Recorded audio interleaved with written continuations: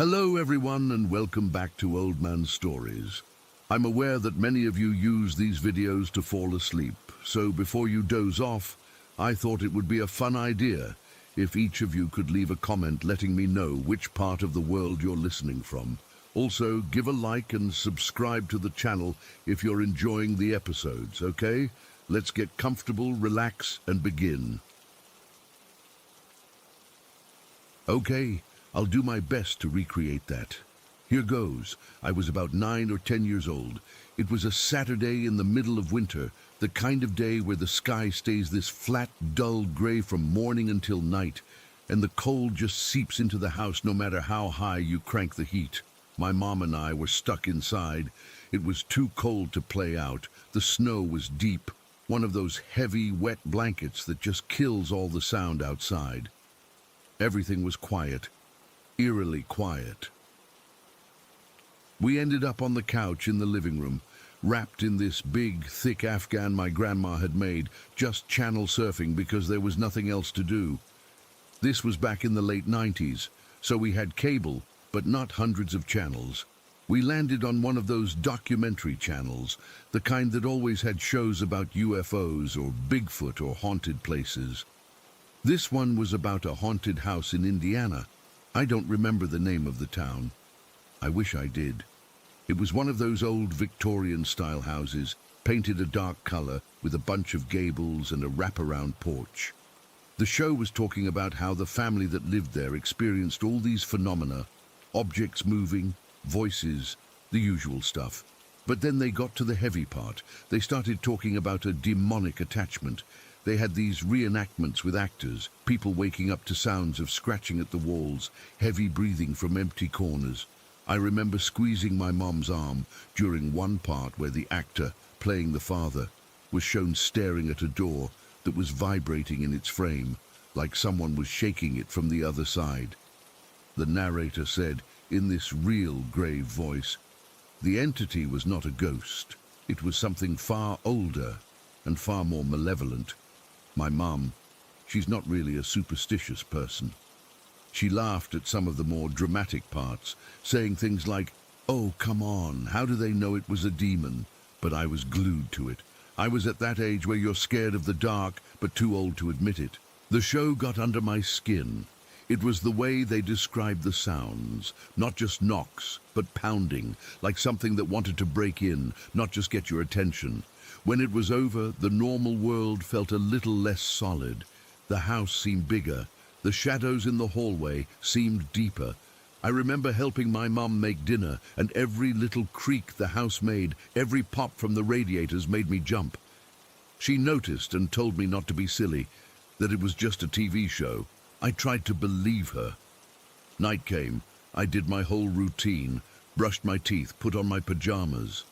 My room was at the end of the hallway. My mum's room was right next to mine.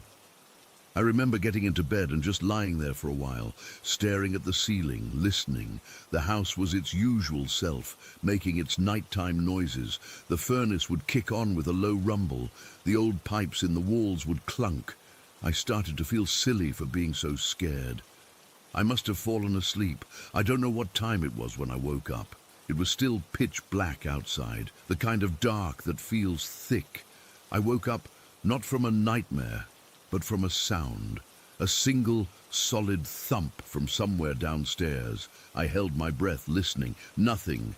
Maybe it was the ice maker, I thought, or something fell over. I was just about to relax, to let my head sink back into the pillow when it came again. Thump. It was heavier this time. It wasn't a random house noise. It had an intention behind it. It was a knock. A firm, deliberate knock on the front door. My heart immediately started hammering against my ribs. Who would be at our door in the middle of the night, in this weather? We lived out in a pretty rural area. Our nearest neighbor was a quarter-mile down the road. I lay there frozen, my ears straining. Silence for a long minute. Then, from the living room window right below my room, came a sound that made my blood run cold. Bang, bang, bang. It wasn't a knock. It was a violent, furious pounding. 3 rapid, heavy blows against the glass of the big picture window. It was so hard. I was surprised it didn't shatter. The force of it seemed to vibrate through the floor of my room. I shot up in bed, my whole body trembling. I heard my mom's door fly open down the hall. Her footsteps were quick, panicked. She called out, "Hello, who's there?" Her voice was shaky. The pounding stopped. The silence that followed was somehow worse. It was a listening silence. Then it started again, but not at the window. It moved to the side of the house, to the kitchen door. Bam! Bam! Bam! This was even louder, a hollow, booming sound on the wooden door. It wasn't a person knocking. A person's fist doesn't make a sound that heavy, that angry. "I'm calling the police," my mom yelled, and I heard her run back into her room. The moment she said that, the pounding erupted everywhere at once. It was like the house was being surrounded. The front door, the kitchen door, the living room window, the smaller window in the bathroom downstairs. All of them were being hammered on in a chaotic, deafening rhythm. It was an assault. It felt like whatever was out there was throwing its whole weight against the house, over and over again. The walls were shaking. I could hear the window panes rattling in their frames, threatening to break. I curled into a ball on my bed, pulling the covers over my head, but it did nothing to block the noise. It was everywhere. I was crying. I remember that. Hot, silent tears of pure terror. This wasn't a prank. This wasn't an animal. This was what they had talked about on the TV. The pounding. The thing that wanted to get in. I don't know how long it went on. It felt like an hour, but it was probably only a few minutes. Then I heard the distant wail of a siren. The pounding stopped. Just like that. 1 second it was a deafening storm of noise, and the next it was dead quiet. The sudden absence of sound was almost as loud as the pounding had been. I heard my mom on the phone with the police, telling them she could hear them coming. I slowly got out of bed, my legs feeling like jelly, and crept to my door. I peeked out into the hallway. My mom was at the top of the stairs, peering down into the dark living room, the cordless phone held tight in her hand. We didn't move, we just waited. The police car pulled into our driveway, its red and blue lights flashing, painting the walls of my room in alternating streaks of color. I saw the beam of a powerful flashlight sweep across the front yard. My mom went downstairs, and I followed, clinging to the back of her robe. She unlocked the deadbolt. I remember the loud, solid clunk it made, and opened the door a crack. 2 police officers were there. One was a tall man, the other a woman with her hair in a tight bun. They looked cold and serious. "Ma'am, we got a call about a disturbance," the male officer said. My mom, her voice trembling, explained about the pounding. It was on all the doors and windows. It was so loud. The officers shone their flashlights around the porch, the front yard, the sides of the house. The snow was pristine, unbroken. It had fallen all evening, and there was a good 8 or 9 inches on the ground. It was a perfect, smooth white carpet. The female officer looked at my mom, her expression confused. "Ma'am, there are no footprints. There's no one out here." I remember looking past them, out into the yard. She was right. Nothing. No tracks leading to the house. No tracks leading away. The snow was untouched all the way to the tree line. It was like the pounding had come from something that didn't leave a mark. The officers were clearly baffled. They checked all around the house, their flashlight beams cutting through the darkness. Nothing. No signs of forced entry, no damaged windows, no footprints. They told us it was probably the wind or ice shifting on the roof. But their faces told a different story. They looked spooked. They didn't have an explanation. How could wind pound on only the doors and windows? How could ice make that specific, rhythmic, violent sound? They left after about 20 minutes, telling us to call back if anything else happened. We locked the door, and my mom leaned against it, her eyes wide. We were both shaking. We went back upstairs and sat on her bed, not saying anything. The house was quiet again, but it was a different kind of quiet now, a waiting quiet. About an hour later, it started again. It was softer at first, a persistent tapping on my bedroom window. Tap, tap, tap. like someone was flicking their fingernail against the glass. Then it grew louder, turning into that same furious banging. Bang, bang, bang.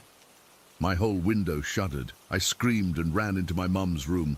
We huddled on her bed as the pounding moved around the house again, a relentless circuit of the doors and windows.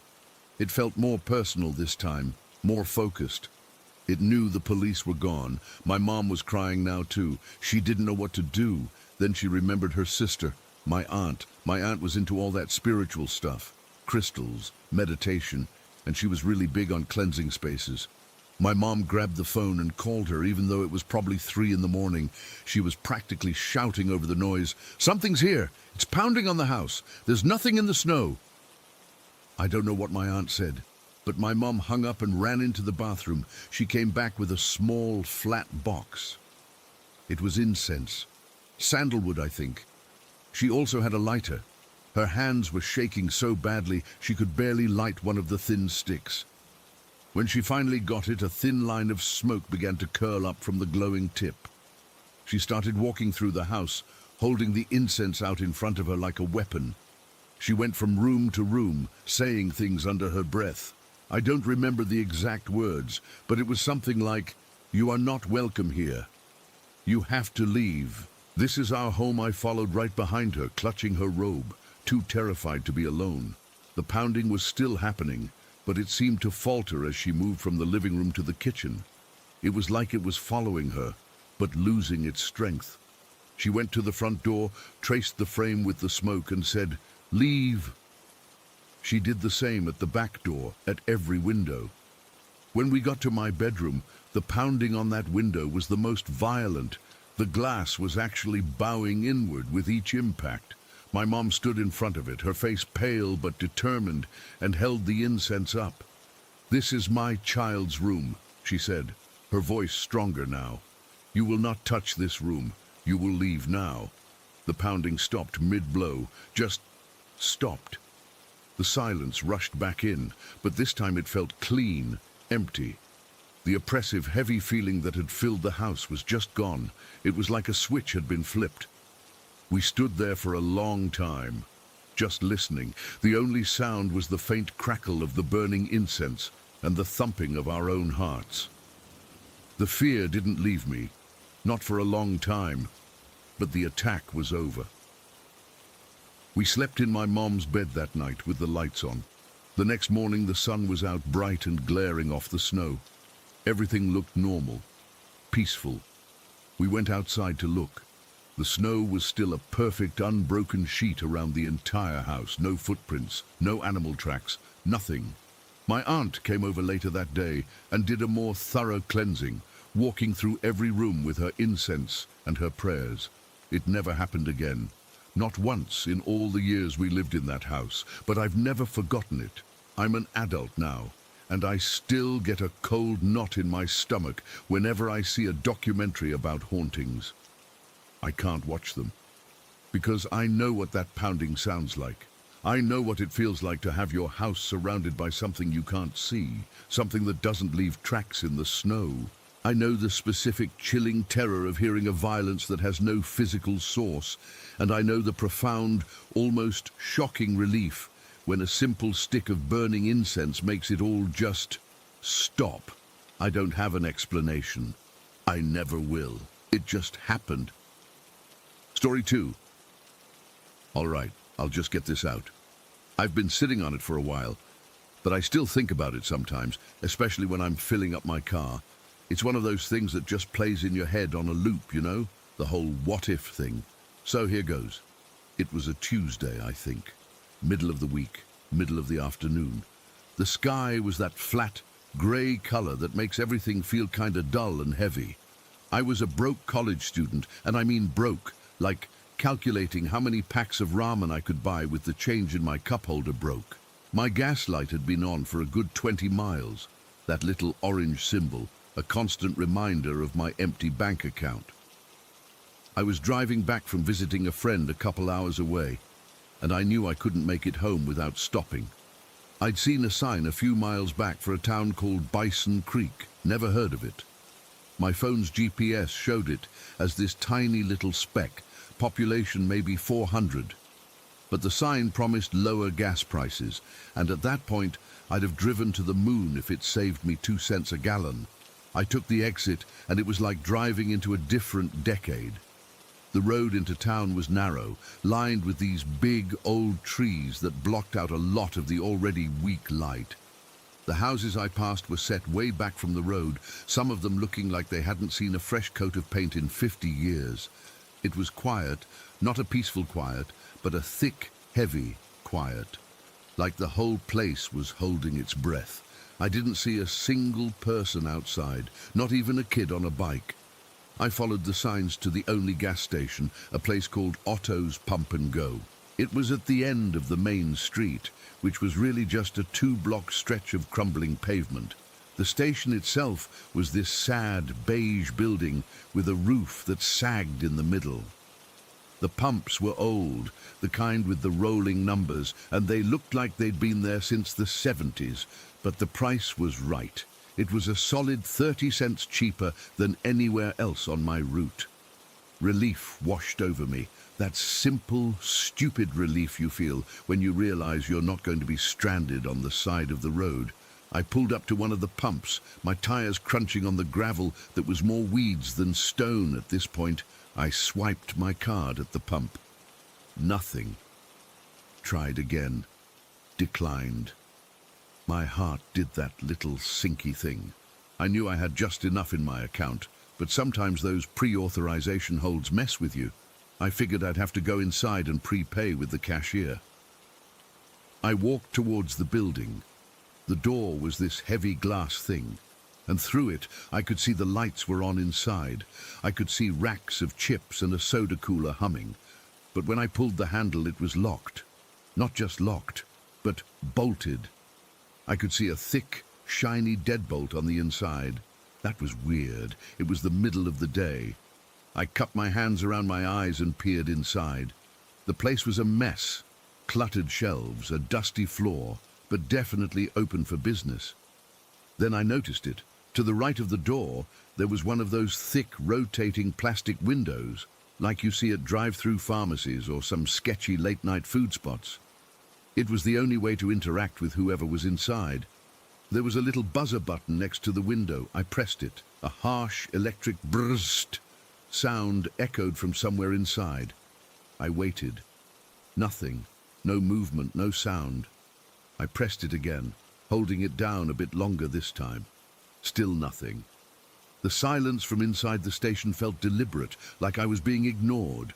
A little prickle of annoyance started up my neck. I just wanted to pay for my gas and get out of this creepy town. That's when I heard the footsteps behind me. Not loud, just the soft crunch of gravel. I turned around, and there he was. He was maybe 20 feet away, just standing there. He must have come from around the side of the building or something, because I hadn't seen anyone on the street. He was wearing a dark grey hoodie, the kind that's a little too big, with the hood up, even though it wasn't raining. His jeans were faded and dirty, but what I really noticed, what my eyes just got stuck on, were his shoes. They were these white sneakers, or they used to be white. Now they were a grimy grey, and the left one was completely split open along the side, right near the little toe. You could see his grubby white sock through the tear. The sole was peeling away from the upper. It looked like he'd walked 1,000 miles in them. He was just standing there, looking at me, and he was twitching. Not a big, dramatic twitch, but this constant, small, restless movement. A quick shrug of his right shoulder, a little jerk of his head, his fingers flexing and unflexing at his sides. It was unnerving. He started walking towards me, not fast, but with a purpose. My first instinct was to take a step back, but I held my ground. I didn't want to seem scared. "Hey," he said. His voice was higher than I expected, kind of raspy. Hey," I said back. He stopped about 6 feet away, close enough that I could smell him. It was a mix of stale cigarette smoke, sweat, and something else, something sour, like old milk. He kept shifting his weight from foot to foot, the torn shoe making a soft flapping sound on the gravel. "You need the clerk," he asked, jerking his head towards the window. Yeah, the pump won't take my card. He nodded, like this was a familiar problem. He's in the back, doesn't like to come out. You gotta buzz a few times. Sometimes he's sleeping. Great. I pressed the buzzer again. 3 quick, impatient jabs. We stood there in silence for a minute, just the sound of his twitching and the hum of the soda cooler inside. The air felt cold. I shoved my hands in my pockets. You think you could get me something? He asked suddenly. I looked at him. What? From inside, when he comes, could you get me a pack of cigars?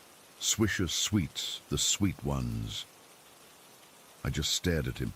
My brain was trying to process this. A random guy appearing out of nowhere in this deserted town, asking me to buy him cigars.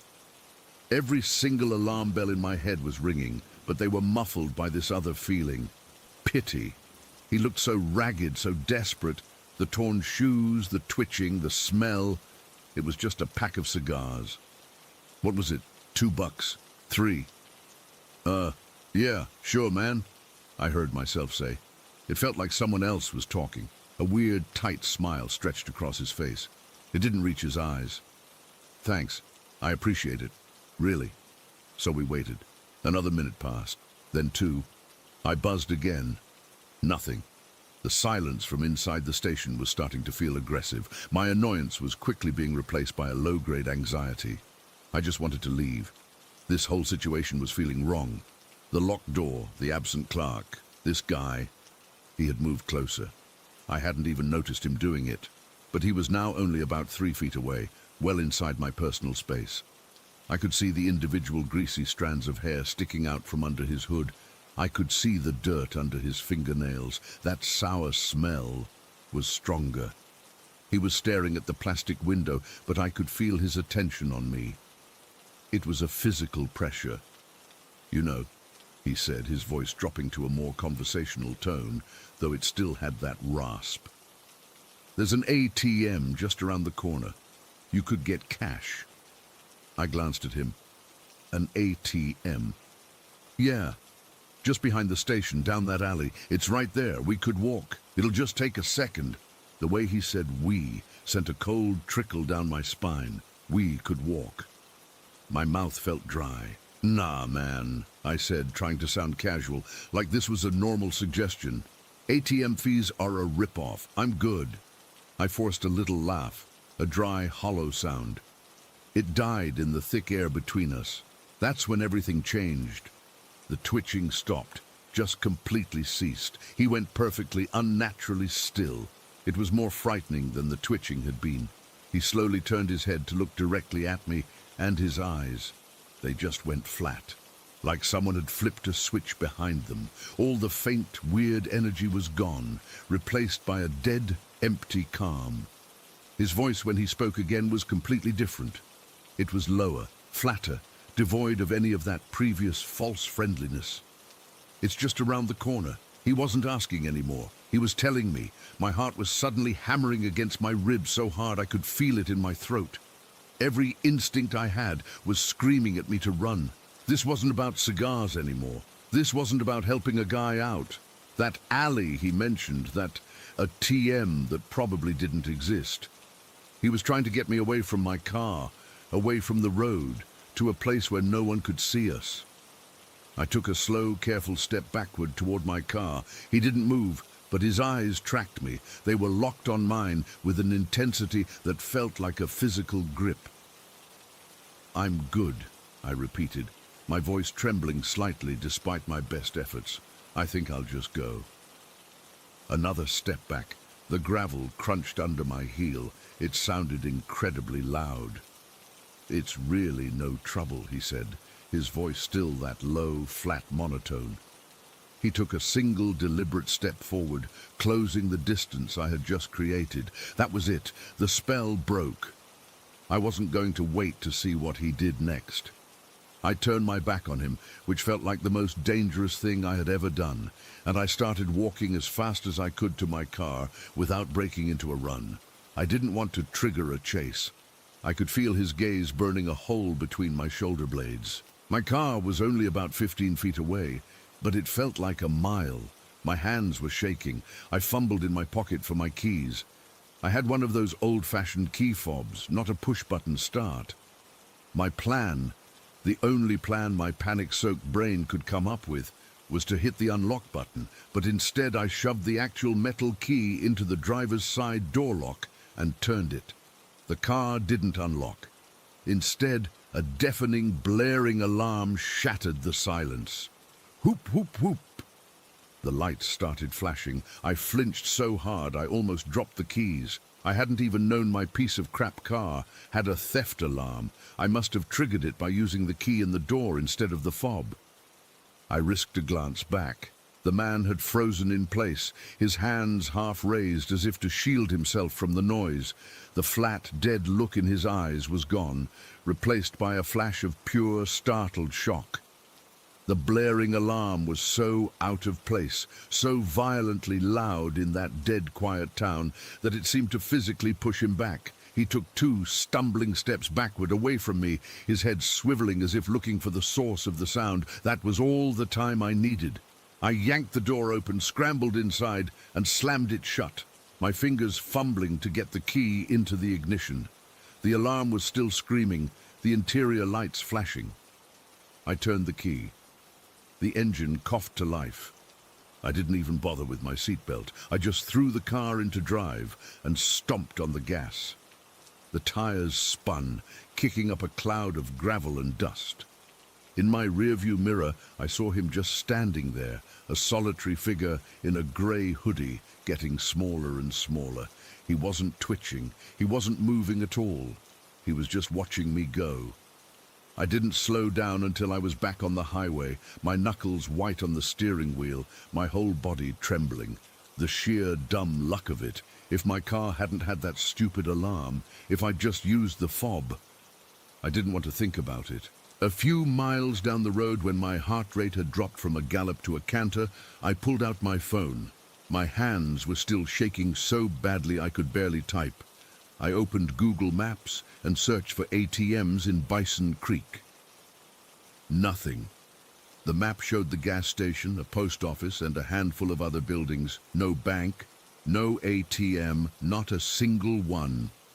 Just around the corner.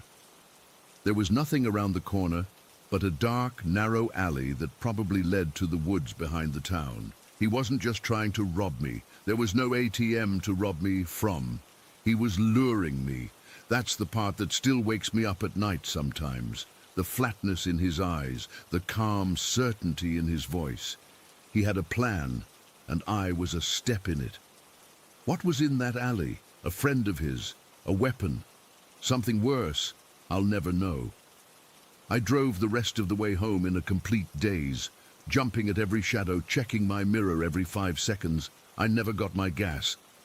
I used the last $20 in my wallet at a busy, brightly lit station right off the interstate, surrounded by people. I've replayed it 1,000 times. The torn shoe, the way the twitching stopped, the sound of that alarm, the empty spot on the map where an ATM was supposed to be. It was all so efficient. He knew the clerk wouldn't come out. He knew the town was empty.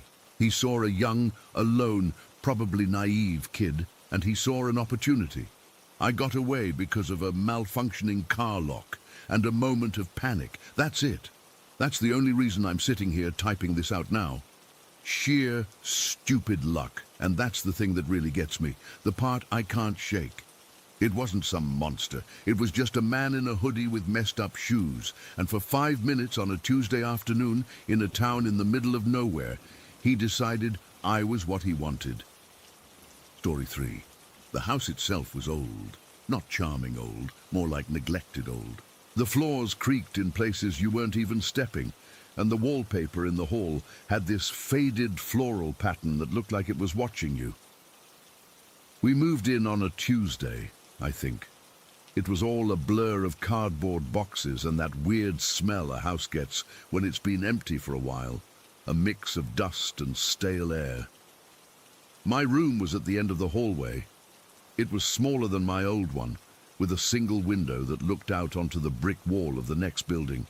The only piece of furniture left behind by the previous people was this big, dark wood wardrobe shoved into the corner. It was heavy, solid. I remember trying to shove it out of the way with my hip on that first day, and it didn't even budge. I figured I'd just use it for extra storage. It was a couple of days later, maybe a Thursday, when I finally got around to cleaning it out. I opened the doors, and the smell hit me first. This sweet, cloying scent, like old perfume and decay. Inside, on the bottom shelf, were 3 porcelain dolls. They were just sitting there, propped up against the back panel. I'm not really scared of dolls, but these were off. Their dresses were old-fashioned and faded, lace that had gone yellow with age. Their faces were dusty, but their painted eyes were still bright. The one in the middle is the one I remember most. The other 2 had their eyes looking off to the side, but this one was looking straight ahead. Its eyes were this piercing, glassy blue, and they had these tiny black pupils right in the center. They didn't look painted on. They looked like they were seeing you. I picked it up. It was heavier than I expected, cold porcelain against my palm. I stared at it for a minute, and I swear, the feeling that went through me wasn't fear at first. It was a deep, cold unease. A certainty that this thing did not belong in my room, in this house, anywhere near me. It felt wrong, like holding a dead animal. I didn't tell my mum. She was stressed enough with the move. I just took the doll, walked straight out the back door to the bins and threw it in. I didn't just drop it, I threw it, hard. I heard the porcelain crack inside the bin bag. I felt an immediate sense of relief, like I'd gotten rid of a spider. I went back inside, wiped my hands on my jeans like I was wiping off the feeling of it, and put the other 2 dolls in a cardboard box that I taped shut and shoved into the back of my closet. Out of sight, out of mind. That should have been the end of it. A week or so later, my mum, who's always been a bit superstitious, had a friend who knew a monk. She said it was just for a blessing, for good luck in the new place. I thought it was silly, but I didn't say anything. The monk came on a Saturday morning. He was an older man, quiet with a kind face. He walked through the house, chanting softly, and he placed these little paper talismans in a few spots, one above the front door, one on the fridge, and one right on the doorframe of my bedroom. They were red ink on yellow paper with symbols I didn't understand. He told my mom the house had stagnant energy, but that this would help. He said it very calmly. We thanked him. He left, and that was that. That's when things started to get weird. It started small. My mum would come out of her room in the morning, and her hairbrush would be on the floor, even though she swore she'd left it on her dresser. She'd blame it on being tired, on the stress of the move. Then it was her favorite mug. She'd washed it and left it on the drying rack, and the next morning it was in the sink, unwashed, with old tea leaves stuck to the bottom. She got annoyed, thinking one of us was messing with her, but my dad was away for work, and it was just me and her in the house. Then the sound started in my room. The first time I heard it, I was lying in bed, trying to get to sleep. It was a thump, a single, solid thump that came from inside the room. Not from the wall, not from the ceiling, from right there, with me. My heart jumped into my throat. I lay there, frozen, listening. The house was quiet. The traffic outside had died down to an occasional passing car. I told myself it was the old house settling, or maybe something had fallen in the wardrobe. I must have laid there for an hour, every muscle tense, before I finally fell asleep. It happened again the next night, and the night after that. It wasn't just a thump anymore. It was a dragging sound, like something heavy being slid across the floorboards for just a second. Then it would stop. The worst part was the timing. It always happened when I was completely alone in the house, or when I was the only one awake. It knew. I started to feel it, this presence. It's hard to describe. It wasn't a cold spot or a shadow. It was a feeling of being watched, of not being alone, that would descend on the room like a blanket. The air would feel thick, heavy. I'd be doing my homework at my desk, and I'd get this prickling sensation on the back of my neck, the certain knowledge that something was standing right behind me. I'd spin around, and of course, there was nothing there. But the feeling lingered. My mom noticed I was jumpy. I finally broke down and told her about the sounds in my room. I didn't mention the doll. I still thought there had to be a logical explanation. Maybe it was rats. She didn't look convinced. She called another monk. This one was younger, and he didn't have the same calm energy as the first. He walked through the house slowly, his expression growing more and more serious. He stopped in the hallway, right outside my room, and just stood there for a long time. He told my mom in a low voice that there wasn't just one spirit. He said there were multiple. He used a word I didn't understand, but the way he said it made my blood run cold. He said they weren't anchored to one thing, that they were just wandering, drifting through the house. He said the talismans from the first monk might have agitated them, stirred them up instead of calming them down. He didn't have a solution. He just confirmed our worst fear. The house wasn't empty. After he left, the atmosphere in the house changed. It was like a silent alarm had been tripped. The feeling of being watched was constant now, not just in my room. I'd be in the kitchen making a sandwich, and I'd feel eyes on me from the doorway. I started taking my food back to my room and locking the door. That's when my mum brought out the ginger. It was an old folk remedy her grandmother had told her about. She got a big knob of fresh ginger from the market, sliced it thinly, and placed the slices on small saucers. She put one in every corner of every room. The sharp, spicy smell filled the house, mixing with the existing smells of dust and old wood. She said it was for protection, to create a barrier. It felt desperate. It felt like we were trying to fight something we couldn't see with grocery store vegetables. For a day, maybe two, things seemed quieter. The thumping in my room stopped. I started to let my guard down, thinking maybe the ginger was working, or maybe it had all been in our heads. I was wrong. It was a Wednesday. I remember because my dad was due back the next day, and we were both looking forward to it, like his presence would somehow make everything normal again. My mom had a late meeting at work. I came home from school, did my homework at the kitchen table with all the lights on, and then went to my room around 8 o'clock. The first thing I did was check the saucer of ginger in the corner. It was still there, the slices already starting to curl and dry out.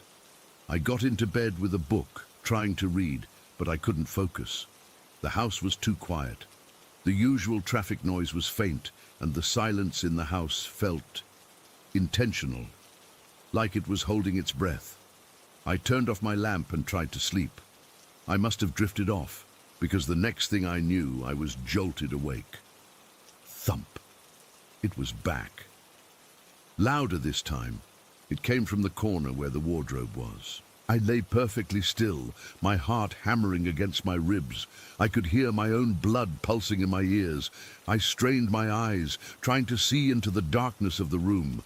The streetlight from outside cast just enough glow through my window to create long, distorted shadows. Scrape.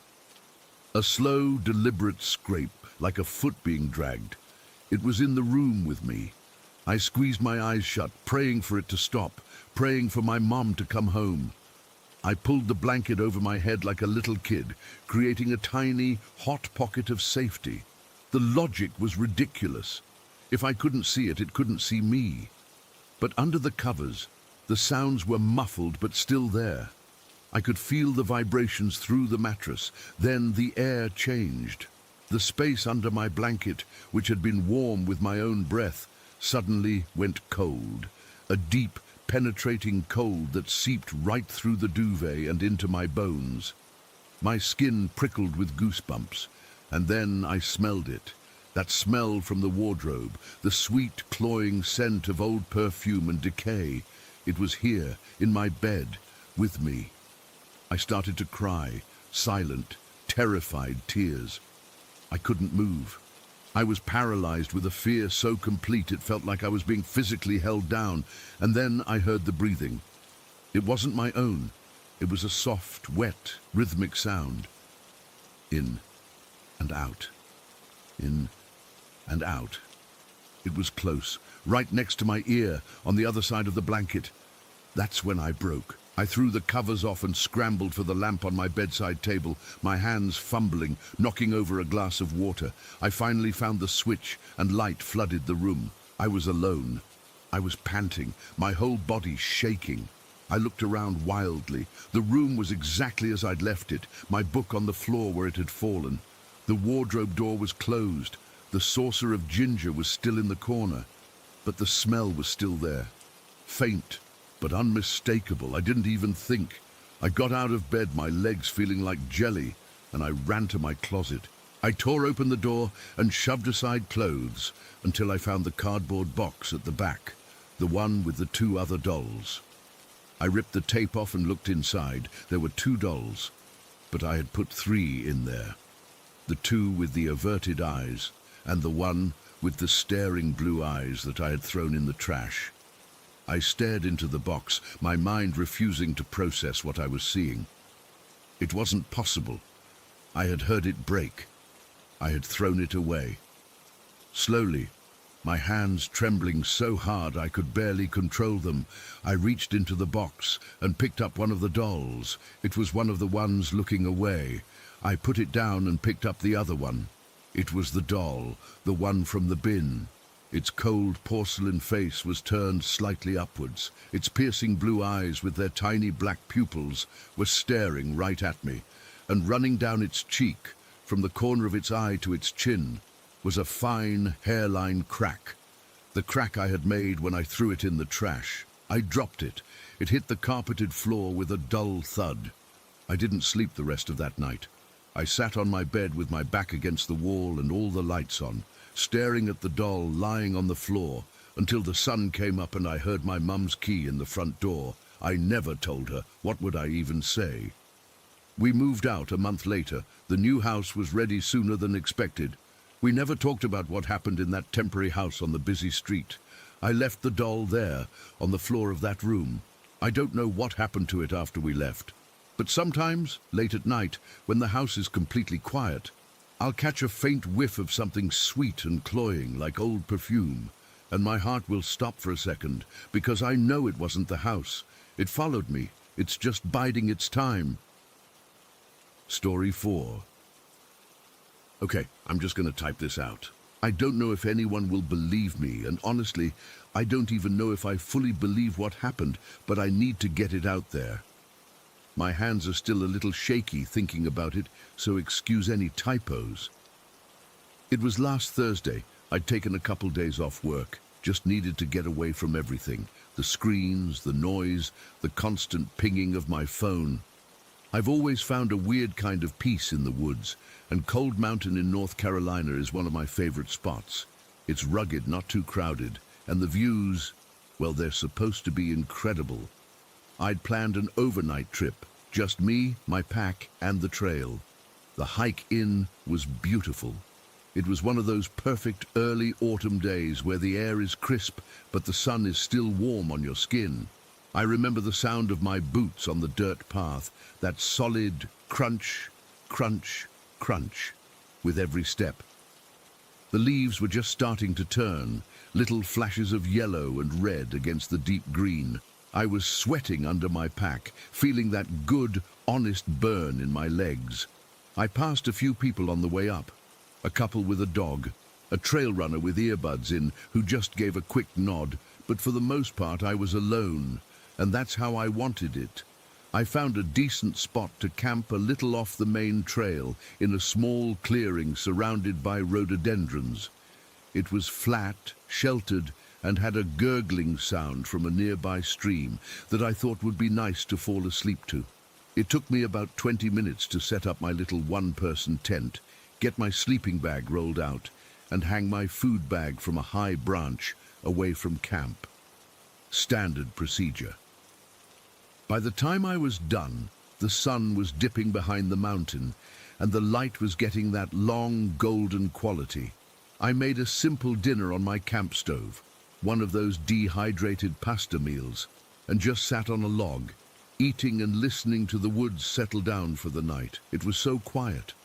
Not an empty quiet, but a busy one. You know what I mean. The rustle of something small in the leaves, the distant call of a bird, the wind moving through the pine needles high above. It felt right. I felt calm. I remember sitting there, thinking how this was exactly what I needed. I cleaned up my pot, secured everything, and crawled into my tent as the last of the light faded. I read a bit by my headlamp, the circle of light a tiny island in the vast dark woods. Eventually, I switched it off and lay there in the absolute blackness, listening to my own breathing. I fell asleep pretty easily, which is rare for me when I'm camping alone. I woke up sometime later. It was still pitch black, the kind of dark where you can't see your own hand in front of your face. I was awake instantly, my heart already thumping. I didn't know why. I just lay there, frozen, listening. The stream was still gurgling, the wind was still sighing in the trees, but something was off. It's a feeling you get, deep in your gut, a primal itch between your shoulder blades. I held my breath, straining my ears, and then I heard it, a soft snap. It wasn't loud. It could have been a branch falling. It could have been an animal, a deer maybe. But it was close, too close.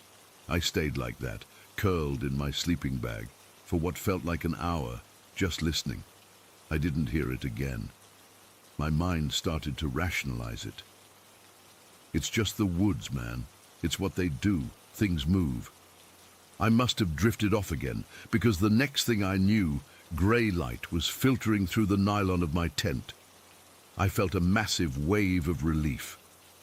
Morning. The night was over. I unzipped my tent and crawled out, stretching my stiff back. The air was cold and damp, and a thick fog had rolled in overnight. I could only see maybe 30, 40 feet in any direction. Everything beyond that was just a wall of white. It was eerie, but also kind of beautiful. I started my morning routine, boiling water for coffee on my stove. That's when I saw it. It was sitting on the ground, right beside the log I'd used as a seat last night, maybe 5 feet from my tent door. A small bundle. I walked over, my camp shoes scuffing on the wet leaves. It was a neat little stack of twigs, all about the length of my hand, tied together with a thin, sinewy vine. And nestled in the middle of the twigs was a small cluster of dark purple berries. They looked like wild grapes or something. I just stared at it. My brain couldn't quite process it. It wasn't there when I went to bed. I was sure of it. I'd sat right there. My first stupid thought was, did I sleepwalk? Did I make this? But that was insane. I don't sleepwalk, and why would I?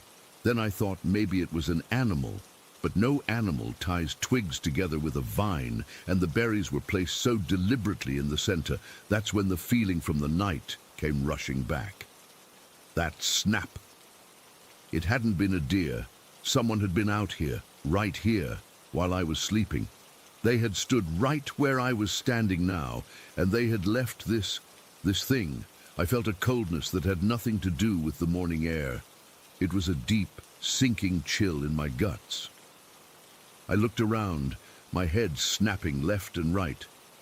But there was nothing, just the fog, swallowing everything. The trees were vague, gray shapes. The silence was absolute now. No birds, no rustling. Just the pounding of my own blood in my ears. I kicked the bundle apart with my foot, scattering the twigs and crushing the berries into the dirt. It felt violent, and I immediately felt stupid for doing it, but I was freaked out. I packed up my camp in a frenzy, my hands fumbling with the tent poles, stuffing my sleeping bag into its sack without rolling it properly. I just wanted to be gone. I wanted to be back on the main trail, around other people. I shouldered my pack and headed out, trying to retrace my steps from the day before. But the fog made everything different. All the landmarks I'd mentally noted were gone. Every tree looked the same. Every dip and rise in the land felt unfamiliar. I've done enough hiking to have a decent sense of direction, but after 20 minutes of walking, I knew I was lost, properly lost. The trail just wasn't there. Panic started as a tightness in my chest. I pulled out my phone. No service. Of course, I had a paper map and a compass, but in that thick soup, orienting myself was a nightmare. I'd pick a direction, walk for 10 minutes and feel like I was just going in circles. The fog was so dense it felt like it was pressing in on me, dampening sound, distorting distance. I'd see a dark shape ahead and my heart would leap, thinking it was a person, only for it to resolve into a weirdly shaped stump or a boulder. I don't know how long I wandered. It felt like hours. My throat was dry and my panic had settled into a low, humming dread.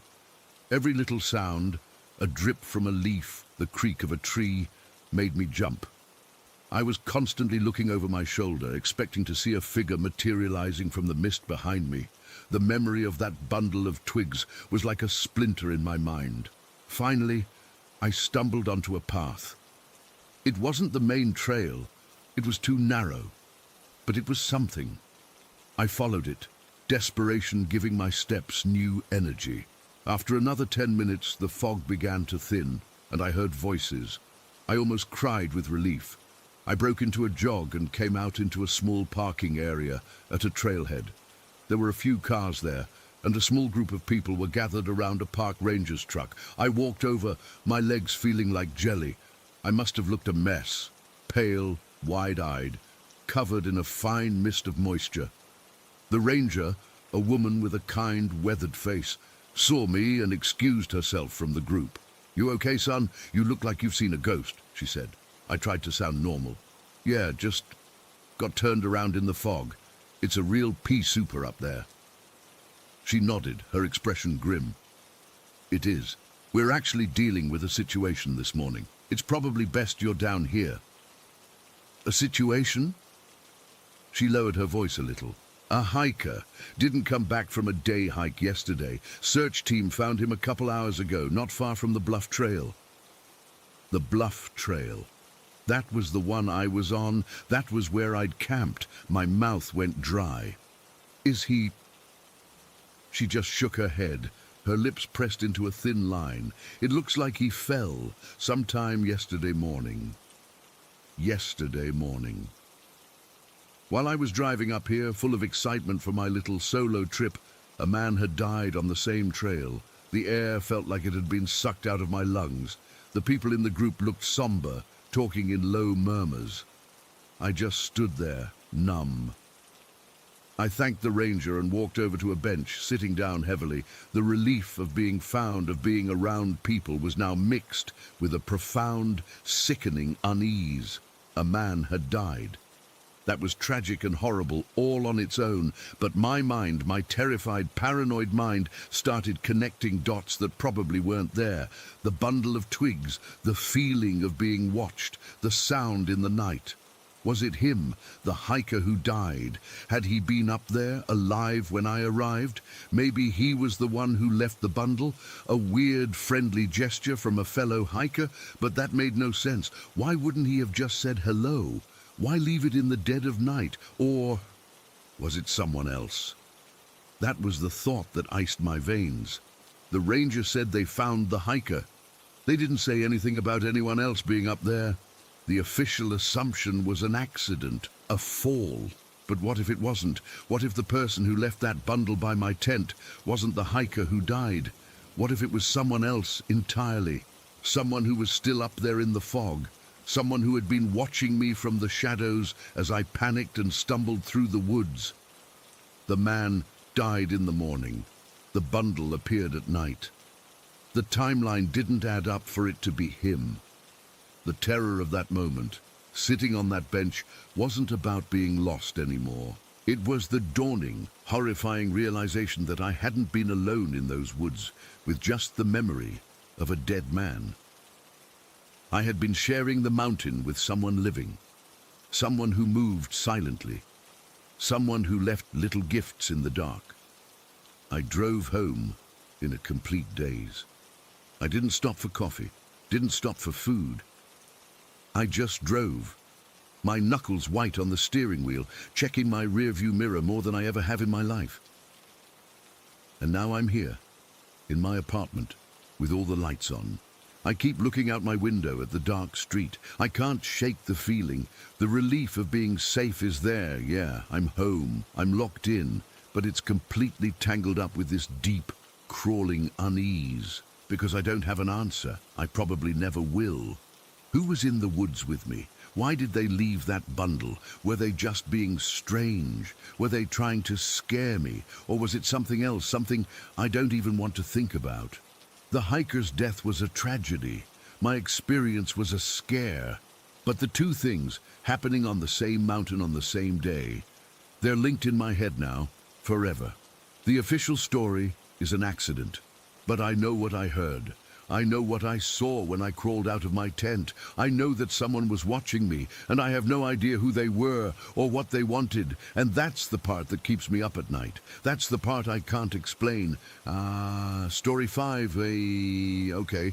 So I've never really posted anything like this before, but I need to get this out there because it's been eating at me for weeks now, and I can't shake the feeling that something happened in my house that I still don't fully understand.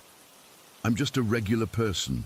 Not into ghosts or anything, but what went down that day? Well, it changed how I see things, and I still get chills thinking about it. It was about a month after my mum passed away. She'd been sick for a while, and when she finally went, it left this huge hole in my life. We were really close, you know? Like she was my best friend, and losing her felt like part of me had been ripped out. I'd been staying in her house, our family home, because it felt wrong to leave it empty. But every room was filled with memories of her, and most days I just wandered around feeling numb. Grief is weird. It's not always crying or breaking down. For me, it was this heavy, dull ache that followed me everywhere, like a fog I couldn't shake off. That particular day started like any other. I woke up late, around 10 in the morning, because I hadn't slept well the night before. The house was quiet, too quiet. Mom always had the radio on in the kitchen, humming along to old songs, but now it was just silence. I dragged myself out of bed, pulled on some sweatpants and a t-shirt, and headed downstairs. The sunlight was streaming through the living room windows, but it didn't feel warm or comforting. It felt empty, like the light was just highlighting how alone I was. I remember standing in the hallway for a minute, just staring at the family photos on the wall. There was one of me and Mom from a few years back, both of us laughing at some stupid joke. My chest tightened, and I had to look away. I needed to do something, anything, to keep busy. So I decided to clean the kitchen. Mom was always big on keeping things tidy, and I figured she'd appreciate it if I didn't let the place go to pot. The kitchen was at the back of the house, a small, cozy room with yellow walls and this old linoleum floor that creaked in certain spots. Mom loved cooking there, and the air still smelled faintly of her favorite spices, cinnamon and thyme. I started by wiping down the counters, which were cluttered with mail and a half-empty coffee mug from the day before. My hands were shaking a little as I worked, not from fear, just from this underlying sadness that made everything feel harder. As I was cleaning, I found myself talking to her under my breath. Not like a full conversation, just little things like, "Mum, I wish you were here to tell me where you put the good silverware."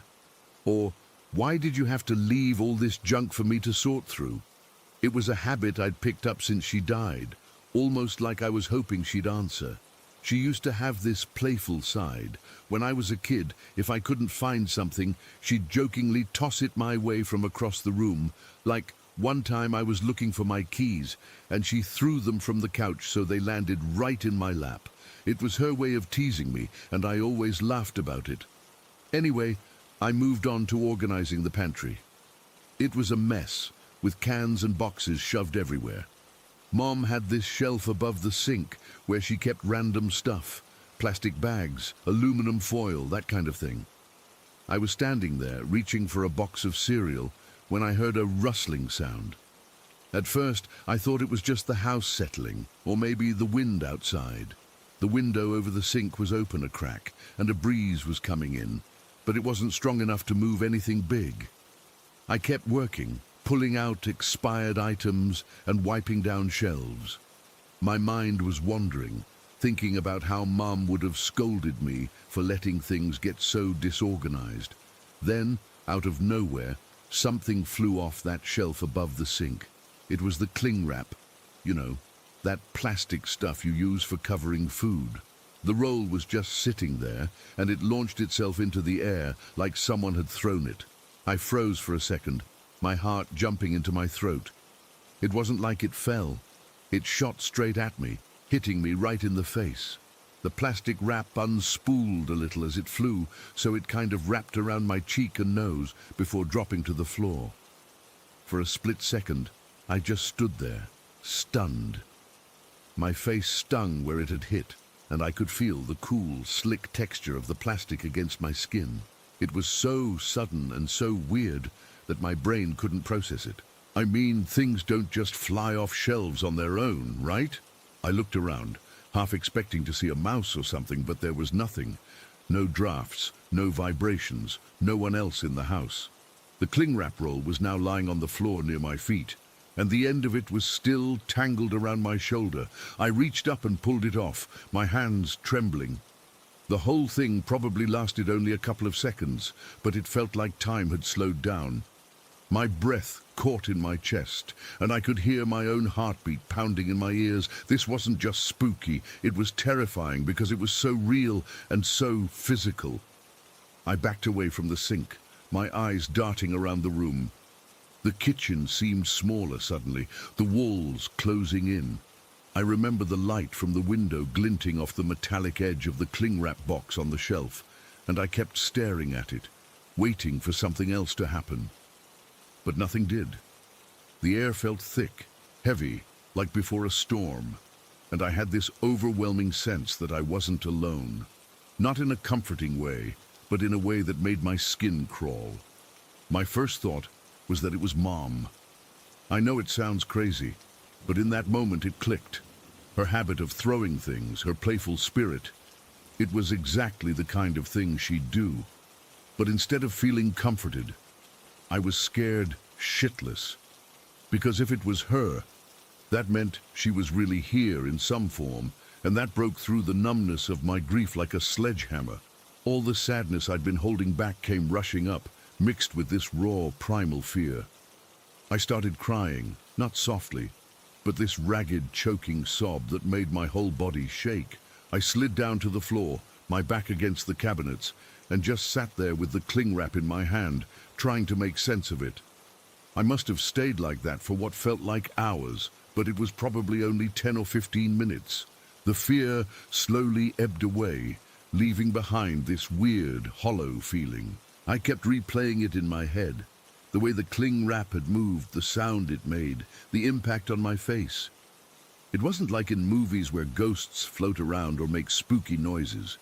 This was mundane, almost silly. But that's what made it so chilling. It was too specific, too personal. Only someone who knew Mom would understand why throwing something like that would mean something. After a while, I got up and picked up the cling wrap roll. I put it back on the shelf, my hands still unsteady. The rest of the day, I moved through the house like a ghost myself, jumping at every little noise. I kept expecting something else to happen. A door slamming, a voice, anything. But it was quiet. Too quiet. I ended up sitting in the living room, staring at nothing until the sun went down. As it got darker, I started to feel this strange sense of acceptance. Not like I was okay with what happened, but like I understood it wasn't meant to hurt me. Maybe it was Mom's way of saying she was still around, watching over me, or maybe it was just my mind playing tricks, I don't know. But by the time night fell, I found myself talking to her again, this time out loud.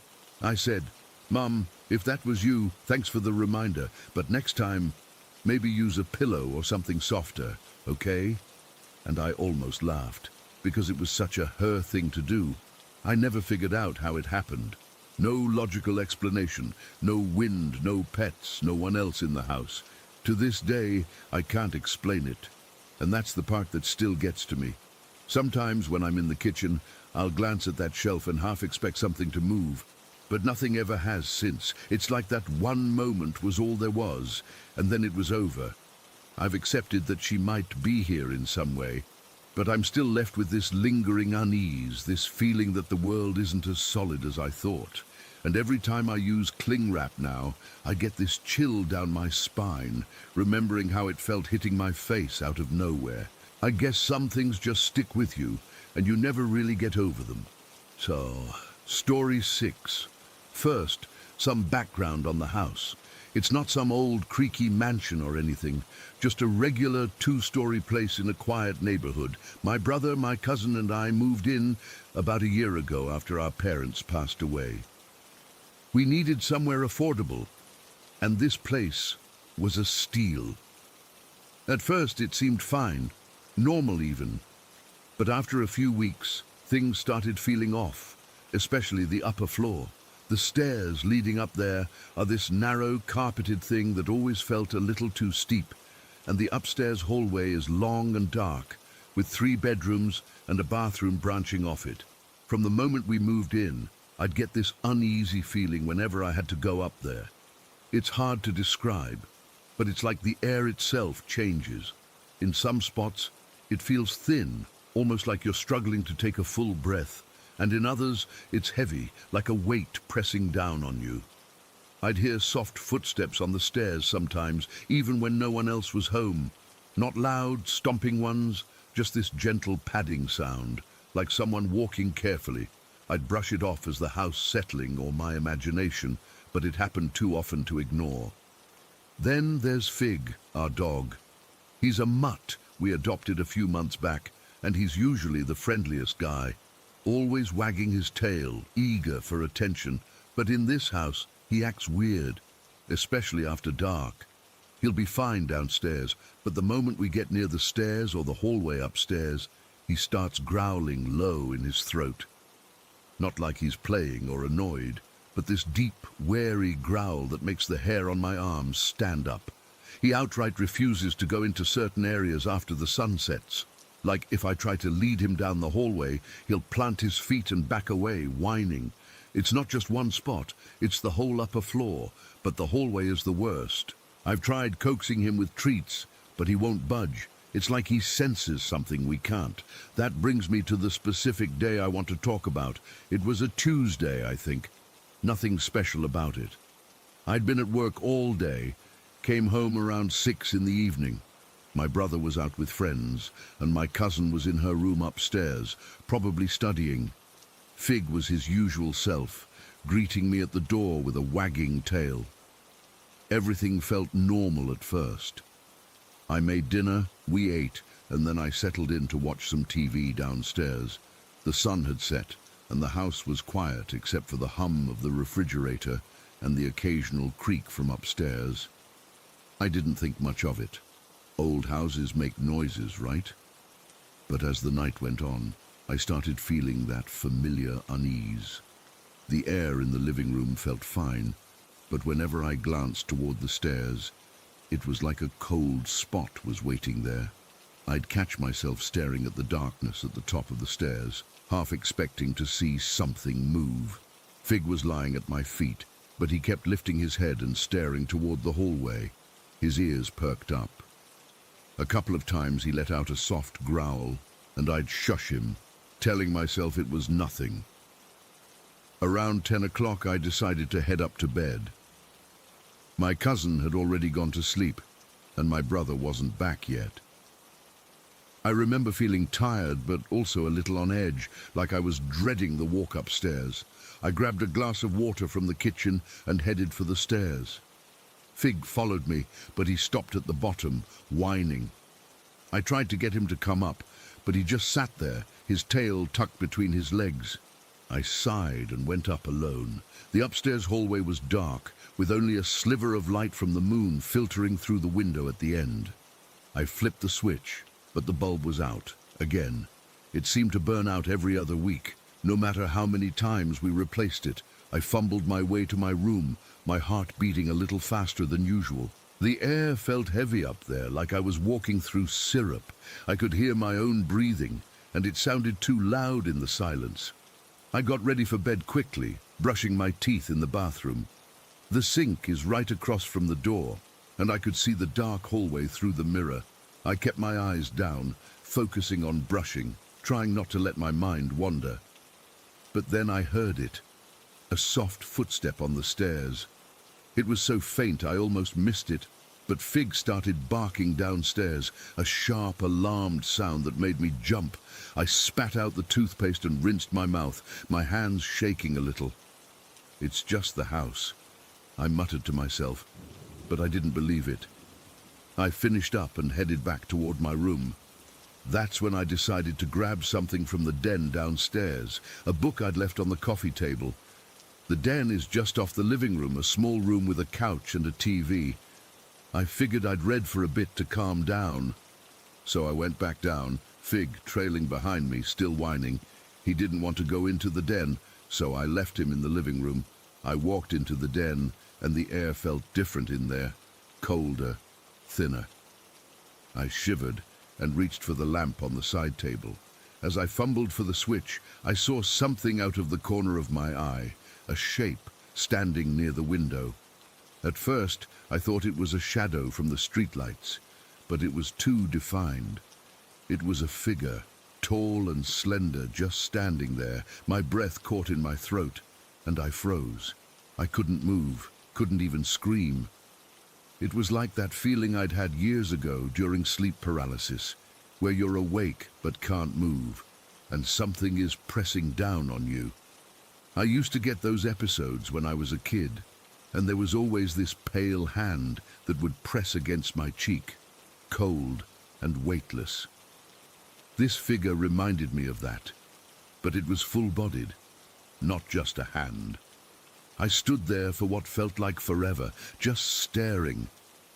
The figure didn't move, but I felt its presence, like it was watching me. The air got even heavier, and I could hear my heart pounding in my ears. Fig started barking frantically from the living room, but it sounded distant, like he was far away. I wanted to run, but my legs felt like lead. Then, slowly, the figure turned its head toward me. I couldn't see any features, no eyes, no mouth, just a dark silhouette. But I knew it was looking at me. A cold dread washed over me, and I finally managed to stumble backward, out of the den. I practically fell into the living room, my chest heaving. Fig was barking like crazy, hackles raised, staring into the den. I grabbed his collar and dragged him away, my hands trembling. I didn't look back. I ran to the kitchen and leaned against the counter, trying to catch my breath. My whole body was shaking, and I felt cold sweat on my forehead. What the hell was that? I kept asking myself, but I had no answers. I stayed in the kitchen for what felt like hours, just listening. The house was silent again, except for Fig's low growls. I didn't dare go back into the den or even look toward the hallway. I thought about waking up my cousin, but I didn't want to scare her. My brother wasn't home yet, so I was alone with this. I ended up sitting on the kitchen floor with Fig, both of us huddled together. I must have dozed off because the next thing I knew, it was morning and sunlight was streaming through the windows. I never went back to check the den that night. The next day, I told my brother and cousin about it, but they brushed it off, saying I was probably just tired or imagining things. But Fig still refuses to go near that hallway or the den after dark, and I avoid them too. The air still feels thin and heavy in spots, and sometimes I hear those soft footsteps. But that night, seeing that figure, it changed everything. I can't explain it, and I don't think I ever will. It's just there, lurking, and I'm left with this fear that won't go away. Story 7. Okay, so I've never really shared this with anyone before, but there's this thing that happened to me when I was a kid that still messes with my head sometimes. I mean, I'm an adult now, but every once in a while, I'll be in a dark room or something, and I'll get this sudden chill, and it all comes rushing back. It was just one of those ordinary days that turned into something I'll never forget. I must have been around 7 or 8 years old at the time, and we lived in this kind of run-down apartment on the second floor. The place wasn't huge, just 2 bedrooms, a living room and a small kitchen, but it felt like home to me. That day, it was a Saturday, I think, because I didn't have school, and I was just hanging out in my room, bored out of my mind. My mum was in the kitchen, probably making lunch, and the TV was on in the living room, but I wasn't paying attention to any of that. I'd been playing with this action figure I had, one of those cheap plastic ones with movable arms and legs, and I'd accidentally knocked it under this big wooden cabinet in the corner of my room. The cabinet was old, like really old, with these scuffed-up legs that lifted it just a few inches off the floor. It was where we stored extra blankets and some of my toys, but underneath was always dark and dusty. I remember the floor was this cold linoleum that felt rough under my bare feet, and the room smelled like the lemony cleaner my mom used, mixed with that musty scent old furniture gets. So I got down on my hands and knees to reach for the toy. The space under the cabinet was tight, maybe only 4 or 5 inches high, so I had to press my cheek against the floor to see anything. It was pitch black under there, and I could feel the coolness of the linoleum on my skin. I squinted, trying to make out the shape of my action figure, and that's when I saw them, 2 eyes. They were just floating there in the darkness, not moving, not blinking. At first, my brain didn't even register what I was seeing. It was like my eyes were playing tricks on me. But then it clicked, and I froze. The eyes were this weird, yellowish color, like old paper or maybe a faint light, but they had no pupils, no black centers, nothing. Just 2 solid yellow circles staring right at me from the shadows. My heart started pounding so hard I could feel it in my throat. I remember my breath catching, and I couldn't move for what felt like forever. It wasn't like seeing a cat's eyes or anything animal-like. Those usually glow or reflect light, but these were just there, unblinking. They didn't seem hostile or friendly, just neutral, like they were observing me. Part of me, the kid part, thought maybe it was a pet that had wandered in like a stray cat or something. We didn't have any pets, but sometimes neighbors' animals would get loose. So I pushed myself back, scrambling away from the cabinet, and my mind raced with childish logic. If it was an animal, it must be hungry, right? That's what I told myself to calm down. I stood up, my legs feeling wobbly, and I crept out of my room into the kitchen. My mom was humming to herself while she chopped vegetables, and I didn't want to bother her because she'd probably think I was imagining things. So I grabbed a piece of bread from the counter, just a plain slice, and tiptoed back to my room. The whole time, my heart was still thumping, and I could hear the blood rushing in my ears. The hallway seemed longer than usual, and the air felt heavier, like something was off. When I got back to my room, I knelt down again, this time keeping my distance from the cabinet. I held out the bread, my hand shaking a little, and I whispered, "Here, Kitty, Kitty," or something dumb like that. I peered under the cabinet, expecting to see those eyes again, maybe moving toward the food. But there was nothing, just darkness. The bread was just sitting there on the floor, untouched. I waited for a minute, maybe 2, holding my breath, but the eyes didn't reappear. Confusion washed over me, mixed with a growing sense of dread. Had I imagined it? But no. I'd seen them clearly, those yellowish, pupil-less eyes. I reached out and pushed the bread closer, my fingers brushing against the dusty floor, and I leaned in a bit more to get a better look. Still nothing. The space under the cabinet was so small that I could barely fit my hand in there, let alone an animal. That's when the first real trickle of fear started to sink in. I remember sitting back on my heels, staring at that dark gap, and feeling a cold sweat break out on my forehead. The room around me seemed quieter now, like the sounds from the kitchen and TV had faded into the background. All I could focus on was that cabinet and what might be hiding under it. My childish curiosity was turning into something else, a deep, unsettling fear that I didn't have words for. I thought about calling for my mom, but what would I say? I saw eyes under the cabinet. She'd probably laugh it off or tell me to stop being silly. So I decided to investigate more on my own. I got down flat on my stomach this time, ignoring the grime on the floor, and I shone a small flashlight I had from my toy box into the space under the cabinet. The beam of light cut through the darkness, revealing dust bunnies, a couple of lost crayons, and my action figure tucked in the corner, but no eyes, no movement, nothing. I swept the light back and forth, my heart racing again, half expecting those eyes to pop up any second. But they were gone. It was like they'd never been there at all. I felt a lump in my throat, and I had to fight back tears because I was so confused and scared. Why would I see something like that if it wasn't real? I spent the next hour or so just sitting in my room, staring at that cabinet. Every little noise made me jump, the creak of the floorboards, the hum of the refrigerator from the kitchen. I kept glancing under there, but it was always empty. The bread was still on the floor, and I eventually picked it up and threw it away, feeling stupid. But that image of those eyes was burned into my mind. They weren't glowing or anything. They were just this dull yellow like faded paint, and they had this intensity to them that made my skin crawl. I tried to rationalize it. Maybe it was a reflection from something, or a trick of the light. But the room didn't have any windows near that cabinet, and the only light came from the ceiling lamp, which wasn't yellow at all. As the day went on, I couldn't shake the feeling that I was being watched. I'd catch myself looking over my shoulder, or I'd freeze if I saw a shadow move. When my mom called me for lunch, I hurried out of my room and didn't want to go back in alone. I made up some excuse about wanting to eat in the living room, and she let me, but she could tell I was acting weird. I didn't eat much. My stomach was in knots. All I could think about was those eyes and how they'd just vanished.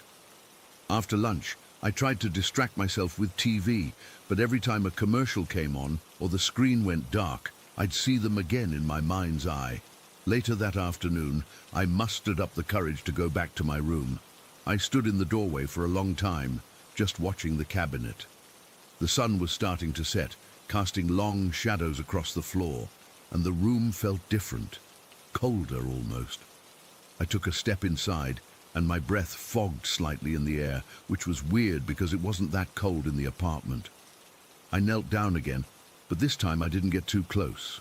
I just stared at the space under the cabinet, half hoping I'd see something, half terrified that I would. And for a split second, I thought I saw a flicker of yellow, but when I blinked, it was gone. My hands were trembling, and I wrapped my arms around myself, trying to calm down. I ended up spending the rest of the day in the living room, avoiding my room as much as possible. When bedtime rolled around, I begged my mom to let me sleep on the couch, but she said no, that I had to sleep in my own bed. So I went back to my room, my heart pounding the whole way. I turned on every light I could, the overhead light, my bedside lamp, and I kept them on all night. I remember lying in bed, staring at the ceiling, and listening to every little sound. The cabinet was across the room, and in the dim light, it looked huge and menacing. I kept expecting to see those eyes peeking out from underneath, but they never did. That night, I barely slept. Every time I started to drift off, I'd jolt awake, thinking I'd seen something move. The fear was so real, so physical. I could feel it in my chest, like a weight pressing down on me. My mouth was dry, and I had to keep swallowing to try and ease the tension. The next morning, I was exhausted, and I avoided my room until I had to get dressed for school. Over the years, as I got older, I'd think back to that day and realize how impossible it was for an animal to fit under that cabinet. The space was too narrow, too shallow. I measured it once when I was a teenager, and it was only about 4 inches high, nowhere near enough for even a small cat to hide without being seen. But back then, on that day, it was all I could focus on. The horror wasn't in some big, dramatic event. It was in that single moment of seeing those eyes and the confusion that followed. The unease settled deep inside me, and even now, as an adult, I sometimes catch myself glancing under furniture in dark rooms, half expecting to see those same yellowish, pupilless eyes staring back at me.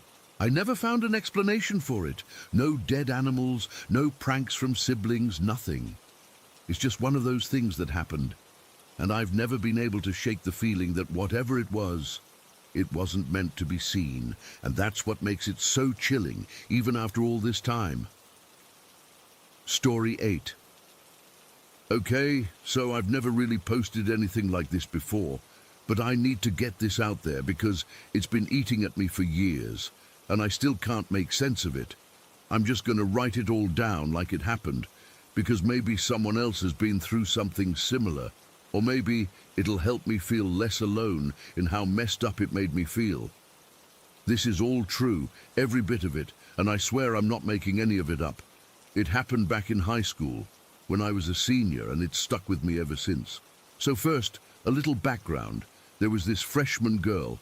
I'm not going to use her name because it feels wrong, but she was one of those bright, kind of shy kids who just started high school and was still finding her way. For some reason, she started calling me Grandpa. It wasn't meant in a mean way or anything. It was affectionate, like how you'd tease an older friend. I was a senior, and I guess I came off as kind of laid back and maybe a little old-fashioned, so it stuck. She'd see me in the hall and smile, wave, and say, "Hey, Grandpa," and I'd laugh it off. It was just one of those little things that made school feel normal, you know. She was a sweet kid, and I didn't mind it at all. Then, in March, she died. It was suicide, and it hit the whole school hard. I didn't know her super well, but it shook me up. I remember feeling this heavy sadness for weeks, like a cloud hanging over everything. The school had counselors come in, and people talked about it in hushed voices, but mostly we all just tried to move on. Life goes on, right? But I'd catch myself looking for her in the hall sometimes, out of habit, and then remember she wasn't there. It was weird how empty it felt without her saying hi. Now, fast forward to April. It was a Tuesday, I think, because I had chemistry first period, and I always hated Tuesdays. The weather was kind of gloomy, overcast, with a chill in the air that made you want to stay in bed. I remember dragging myself out of the house, feeling tired because I'd stayed up late finishing homework. Speaking of homework, I had this big history assignment due that day, a paper I'd worked on for hours. I'd printed it out the night before and stuffed it in my backpack, making sure it was safe because I needed a good grade to keep my GPA up. School started like any other day.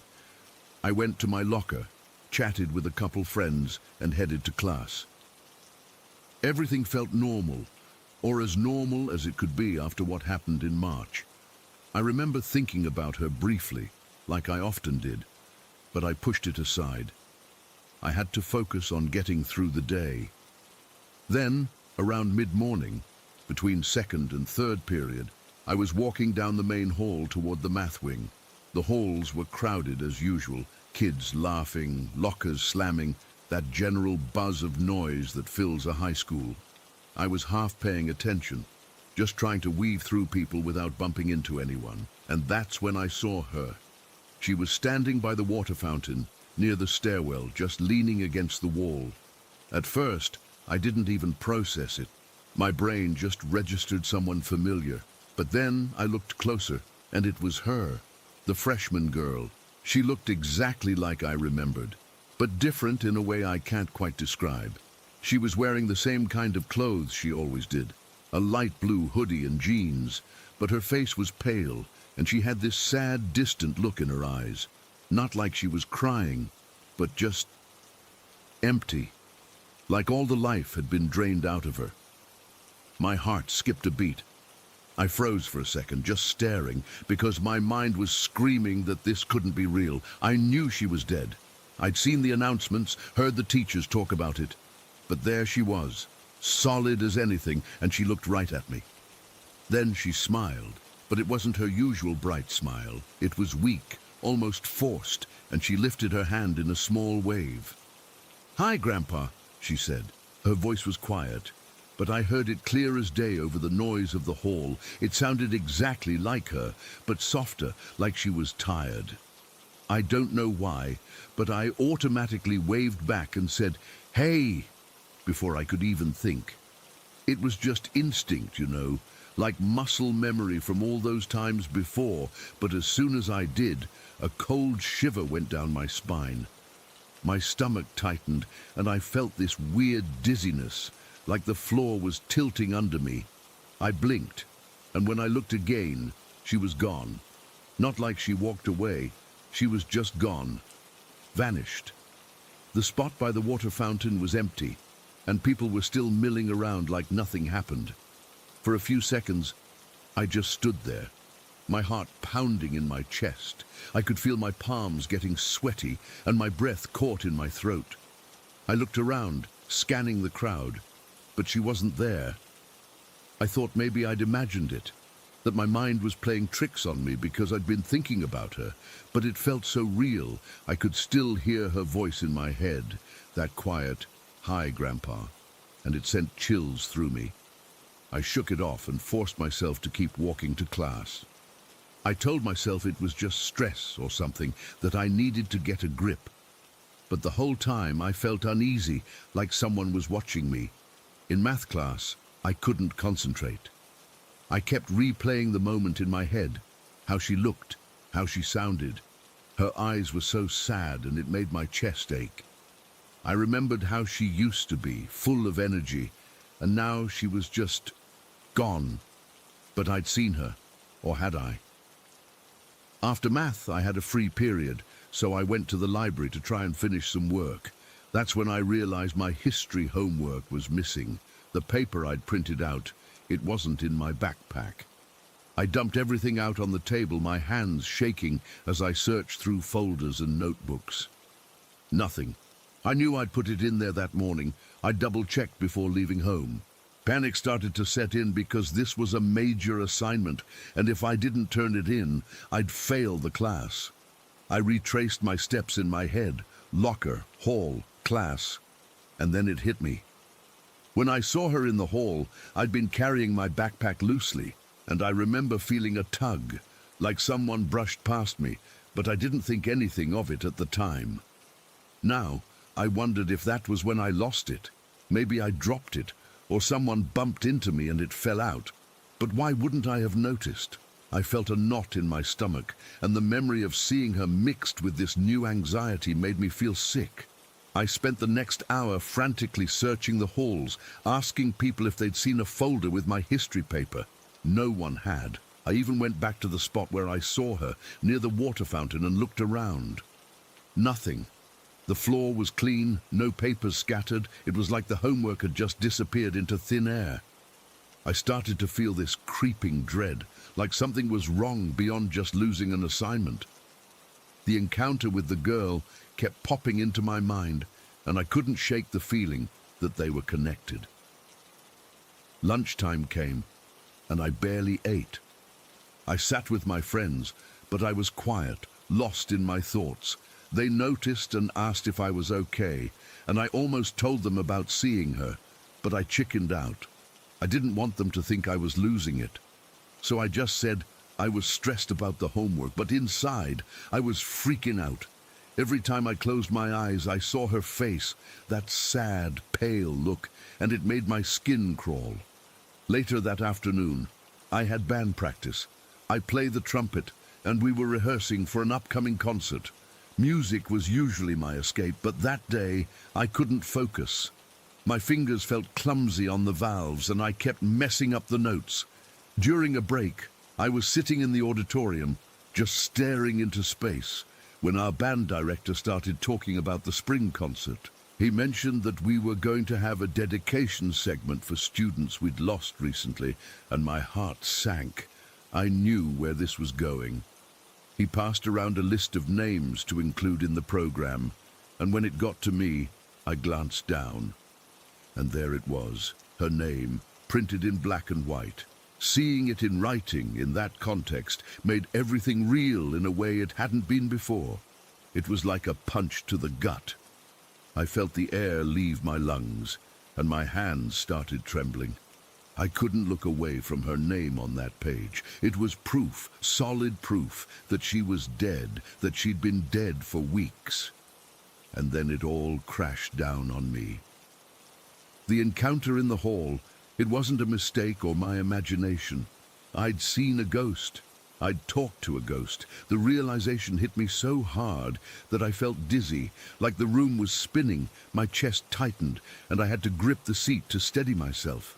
I remembered how she looked, how she said hi, and it wasn't a memory anymore, it was a haunting. She was dead, and I'd seen her, and she'd acknowledged me.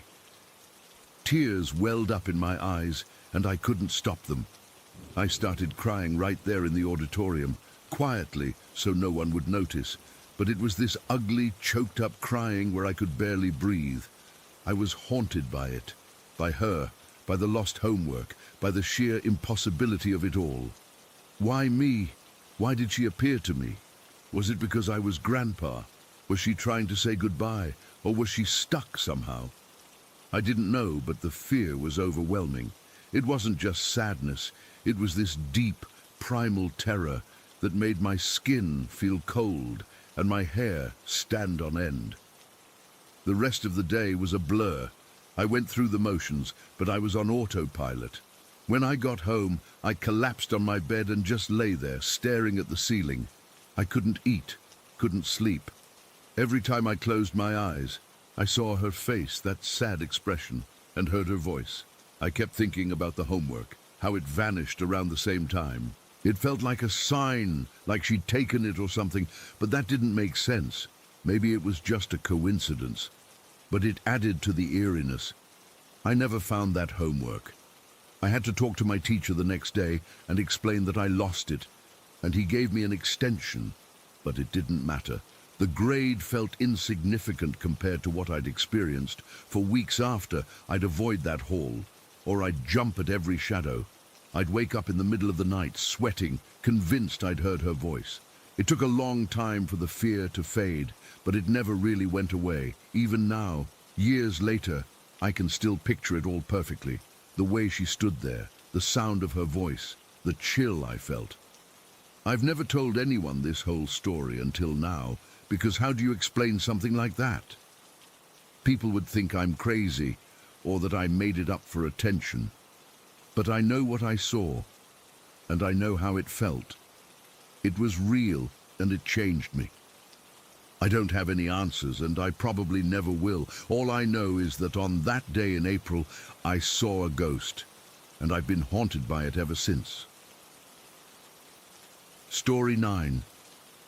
All right, I'll just come out and say it. I've never been someone who believes in ghosts or spirits or any of that. I'm pretty grounded, I think. I fix cars for a living.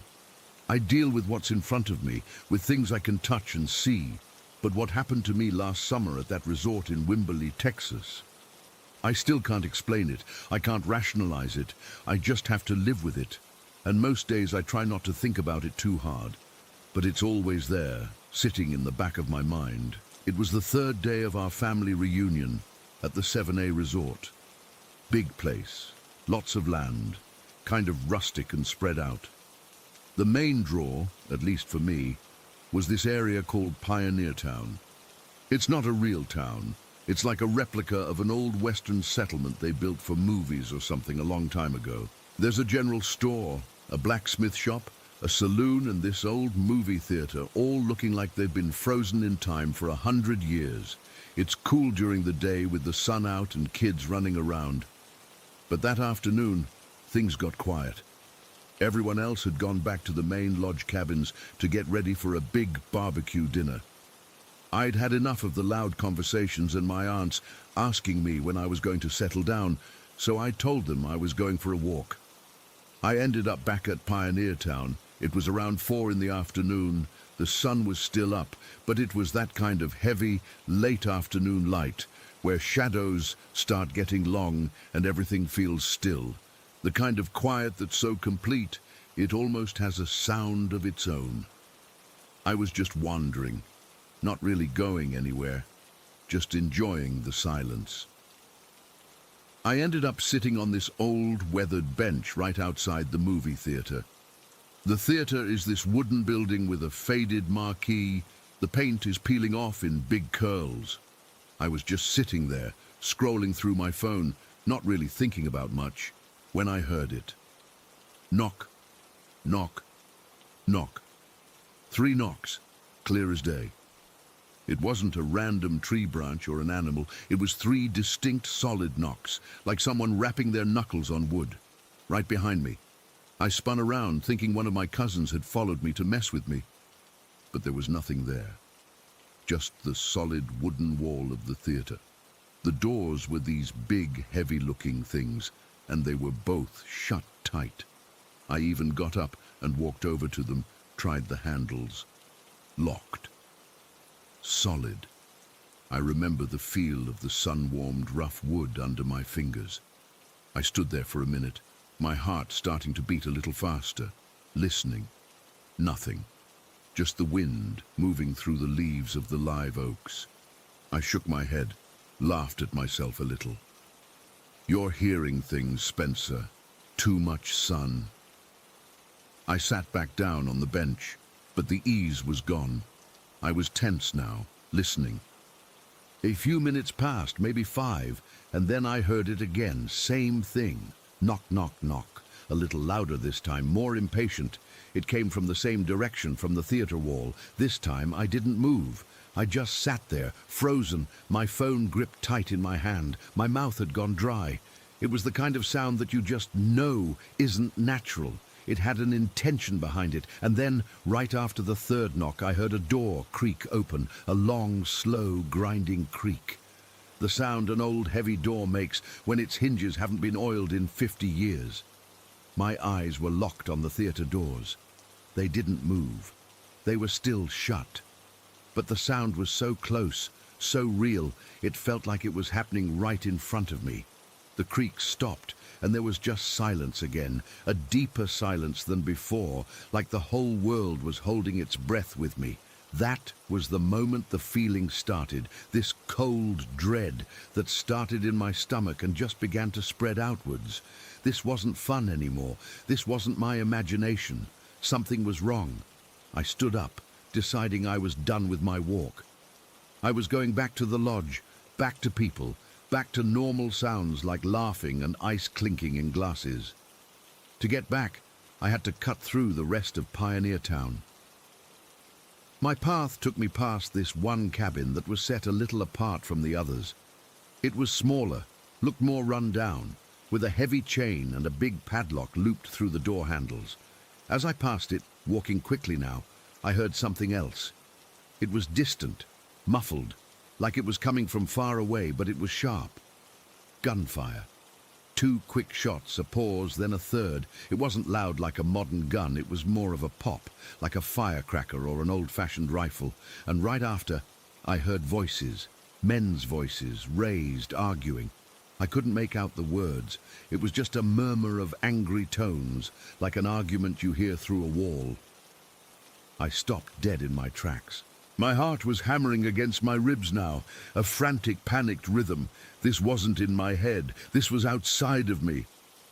I looked around, desperate to find a source, a radio left on, a TV in one of the other buildings, anything. But everything was locked up, silent. The only sound was the blood rushing in my ears. I forced my legs to move, practically jogging now. I just wanted to be out of there. The next building was the blacksmith shop. It's an open-fronted building. You can see right inside to the forge and the anvil. As I got closer, I heard the distinct, rhythmic clang of a hammer hitting metal. Clang, pause. Clang, pause.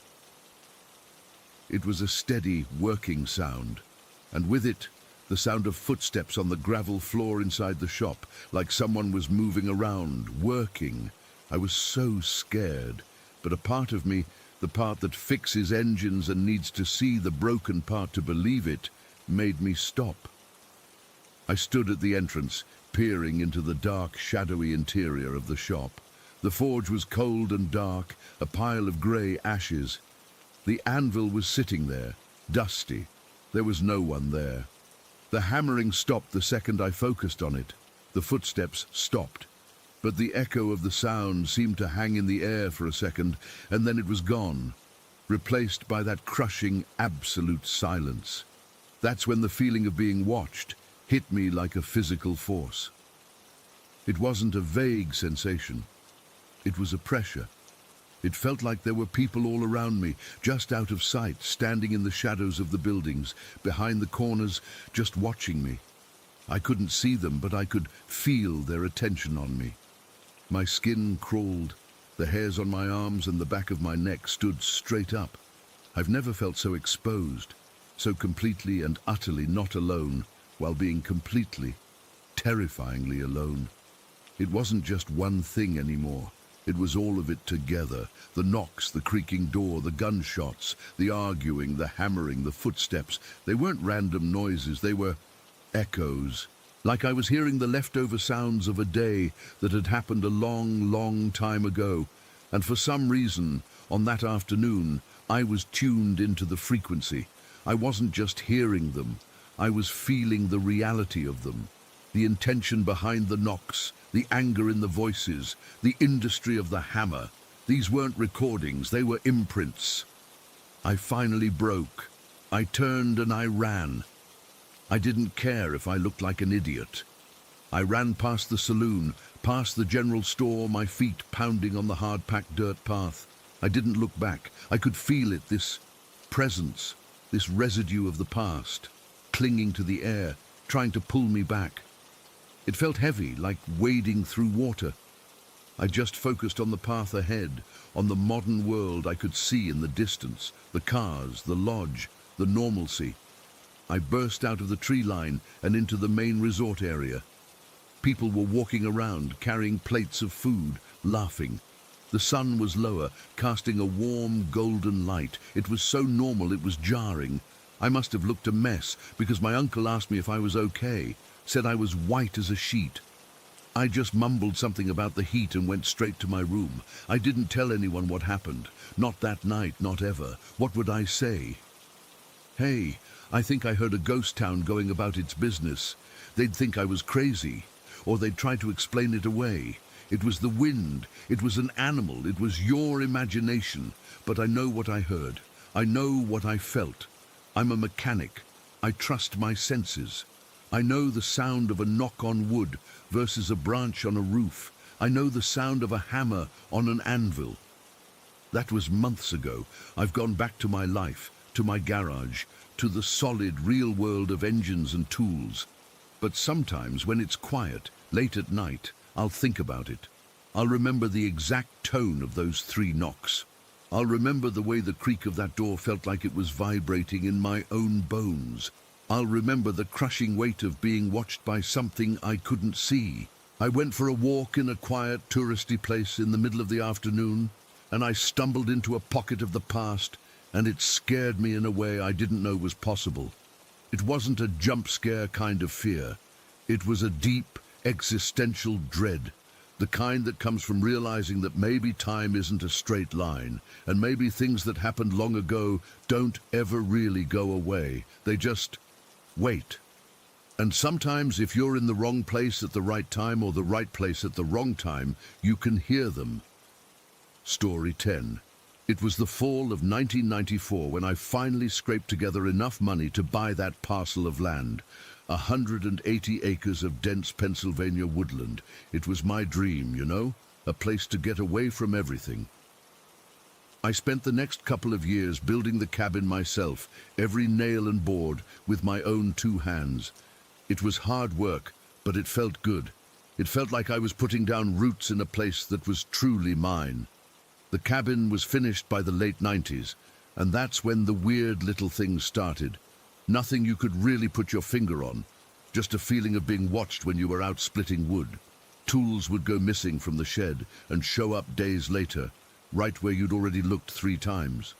I'd chalked it all up to the isolation, to my own mind playing tricks on me. You spend enough time alone in the deep woods, you start to get a little squirrely. That's what I told myself anyway. This specific day, the one that's burned into my brain, was in early October. The air had that crisp, cold bite to it that means hunting season is right around the corner. A few of my buddies had driven up for the weekend to scout deer trails. There was Pete, Mark, and my cousin Jeff. We were all in our late 20s, feeling invincible, just happy to be out of the city and surrounded by trees. We'd spent the afternoon walking the property, checking trail cameras, and just generally messing around. The mood was light, full of jokes and the easy camaraderie of old friends. As the sun started to dip below the tree line, casting long skeletal shadows through the pines, we headed back to the cabin to get a fire going and crack open a few beers. The cabin is just one big room, plus a small loft. It's rustic. No running water, no electricity. We had a propane lantern hissing on the table, throwing a warm but shaky circle of light. We were all inside, thawing out. I was standing near the wood stove, poking at the logs inside to get a better blaze going. Pete and Mark were sitting at the rough-hewn table, and Jeff was rummaging through the cooler for more drinks. The door was shut tight against the chill. I remember the sound of the fire crackling and the low murmur of our voices. It was peaceful. Then Pete let out a sharp, pained yell. It wasn't a shout of surprise. It was a genuine cry of hurt. We all spun around. He was clutching the back of his head, his face screwed up in pain. "What happened?" Mark asked, standing up. Pete winced, rubbing the spot. "Something hit me, hard." We all just looked at each other. Hit him? With what? He was sitting at a table. There was nothing above him but the exposed beams of the ceiling. "What do you mean, something hit you?" Jeff asked, his voice skeptical. "I mean, it felt like someone whacked me on the back of the head with a big stick," Pete said, his voice tight. He took his hand away, and even in the dim lantern light, we could see a red welt rising through his hair. My eyes scanned the small cabin. There were 4 of us in here. The door was closed. The windows were shut. There was nowhere for anyone to hide, and no way for anyone to have gotten in without us seeing or hearing them. Then Pete looked right at me. His eyes were wide, a little accusing. "You did it," he said. I was stunned. "I what, Pete? I was over by the stove." "I didn't go near you. I felt it," he insisted, his voice rising. "It came from your direction. I felt the wind of it." A cold knot tightened in my stomach. This wasn't a joke. Pete wasn't the type to make something like this up. The mood in the room shifted instantly. The easy comfort was gone, replaced by a thick, confused tension. We all started talking at once, trying to logic it out. A falling acorn from the roof, a piece of dried mud dislodging from a boot, but nothing made sense. The hit was too hard, too focused. It felt intentional. We eventually let it drop. But the air in the cabin had changed. It felt heavier. We tried to go back to our beers and our conversation, but it was forced. Every little sound from outside, the creak of a tree, the scuttle of a leaf, made us pause. Maybe an hour later, that's when we heard the footsteps. It started as a soft, rhythmic crunching in the dry leaves outside. We all fell silent at the same time, listening. It wasn't the random light patter of a raccoon or a deer. This was different. Crunch, crunch, crunch. A steady, deliberate pace, like someone was taking a slow, purposeful walk around the perimeter of the cabin. "You hear that?" Mark whispered. We all nodded, not taking our eyes off the door. The footsteps made a complete circuit around the small cabin. They'd fade a little as they moved toward the back, then get louder as they came around the front again, passing right by the door. My heart was hammering against my ribs. My mouth had gone dry. This was my land, my cabin. Nobody should be out there. "Who the hell is that?" Jeff said, his voice low and tight. I shook my head. "No one. There's no one for miles." The footsteps completed another lap. Crunch, crunch, crunch. They weren't hurrying. They weren't trying to be stealthy. It was a display, an announcement of presence. "We have to check it out," I finally said, my own voice sounding strange to me. I was terrified, but a deeper, more primal instinct was kicking in. This was my territory. I had to confront it. Mark and Jeff nodded, their faces pale in the lantern light. Pete just stared at the door, still rubbing the back of his head. I grabbed my heavy Maglite flashlight from the shelf. It was solid steel, a good weapon as much as a light source. Jeff found a hefty branch from the woodpile. It wasn't much, but it was something.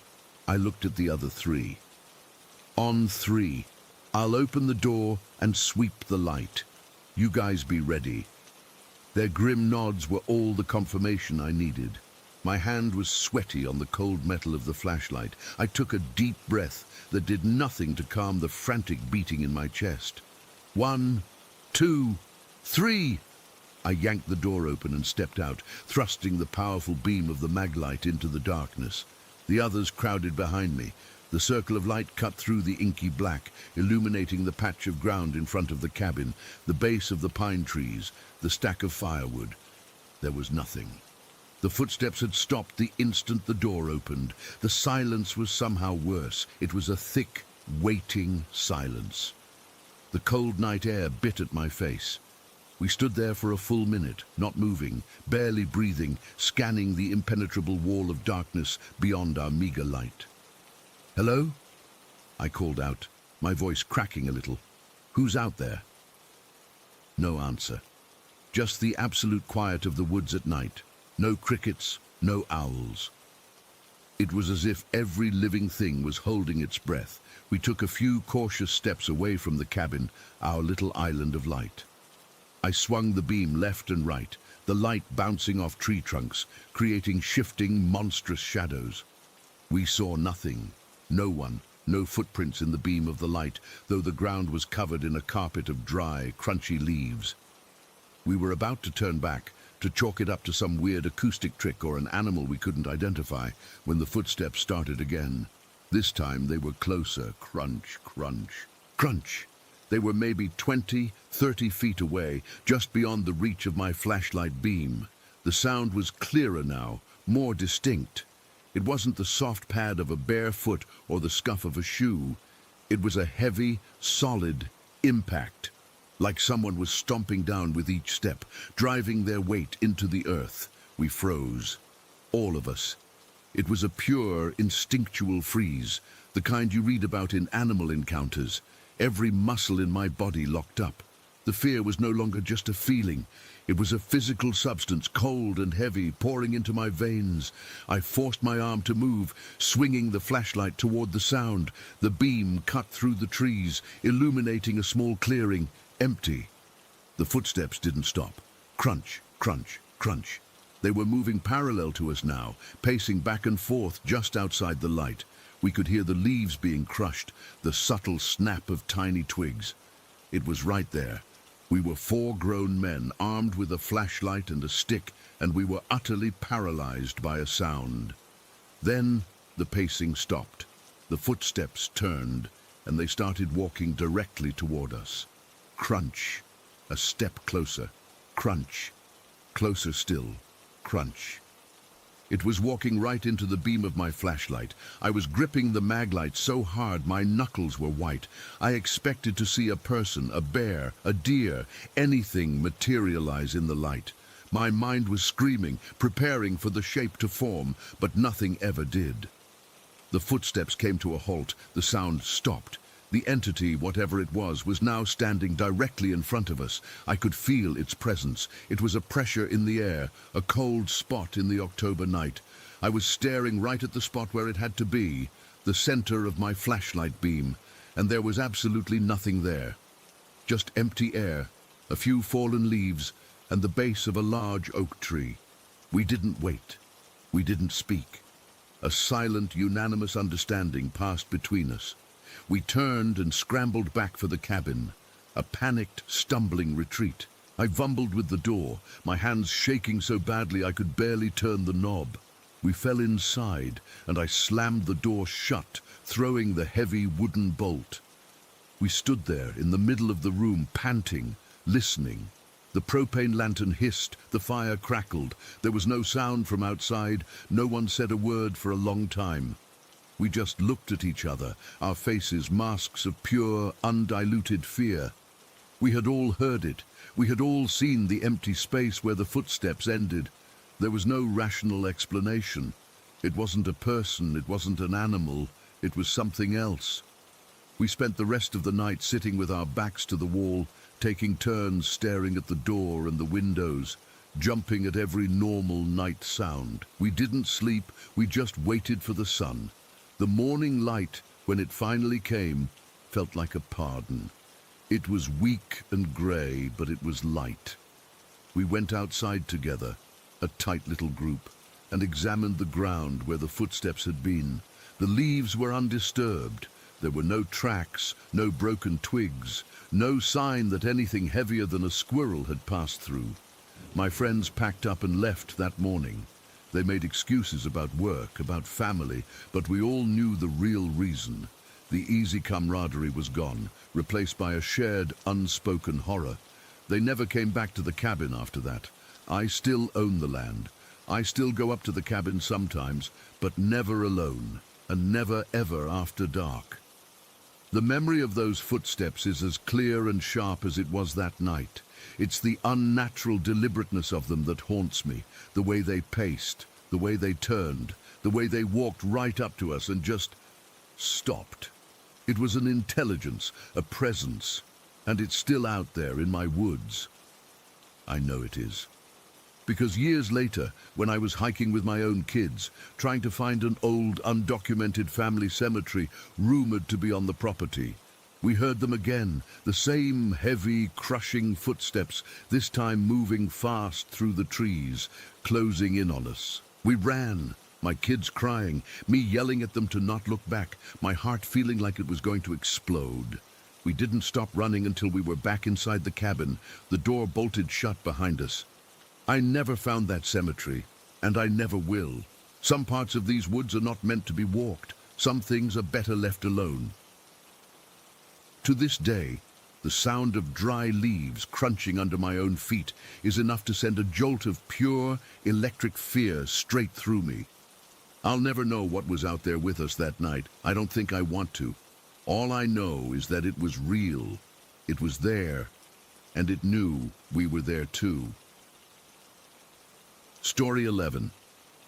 Okay, so I've never really talked about this before, not like this anyway. I've typed it out and deleted it a bunch of times, but I guess I need to get it off my chest. It's one of those things that just sits with you, you know, like a cold spot in a room that never really goes away. I'm still kind of shaken up, even though it's been a while, and writing it down makes my hands feel a little clammy. But here goes.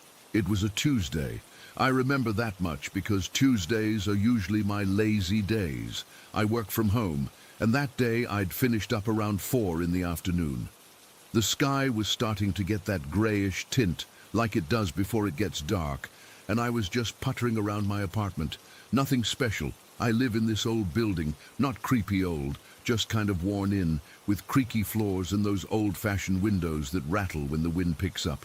My place is small, just a living room, a kitchenette, and my bedroom off to the side.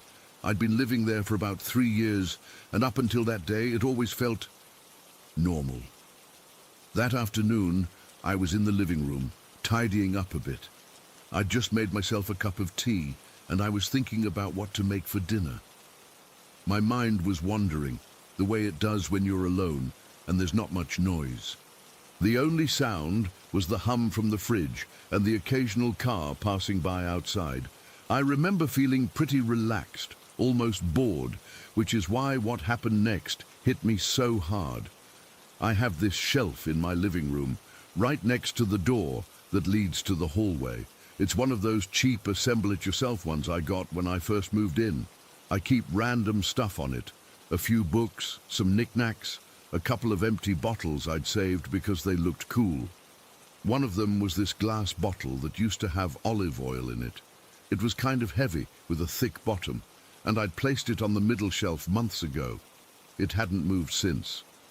So, I'm standing there, maybe 5 or 6 feet away from the shelf, just sipping my tea and looking out the window. I was thinking about how I needed to dust the shelves because there was a thin layer of grime building up. My back was partly turned to the shelf, but I could see it out of the corner of my eye, and then, out of nowhere, I heard this sound.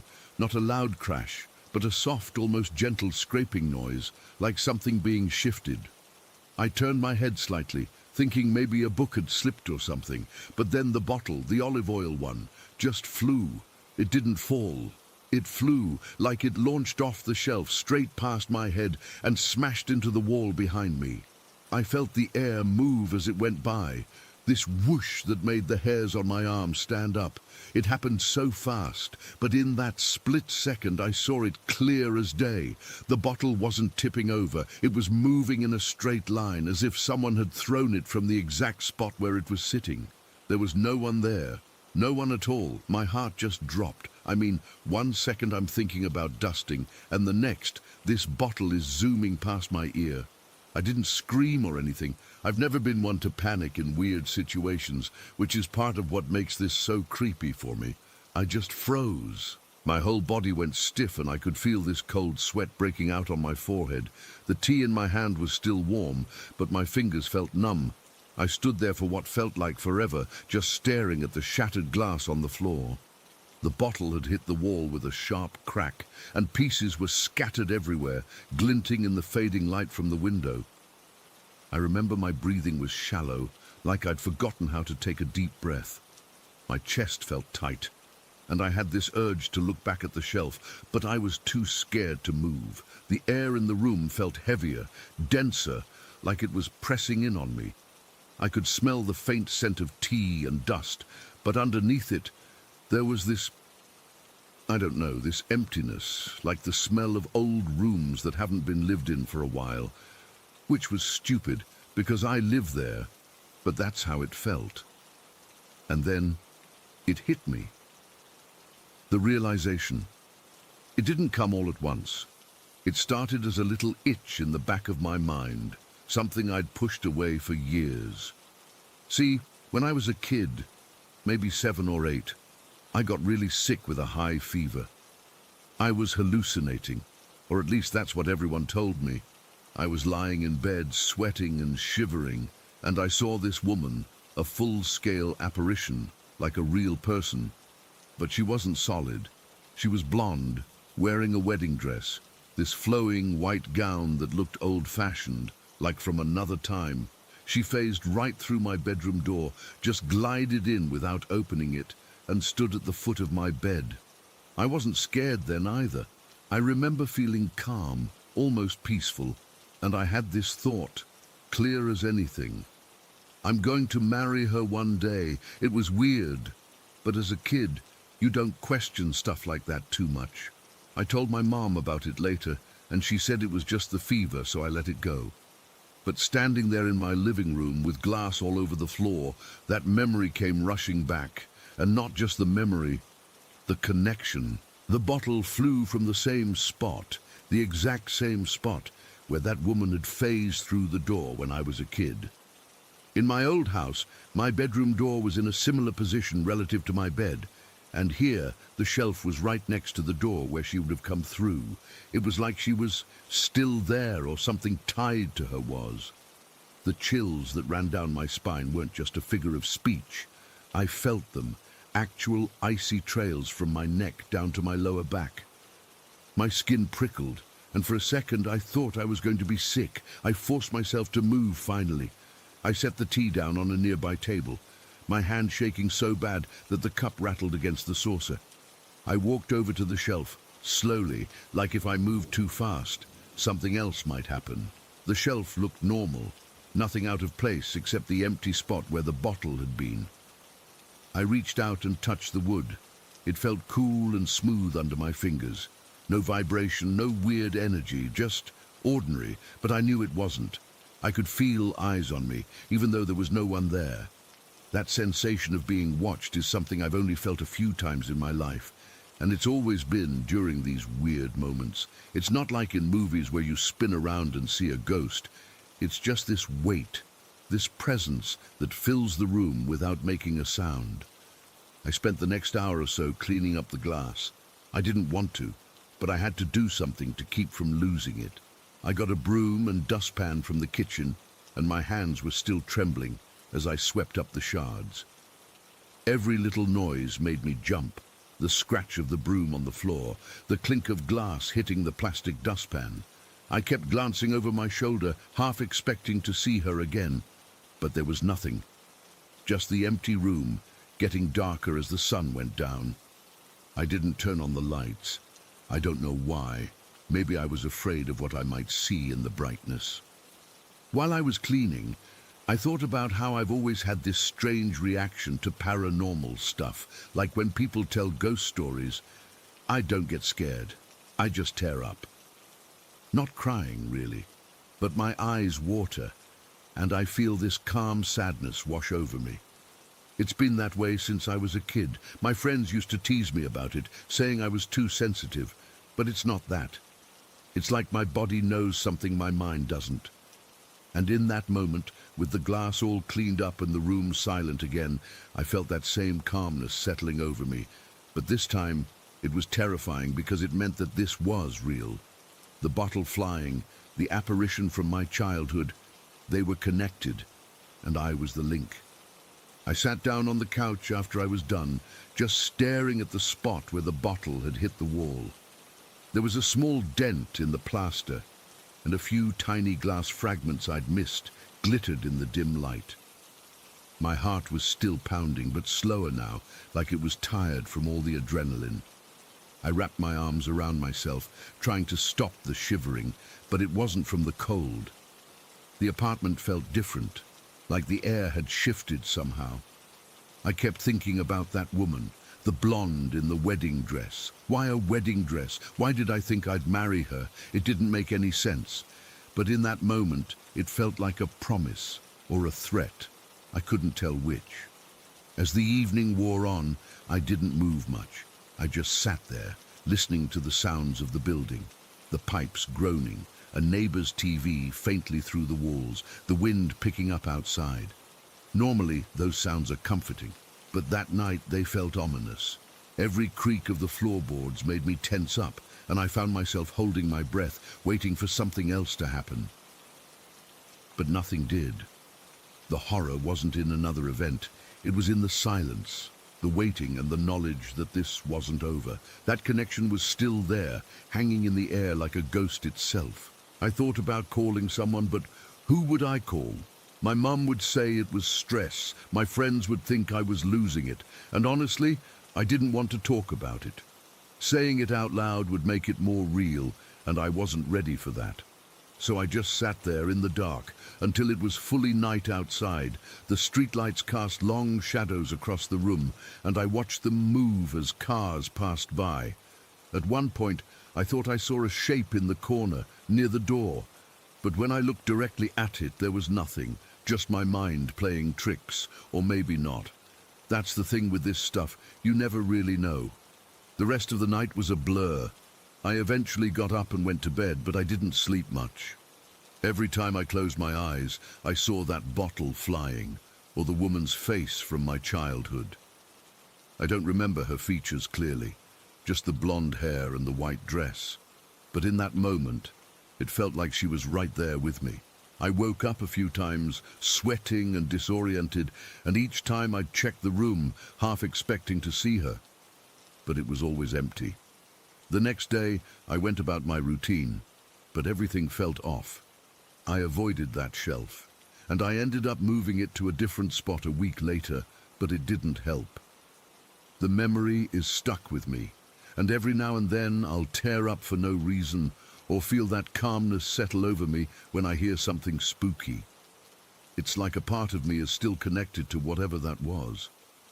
I still don't understand it. Why me? Why that day? The bottle incident was years after the childhood vision, but it felt like no time had passed at all, like she's been waiting or something. I don't know. All I know is that I'll never forget the sound of that glass shattering or the way the air moved when the bottle flew past my head. And that realization, that chill down my spine when I put it all together, that's what haunts me the most. Not the fear itself, but the calm acceptance that this is real. And it's part of my life now. So yeah, that's what happened. I'm still here, still living in the same apartment, and nothing like that has happened since. but I can't shake the feeling that it might any day now. And the weirdest part? I'm not even scared anymore, just waiting. Like I'm stuck in that moment forever. Story 12. It started out as such a normal day. A Tuesday, I think. Middle of the week, nothing special. My brother, he's always been particular about his hair, and he'd been a loyal customer at this chain barber shop for years. Not just any barber, though. Ray. Ray was the manager, and honestly, he was the reason the place stayed in business. He was an artist with those clippers, could give anyone, from a little kid getting his first real haircut to an old man wanting a simple trim, exactly what they wanted. He had this way of making you feel like you were his only customer. We considered him a family friend. That's the part that really gets me. He wasn't just some guy who cut hair. He remembered things. He asked about my mum's garden. He remembered when I'd graduated. He was quiet. His voice was always this soft, calm murmur that you had to lean in a little to hear over the buzz of the clippers. He had these kind eyes, you know, the kind that made you feel safe. He'd been cutting my brother's hair for probably 5 years at that point, so on this Tuesday, my brother needed a trim before a job interview. He headed off to the shop in the afternoon. I was at home, just killing time, probably scrolling through my phone. I didn't think anything of it. He was only gone for maybe 20 minutes before I heard the front door open and close. That was way too fast for a haircut. I walked out of my room and he was just standing in the hallway, looking confused. "Ray's not there," he said. I shrugged. "So? Get someone else, it's a chain. They have other barbers." "No, you don't understand," he said, and his tone made me stop. "It's not that he's on break. The 2 guys at the counter, I've never seen them before. They said Ray isn't in the country anymore." That was weird, but not impossible. Ray wasn't from here originally. He'd moved here years ago. We never really talked about where home was for him. It was just one of those things, you know. So him going back for a visit or maybe for a family emergency, it made a kind of sense. The guys at the shop said it so matter-of-factly. He's not in the country. Okay, fine. Weeks turned into a month, then 2. My brother tried the shop a couple more times, but he said the vibe was just off. The new guys were competent, but it wasn't the same. The place felt different, colder. The familiar smell of talc and bay rum was gone, replaced by something more sterile. He stopped going. I'm not sure why it started to itch at me. It was just a feeling, a low-grade unease. Maybe it was because Ray was so established here, his whole life was here. He'd built this business, this reputation. To just vanish without a word to his regulars, it didn't fit. He was the kind of guy who would have told my brother, "Hey, I'll be away for a few weeks. See you when I get back." He was considerate like that. So one night, I was sitting on the couch with my laptop, and that nagging feeling came back. I opened Facebook and found the shop's page. I scrolled through it. There were the usual posts, promotions, pictures of fresh haircuts, and then I saw it. A post from about 3 weeks after my brother had last been in. It was a simple, stark announcement. No picture, just text on a black background. "It is with heavy hearts that we inform you of the passing of our beloved manager and friend, Ray. A funeral service will be held downtown this Saturday. Please respect the family's privacy." I remember my breath catching in my throat. My fingers went cold. Passing? He died. How? He wasn't that old. He was healthy. It felt like a physical blow. I just stared at the screen, the words blurring a little.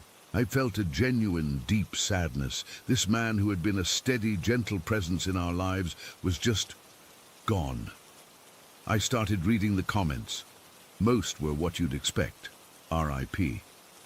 He was the best. "So sorry for your loss." People sharing little memories. It was sad, but it felt normal. A community mourning. And then I saw it. One comment, nestled in between all the others, from an account with a blank profile picture and a fake-sounding name. It said, "He got what he deserved." Rot in hell. My blood went from cold to ice. What the hell was that? Who says that on a memorial post? My heart started beating faster, a dull thud in my ears. This wasn't just sadness anymore. This was wrong. This was a crack in the world, and I felt this compulsive need to pry it open and see what was inside. This is where I guess I went into what my brother later called my stalker mode. It wasn't creepy, I swear. It was this frantic, desperate need for answers. That comment was a poisoned dart, and it had hit its mark. I couldn't let it go. I started digging. I went back through Ray's own Facebook profile, which was mostly private, but I looked at his friends list. I recognized a few names from around town. Then I saw a woman's name that appeared frequently in his old photos that were still public from years ago. She was in pictures with him at what looked like a company picnic, smiling. She had to be his wife. Let's call her Anna. I never met her, but I knew she existed. Ray had mentioned her once or twice. I searched for her profile. It was locked down tight. Nothing. But then I looked at her friends list. I found an older woman, let's say her name was Maria, whose profile said she was Anna's aunt, and Maria's profile was public. My hand was shaking a little as I clicked on it. My mouth was dry. This felt invasive, but the compulsion was stronger than the guilt. I scrolled through her page, and there it was, a post from around the same time as the shop's announcement. It was a memorial post for Anna. The air just left my lungs. For a second I couldn't breathe. Ray was dead, and now his wife was dead too. Did they get in a car accident together? Was it some kind of illness? The post didn't say how. It was just a collection of photos of Anna. As a child, as a teenager, with her family. She had a beautiful, bright smile. It was heartbreaking. I clicked on the comments. This is where my life split into a before and after. This is the moment that haunts me. The comments on Maria's post were different. They were raw, full of a different kind of grief. There were a lot of crying emojis, prayers in Spanish that I could roughly understand. People were talking about what a beautiful soul Anna was, how much she loved her children. Her children. I hadn't even thought about that. Ray and Anna had kids, 3 of them, little ones. The reality of that hit me like a truck. These kids just lost both their parents. I kept reading, my eyes scanning the text so fast I had to force myself to slow down. And then I saw a comment from one of Anna's cousins. It wasn't graphic, but it was specific. It was angry. It said something like, "I will never forgive him for what he did. To come back there, to do that to her, in front of the children, and then to take the coward's way out. May God have mercy on his soul, because I cannot." The words didn't make sense at first. They were just letters on a screen. I read it again. Come back there. Do that to her. In front of the children. Coward's way out. The pieces started to click into place, forming a picture so horrifying I felt my stomach lurch. My hands were trembling so badly I had to put the laptop down on the couch beside me. I sat there in the silent, dim light of my living room, and the full truth descended on me like a physical weight. Ray hadn't gotten sick. There was no car crash. He had gone back to his home country. He had found his wife. He had shot her, and then he had turned the gun on himself. The quiet, soft-spoken man with the kind eyes. The man who carefully edged my brother's neckline. The man who laughed gently at stupid jokes. That man was a murderer, a killer. He had executed the mother of his children and then killed himself. The trust I had felt for him, the comfort, the sense of safety, it all curdled in an instant. It felt like a poison spreading through my veins. My skin crawled. I could literally feel the hairs on my arms standing up. I thought I was going to be sick. I had this vivid, unwelcome image flash in my mind. Ray, not in his barber's smock, but holding a gun. His kind eyes empty, that soft voice silent. The horror wasn't in the gore, though my mind supplied enough of that. The horror was in the betrayal. It was in the total and utter destruction of a person I thought I knew. The foundation of my perception of him just vaporized. He was a stranger. He had always been a stranger, and we had all been fooled by the gentlest, most convincing mask imaginable. I thought about his hands, those steady, skilled hands that held sharp scissors and razors to the throats of trusting people every single day. My brother's throat, my throat. We had literally put our necks in his hands, and never for a single second felt a flicker of fear. We had complimented him on his steady hands. The dissonance was so violent it made my head spin. I started crying. Not quiet, sad tears, but these ragged, ugly sobs that came from a place so deep inside me I didn't know it existed. I cried for Anna, a woman I never knew, with her bright smile, murdered by the person who was supposed to love her most. I cried for those 3 small children who would have to grow up with that memory, with that legacy of violence. What did they see? The comment said, "In front of the children." Oh, God. But I also cried for myself, for the loss of my own naivete. The world suddenly seemed like a much darker, more treacherous place. If Ray could be a monster, then anyone could. The quiet neighbor, the friendly mailman, the smiling cashier at the grocery store. You just never know. You think you can look into someone's eyes and see their soul, but you can't. You're just seeing what they want you to see. I sat on that couch for hours, just shaking. The crying eventually stopped, but the cold, hard knot of dread in my stomach remained. I was devastated. I was paranoid. I felt like I'd been let in on the world's most terrible secret, and I couldn't unknow it. I never told my brother the full story. I just told him Ray and his wife had died tragically. He was sad, but he moved on. He found a new barber. Life went back to normal for everyone else. But not for me. That day rewired something in my brain. Now, when I meet someone new, I find myself looking at them, really looking, and I can't help but wonder. I wonder what's hidden beneath their smile, behind their friendly words. I think about Ray, and I feel that same chill, the same visceral horror of realizing that the most terrifying things aren't ghosts or demons. They're the people standing right in front of you, the ones you think you know, and you'll never really know what they're capable of. Not until it's too late. I still see his face sometimes, his kind eyes, and my blood runs cold. I just don't know. I don't think I'll ever know. Story 13. I still can't get the smell out of my nose. It's been 3 years, and I can still smell it when I close my eyes. This thick, sweet, coppery stench that clogs the back of your throat. It's not like anything else. It's the smell of things that should be inside, being outside. I was 22, fresh out of school, and I thought I was hot stuff. I'd aced all my classes.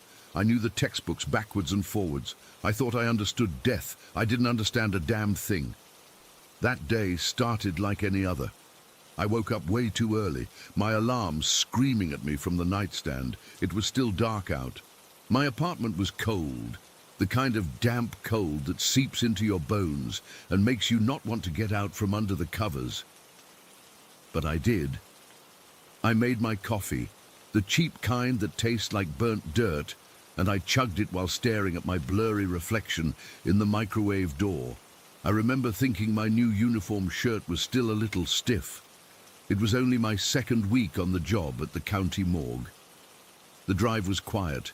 The streets were empty, just the orange glow of the streetlights washing over everything. I parked in the back lot, the one reserved for staff, and the motion sensor light flicked on, making me jump even though I knew it was coming. The back door was this heavy steel thing with a keypad. I punched in the code. It was the year the place was built, 1987, and the lock buzzed, loud and final. That sound always felt like it was locking the rest of the world out. Inside, the air was different. It was cold. Sure, the AC was always cranked way down, but it was more than that. It was still, and it had this smell. Normally it was just a clean, antiseptic smell, like a hospital but sharper, with an undertone of something else, something faintly chemical and organic at the same time. That morning, it was just the normal smell. I hung my coat in my locker and headed for the prep room. My supervisor, Frank, was already there. He was a man in his late 50s, with a permanent tired look in his eyes and hands that were always steady. He didn't say much. He just nodded at me and gestured with his chin towards the cooler. "Big one came in overnight," he said, his voice a low rumble. "Gunshot. Needs to be prepped for the 11 o'clock viewing. You can handle the initial prep." I remember my chest puffing out a little. This was a vote of confidence. Most of what I'd done so far was paperwork and assisting. This was my first solo prep on A, as he called it, big one. I should have been nervous, but I was just proud. Stupid. I pulled the gurney over to the cooler door. The cooler door is another heavy thing, like a walk-in freezer door. When you open it, this wave of even colder air washes over you, carrying that deeper, more profound version of the morgue smell. I found the tag that matched the paperwork Frank had given me. The cadaver was on a middle shelf, and Frank wasn't kidding. He was a large man. Not just tall, but broad, heavy. I remember thinking he must have been a laborer, or maybe a bouncer. He had that kind of build. Getting him onto the gurney was a struggle. He was dead weight, and I mean that in the most literal sense. He was just immense. I had to rock him a few times to get him to shift, and the metal tray he was on screeched against the shelf rails. The sound echoed in the cold, tiled room. Finally, I got him centered on the gurney and wheeled him out, the wheels making a soft, whirring sound on the linoleum floor. I got him into the prep room and positioned under the bright, unforgiving lights. The prep room is all stainless steel and white tile, everything designed to be hosed down. There's a drain in the center of the floor. I remember looking at that drain and thinking, idly, about how it must see everything. I positioned the gurney, locked the wheels, and got my tools ready. The embalming machine was off to the side, its clear tubes coiled neatly. I wasn't going to be using that yet. This was just about cleaning him up, setting the features, closing the wound for the cosmetic work later. The sheet was still over him. I took a deep breath, the cold air stinging my lungs, and pulled it back. The gunshot wound was messy, but it was what I expected. A dark, ruined-looking area on his lower chest, on the left side. It wasn't bleeding, of course. Everything was still and congealed. My training kicked in. I started cleaning the area around the wound with a disinfectant solution, the sharp smell of alcohol cutting through the room's baseline odor. I was focused, my movements careful and precise. I remember feeling a weird sort of calm. This was just a body, a complex piece of biological machinery that had stopped working. I'd learned all about it. I knew the names of all the vessels, all the muscles. I was in control. The problem started when I had to roll him slightly to his side to check for an exit wound. There wasn't one, which meant the bullet was still inside. I needed to get a better angle to clean some dried blood from his back. I put one hand on his shoulder and the other on his hip, and I pushed. He was so heavy, I had to put my whole body into it, leaning my weight against him. I grunted with the effort, and then I felt it. A shift, not in his position, but inside him. It was a soft, wet, sloshing sound, a feeling of something heavy moving in his abdominal cavity. I froze. That wasn't right. That wasn't in any of my textbooks. I should have stopped. I should have called for Frank. But I didn't. I was embarrassed. I didn't want to look like I couldn't handle a simple task. So I kept going. I pushed a little harder. That's when it happened. There was a sound, a low, tearing noise, like wet canvas ripping. It wasn't loud, but in the silent room, it was deafening. And then the blood came. It didn't seep. It didn't trickle. It spilled. It poured out of the gunshot wound like a faucet had been turned on. It was dark. So dark it was almost black. And it was thick.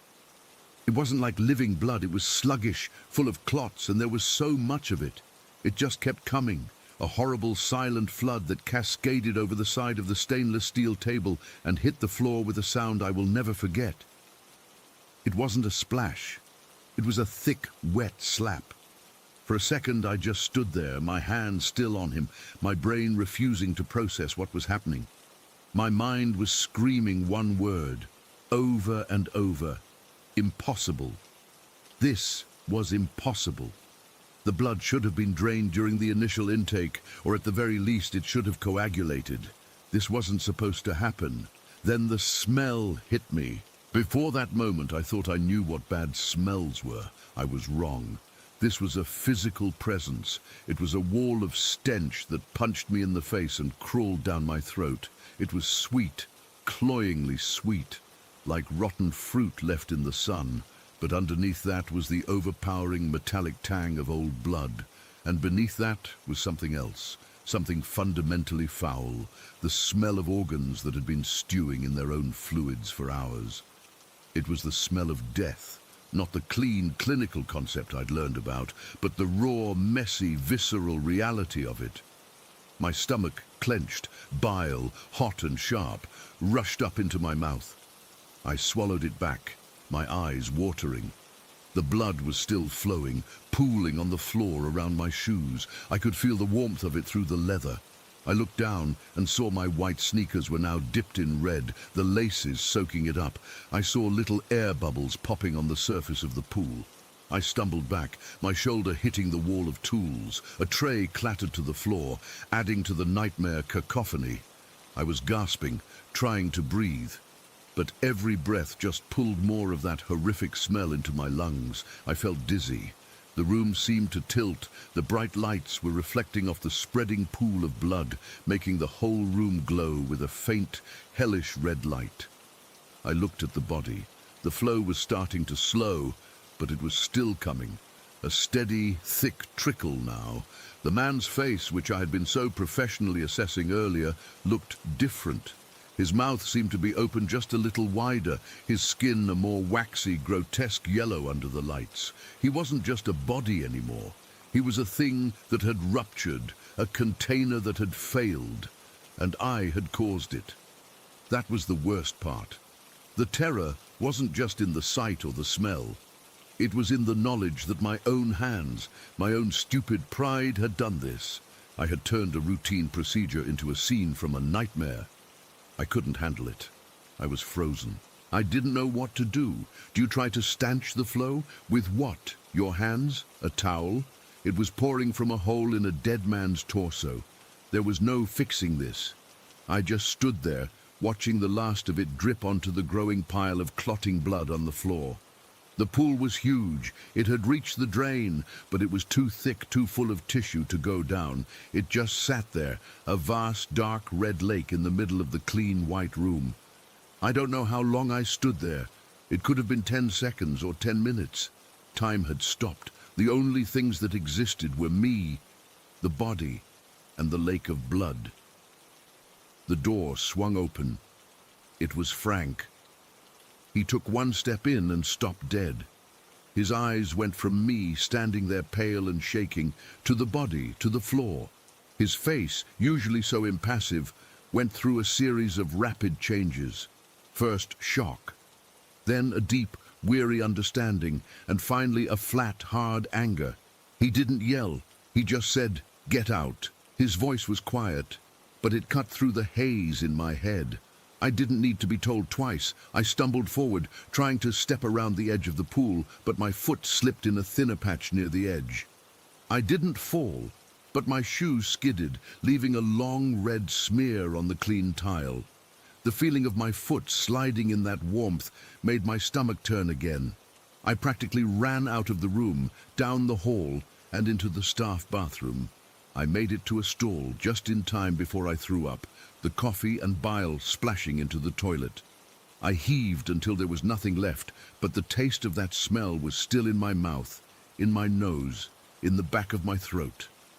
I stayed on my knees for a long time, my forehead pressed against the cool plastic of the stall wall, shaking.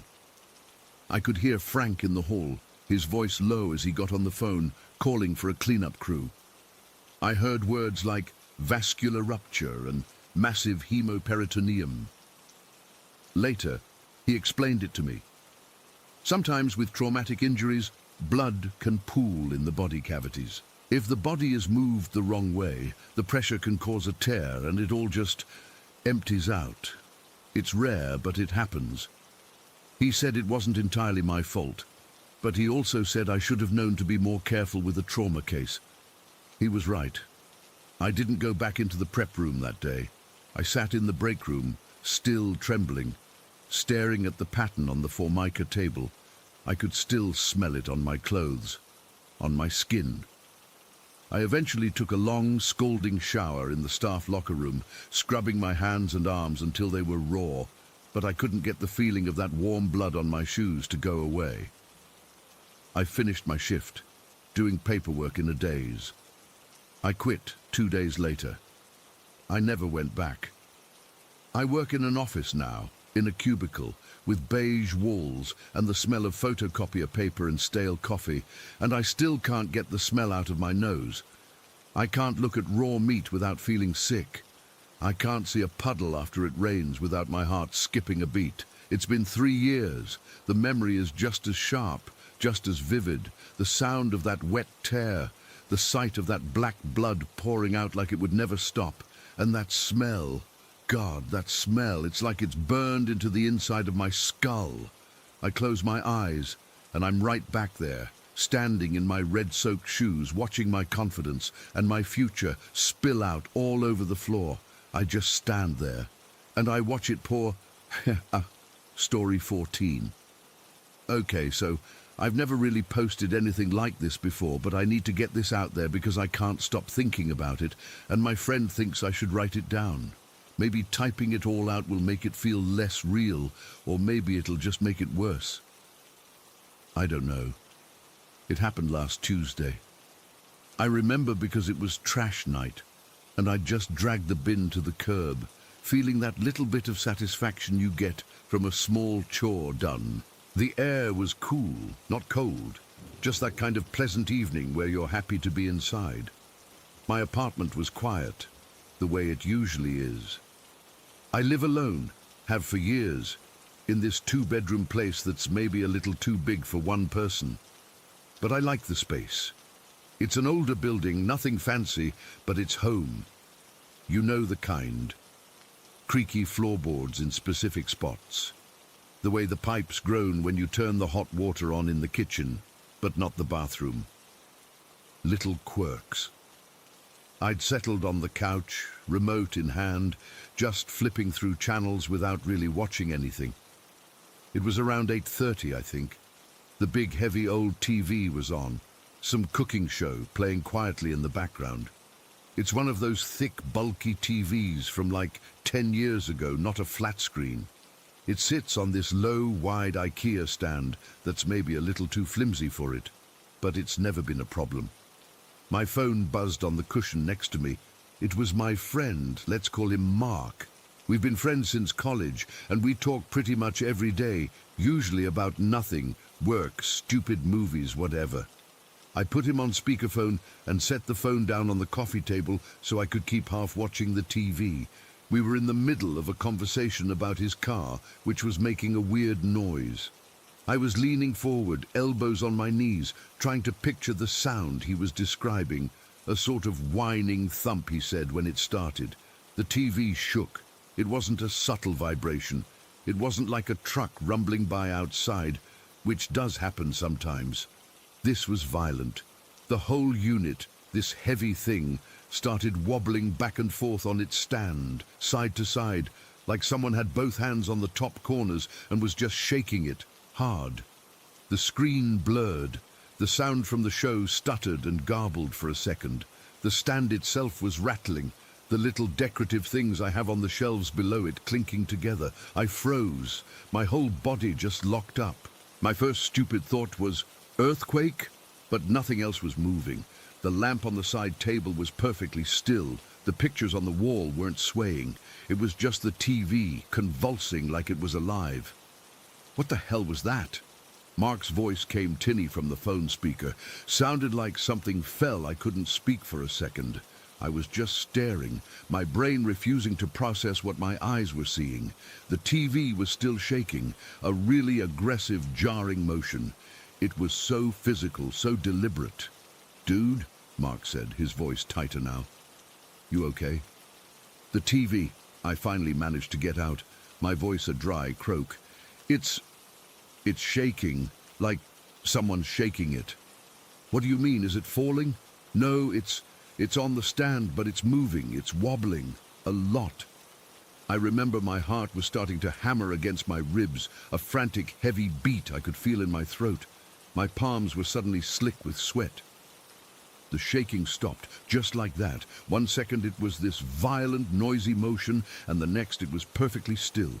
The cooking show was back to normal, some guy calmly drizzling sauce over a steak. The silence in the room felt thicker than before, heavy. The air felt cold. I realized I was holding my breath. "Okay, that was weird," Mark said, but he sounded more confused than scared. "Maybe a wiring thing? A short circuit?" I didn't answer. My eyes were fixed on the dark hallway that leads to the bedrooms. My bedroom door was open, and the bathroom door across from it was open too, both just rectangles of deeper darkness. That's when I saw it. A figure walked out of my bedroom. It came out of the doorway and turned, just like a person would, to walk down the short hall towards the living room. But it wasn't a person.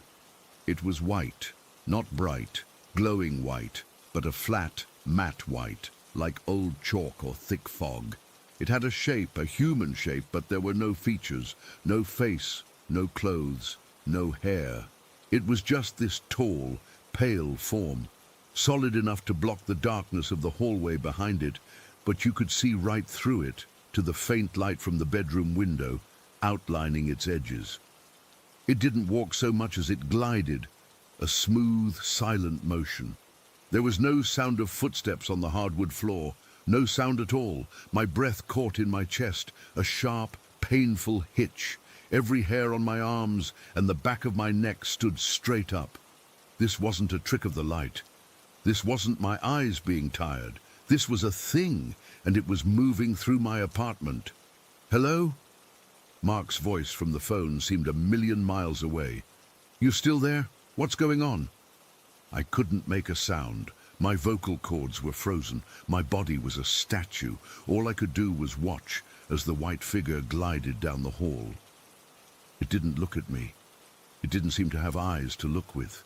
It just moved forward with this awful, purposeful grace, heading towards the other side of the living room, towards the kitchen. And this is the part that's going to sound insane, but it's the truth. This is why I'm so messed up about it.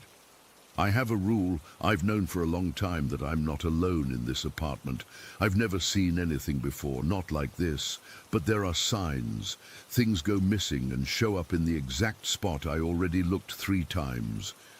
Doors I know I closed are open a crack when I come home. Sometimes at night I'll hear what sounds like faint whispering from the other room, so quiet I can never make out words, just the cadence of a voice. It's been like this for years. I got used to it. It became a part of living here, like the creaky floorboard near the fridge. So I made a rule. In my head I just laid it out. I don't know if I said it out loud, but I thought it hard, directing the thought into the empty spaces of the apartment. "You can be here.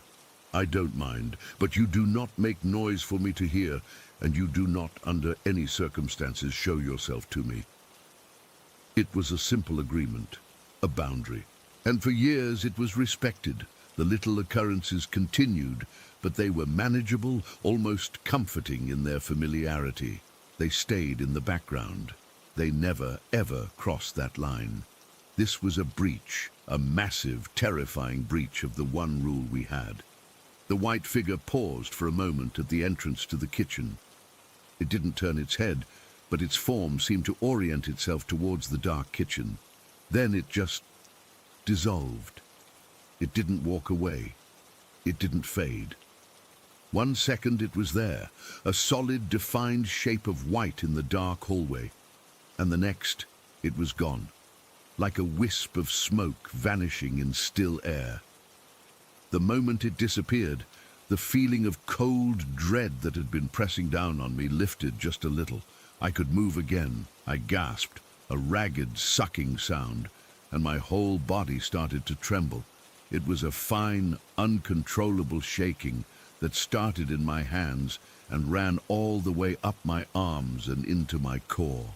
"Dude, you're freaking me out," Mark said, his voice sharp with alarm. "Seriously, what is happening?" I heard you gasp. I fumbled for the phone, my fingers clumsy and numb.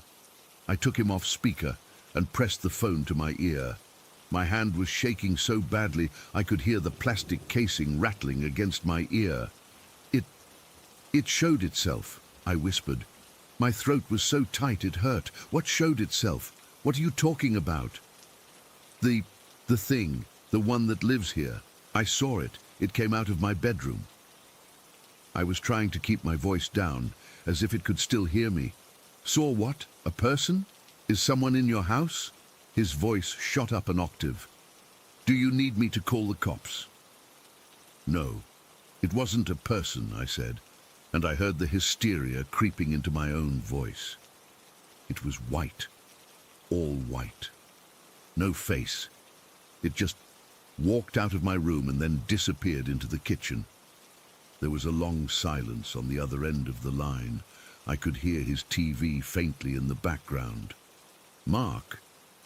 "I'm here," he said, his voice quiet now, completely serious. "I believe you." Those 3 words shouldn't have meant so much, but they did.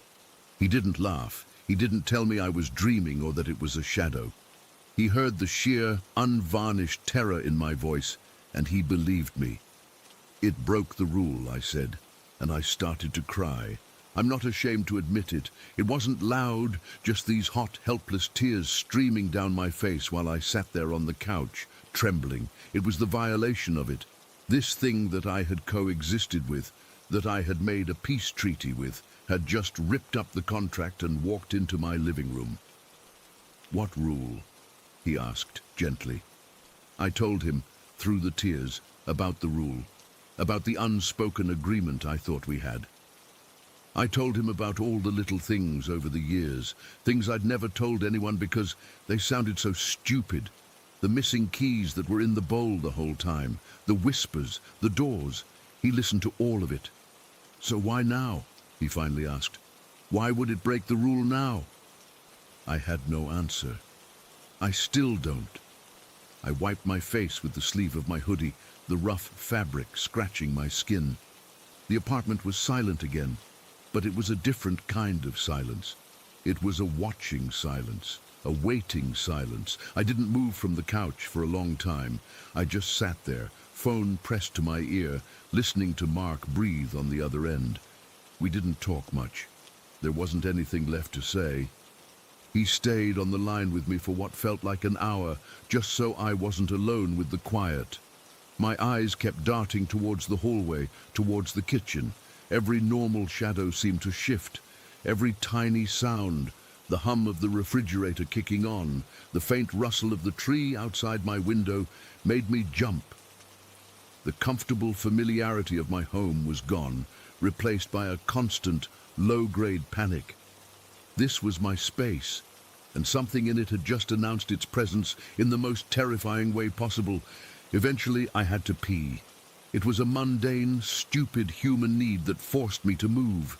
The bathroom was down that hall, the hall it had walked down. "I gotta go to the bathroom," I whispered into the phone. "Okay," Mark said. "I'll stay on the line, just go. It'll be fine." It wasn't fine. Walking down that hallway was one of the hardest things I've ever done. Every step felt like I was walking through mud. The air felt colder the closer I got to my bedroom door. I didn't look inside. I kept my eyes fixed straight ahead on the bathroom door, my heart pounding a frantic rhythm. I flipped the bathroom light on, and the sudden yellow glare was almost blinding. I did what I needed to do as fast as humanly possible, my ears straining for any sound outside the door. I half expected to see a white shape standing in the hall when I opened it again. There was nothing, just the empty, silent hallway. I hurried back to the couch, my whole body tense. After a while longer, Mark had to go. He had work in the morning. "You gonna be okay?" he asked. "Yeah," I lied. "I'll be fine." We hung up and the silence descended completely. It was just me in the apartment, and whatever else was in here with me.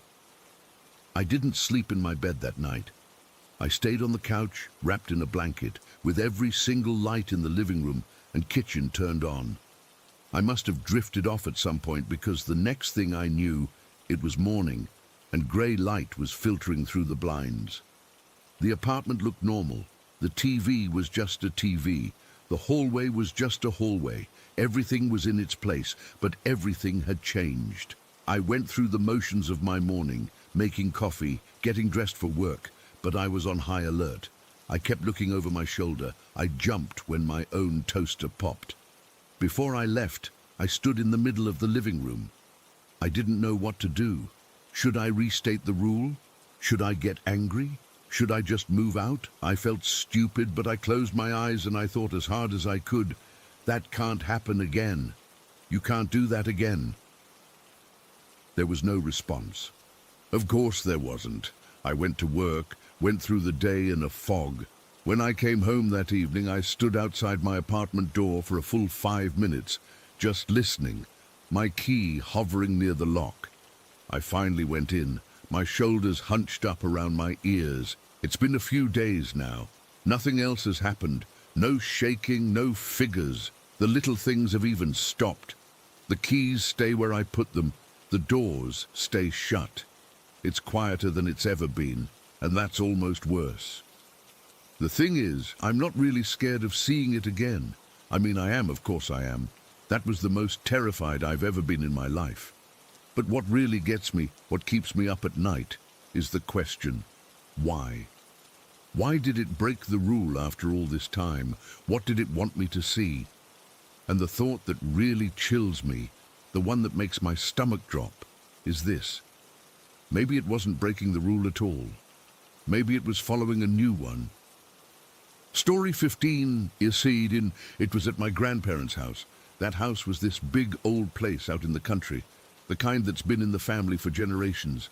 It always had a certain smell, a mix of old wood, my grandpa's pipe tobacco, and the faint, sweet scent of my grandma's baking that seemed to have soaked into the walls over the decades. In the summer, it was a paradise for a kid. In the winter, it was cozy, but at night it was different. When I was really little, I used to sleep in the upstairs bedroom at the end of the hall. It was the guest room with a big, heavy quilt on the bed and a window that looked out over the sprawling backyard, and almost every night I'd hear it, creaking, the sound of footsteps on the old wooden floorboards in the hallway. It was a slow, steady sound. Creak, pause, creak, pause, creak. I was never scared. Not then. My child brain had a simple, comforting explanation. It was just my grandma, I told myself. She was checking on me, making sure I was tucked in, that I was safe. I'd sometimes even pretend to be asleep when I heard it, feeling a warm, secure feeling as the footsteps would pause outside my door for a moment before slowly moving away. It was a part of the house's nighttime rhythm, as normal as the hum of the refrigerator or the distant call of an owl. But as I got older, things started to change. The sounds didn't. I was probably 13 or 14 the summer it happened. My cousin Lisa was staying over too. She was a year younger than me, and we were thick as thieves. That night, we'd been given the 2 twin beds in the upstairs guest room. We'd stayed up way past our bedtime, of course. We were whispering and giggling under the covers, the way you do, sharing secrets and trying to muffle our laughter in our pillows so we wouldn't get in trouble. The house was completely silent otherwise. My grandparents' bedroom was downstairs, and the only other room up there was a storage room, filled with dusty boxes and old furniture draped in white sheets. Our laughter died down eventually, and we were just lying there in the dark, talking in hushed voices about nothing important. The room was lit only by the pale glow of a nightlight plugged in near the door. It was one of those quiet, heavy silences that only exists in the middle of the night in an old house. You could hear every little sound the house made as it settled, a faint pop from the cooling wood, the gentle sigh of the wind outside. And then we heard it. Creak. It was the same sound I'd heard my whole life, but it was different now. It wasn't the light, almost careful step I'd associated with my grandma. This was slower, heavier. It had a weight to it that felt intentional. We both fell silent instantly. I remember the giggle dying in my throat, turning into a hard little lump. I looked over at Lisa in the other bed. I could just make out the shape of her head on the pillow, and I saw her go perfectly still. The sound came from the staircase at the end of the hall. It's a narrow, steep staircase, and the steps are old and wooden. They groan under any weight. This was the sound of someone or something coming up them, one deliberate step at a time. Creak, pause, creak, pause. My heart started thudding in my chest, a dull, frantic beat against my ribs. This wasn't right. My grandparents never came upstairs this late. Never. And if they did, they'd have a light on. We'd hear them talking, or at least moving with a purpose. This was just walking, slow, heavy, climbing. I held my breath. Lisa did too. I could hear the sharp, quiet intake of air from her bed. The footsteps reached the top of the stairs. There's a small landing there, and then the hallway stretches out with our door at the very end. The footsteps started down the hall towards us. Creak, creak, creak. They weren't heading for the storage room. They were coming straight for our door. The air in the room changed. I don't know how else to describe it. It got colder, not a dramatic movie-style chill, but a subtle drop in temperature that made the fine hairs on my arms and the back of my neck stand up. It was a cold that felt prickly, almost staticky, like right before a thunderstorm. The footsteps stopped right outside our door. There was no shadow under the door, no light from a hallway lamp being blocked by someone's feet, nothing. Just the solid dark line at the bottom of the door. The house was so quiet I could hear the blood pulsing in my ears. I was frozen, my fingers clutching the edge of the quilt so tight my knuckles ached. I stared at the doorknob, an old-fashioned glass one, expecting it to turn. It didn't turn. Instead, there was a sound that I will never, ever forget. It was a soft, dry, dragging sound, like something was being pulled very slowly across the wooden floor of the hallway, right outside our door. It wasn't a scrape. It was smoother than that. It was the sound of something heavy, with a texture that wasn't quite right, being dragged an inch at a time. And then the door began to open. It didn't swing open fast. It didn't creak on its hinges.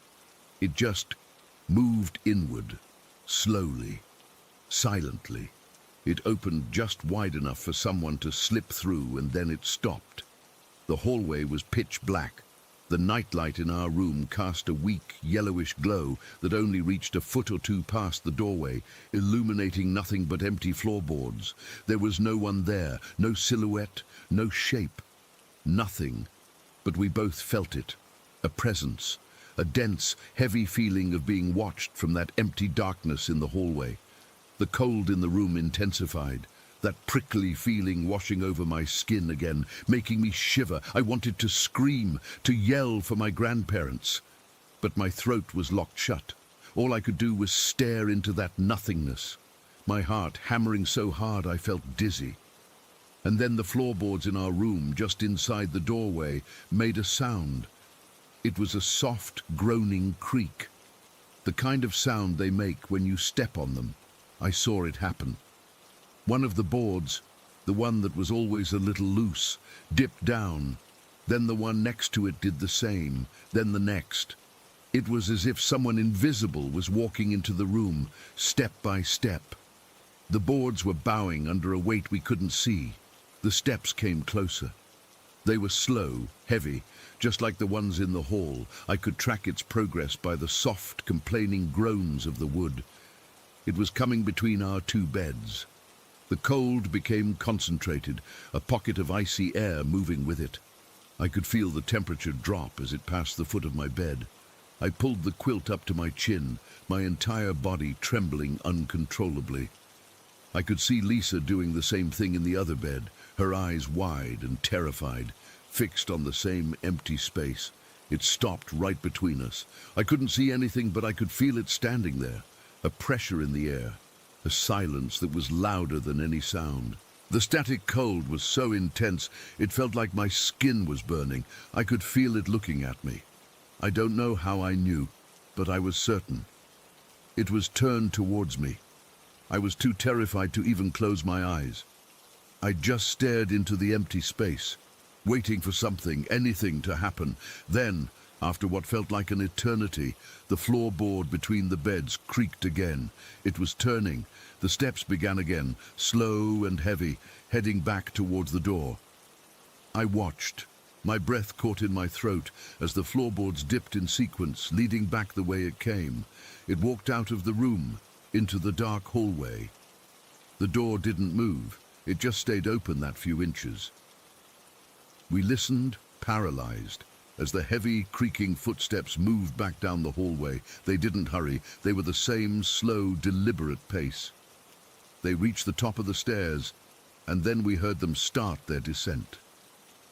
Creak, pause, creak, pause.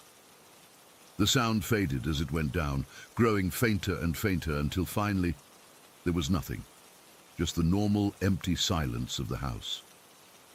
The cold in the room began to recede, the prickly feeling slowly fading. The door remained open. I don't know how long we sat there in total silence. It could have been 2 minutes. It could have been an hour. My muscles were cramped from being so tense. I finally managed to turn my head to look at Lisa. The pale glow from the nightlight fell on her face. She was sheet white, her lips parted slightly. Her eyes were still wide, fixed on the open doorway. She looked like she'd seen a ghost. And I knew in that moment that I hadn't imagined it. I hadn't dreamed it. She had seen and heard and felt every single thing I had. The confirmation was somehow more terrifying than the event itself. We didn't speak. We didn't have to. We both slowly, carefully, got out of our beds and, without a word, pushed my bed and her bed together with a harsh scraping sound, making one big bed in the middle of the room. We got under the covers, back to back, and we didn't sleep a wink for the rest of the night. We just stared into the darkness, listening. The next morning, we were quiet and pale. My grandma asked if we'd stayed up too late, and we just nodded. We didn't tell her. We didn't tell anyone. What would we have said? We heard a ghost. They would have laughed it off as an overactive imagination, but I knew. And Lisa knew. We'd spent our whole childhoods hearing those creaking footsteps at night, always assuming it was our kind, gentle grandmother coming to check on us. But that night, we learned the truth. It was never her. It was something else. Something that climbed the stairs after dark. Something that could open doors and walk into rooms and stand between two terrified kids. Something we couldn't see but could feel in our bones. I'm an adult now. I haven't stayed in that room since. My grandparents have both passed away, and the house belongs to someone else. But sometimes, late at night in my own quiet home, I'll hear a floorboard creak, and my heart will stutter for a second. And I'll remember that cold, prickly feeling, the sight of the floorboards dipping under an invisible weight, and the absolute soul-deep certainty that we were not alone in that room. We never had been, and I still don't know what it was, or what it wanted, standing there between us in the dark. I just know it was real. Story 16. Okay. So I've never really shared this with anyone before, but I need to get it out there because it's been eating at me for years. I moved into my first apartment back in 2018. I think it was late summer because I remember the heat was still brutal even though the leaves were starting to turn. The place was cheap, which should have been my first red flag, but I was young and broke and just happy to have my own space. It was a one-bedroom on the second floor of this old complex, with creaky floors and those thin walls where you can hear your neighbors arguing about what to watch on TV. But the weird stuff didn't start right away. It crept in slowly, like a draft under the door. The day everything came to a head was a Thursday. I know it was a Thursday because I had off work, and I'd stayed up late the night before binge-watching some show, so I was planning to sleep in. But I didn't get the chance.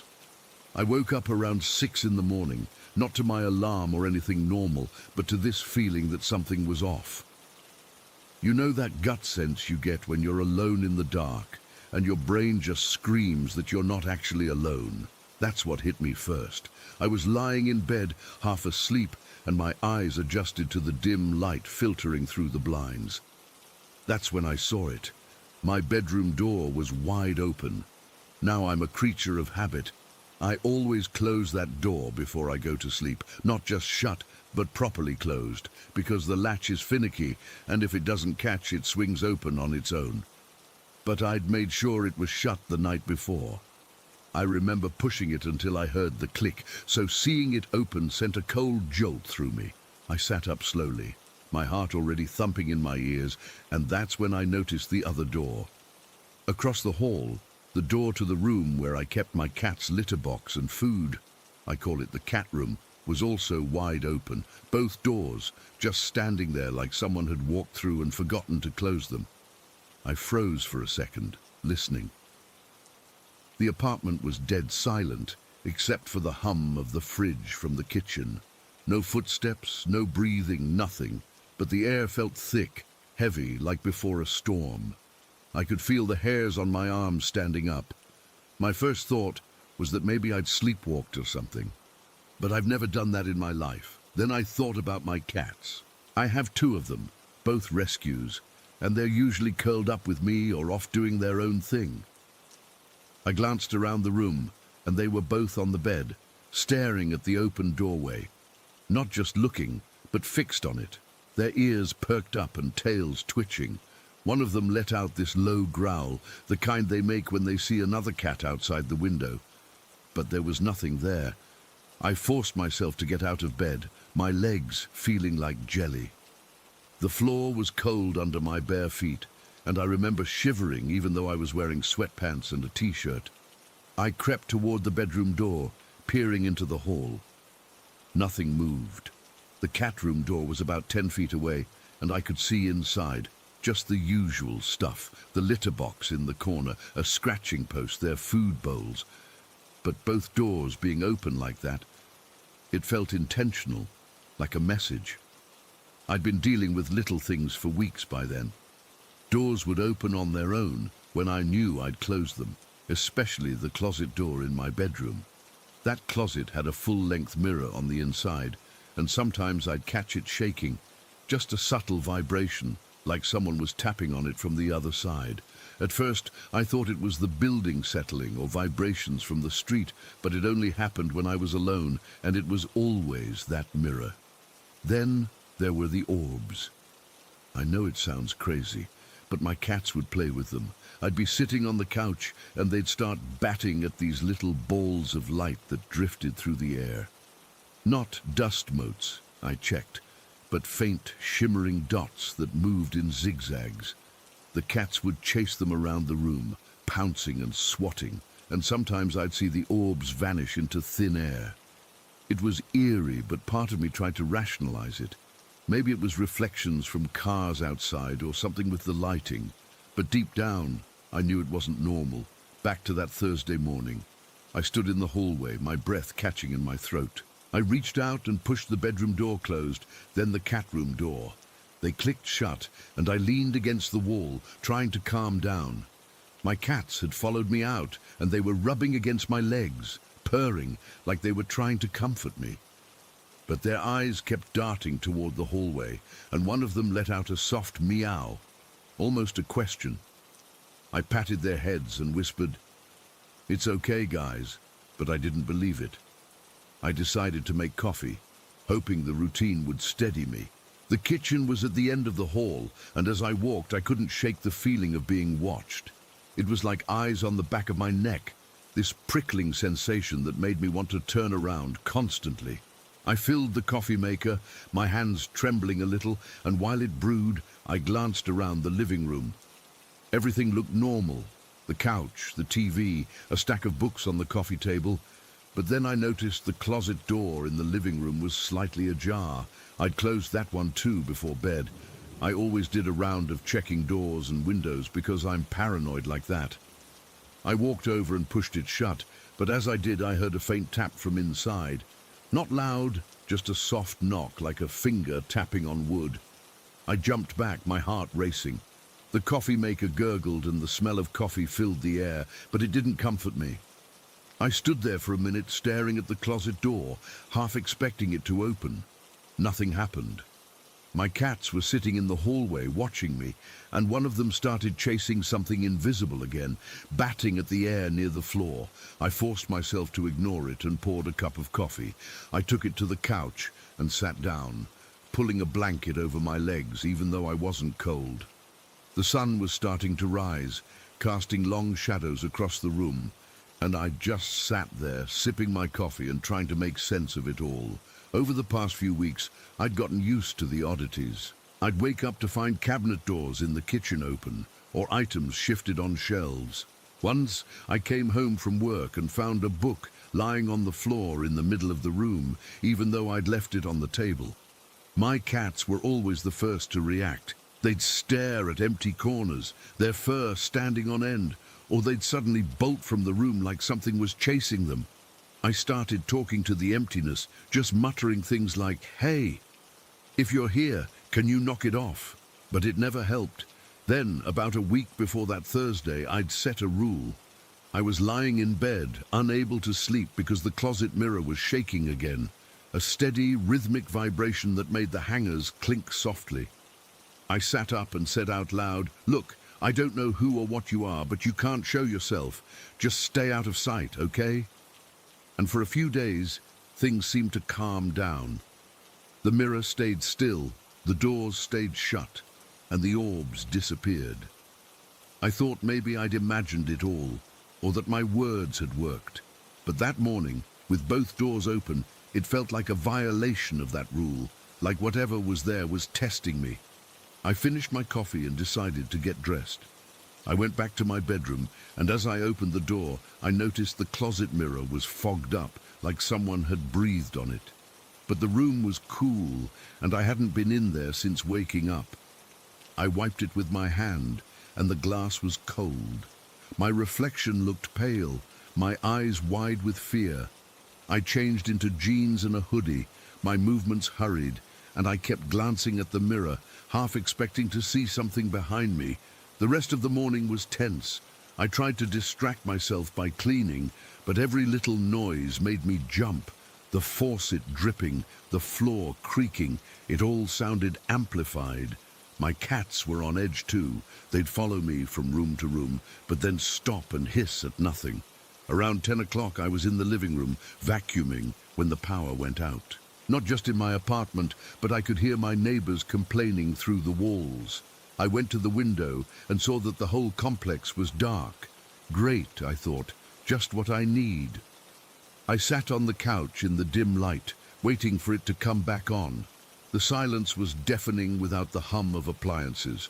That's when things got worse.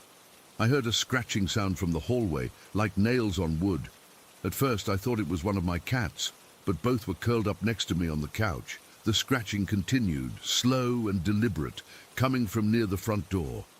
I stood up, my pulse pounding, and crept toward the sound. The hallway was dark, shadows pooling in the corners. As I got closer, the scratching stopped, and I heard a soft thud, like something falling. I flipped the light switch out of habit, but nothing happened. Using my phone flashlight, I shone it down the hall. The cat room door was open again. Not wide open, but cracked, just enough to see darkness inside. I felt a chill run down my spine. I knew I'd closed that door after waking up. I walked over and pushed it open fully, shining the light inside. Nothing seemed out of place, but then I noticed one of the cat toys, a little stuffed mouse, was sitting in the middle of the floor, even though I'd put it away in a basket the night before. I picked it up. It was cold to the touch. My cats had followed me, and one of them let out a sharp yowl, staring past me into the room. I backed out quickly and shut the door, making sure it clicked. The power came back on around 11, the lights flickering to life. I felt a little relief, but the atmosphere in the apartment was still heavy. I decided to call a friend, just to hear a human voice, but my phone had no signal, which was weird because it usually works fine in here. I tried the landline I had for emergencies, but it was dead too. It was like I was cut off from the world. I went to the window and looked out. Cars were driving by, people were walking their dogs.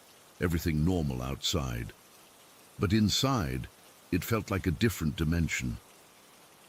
Lunchtime rolled around, and I wasn't hungry, but I made a sandwich anyway. As I was eating at the kitchen table, I heard a faint whispering from the living room.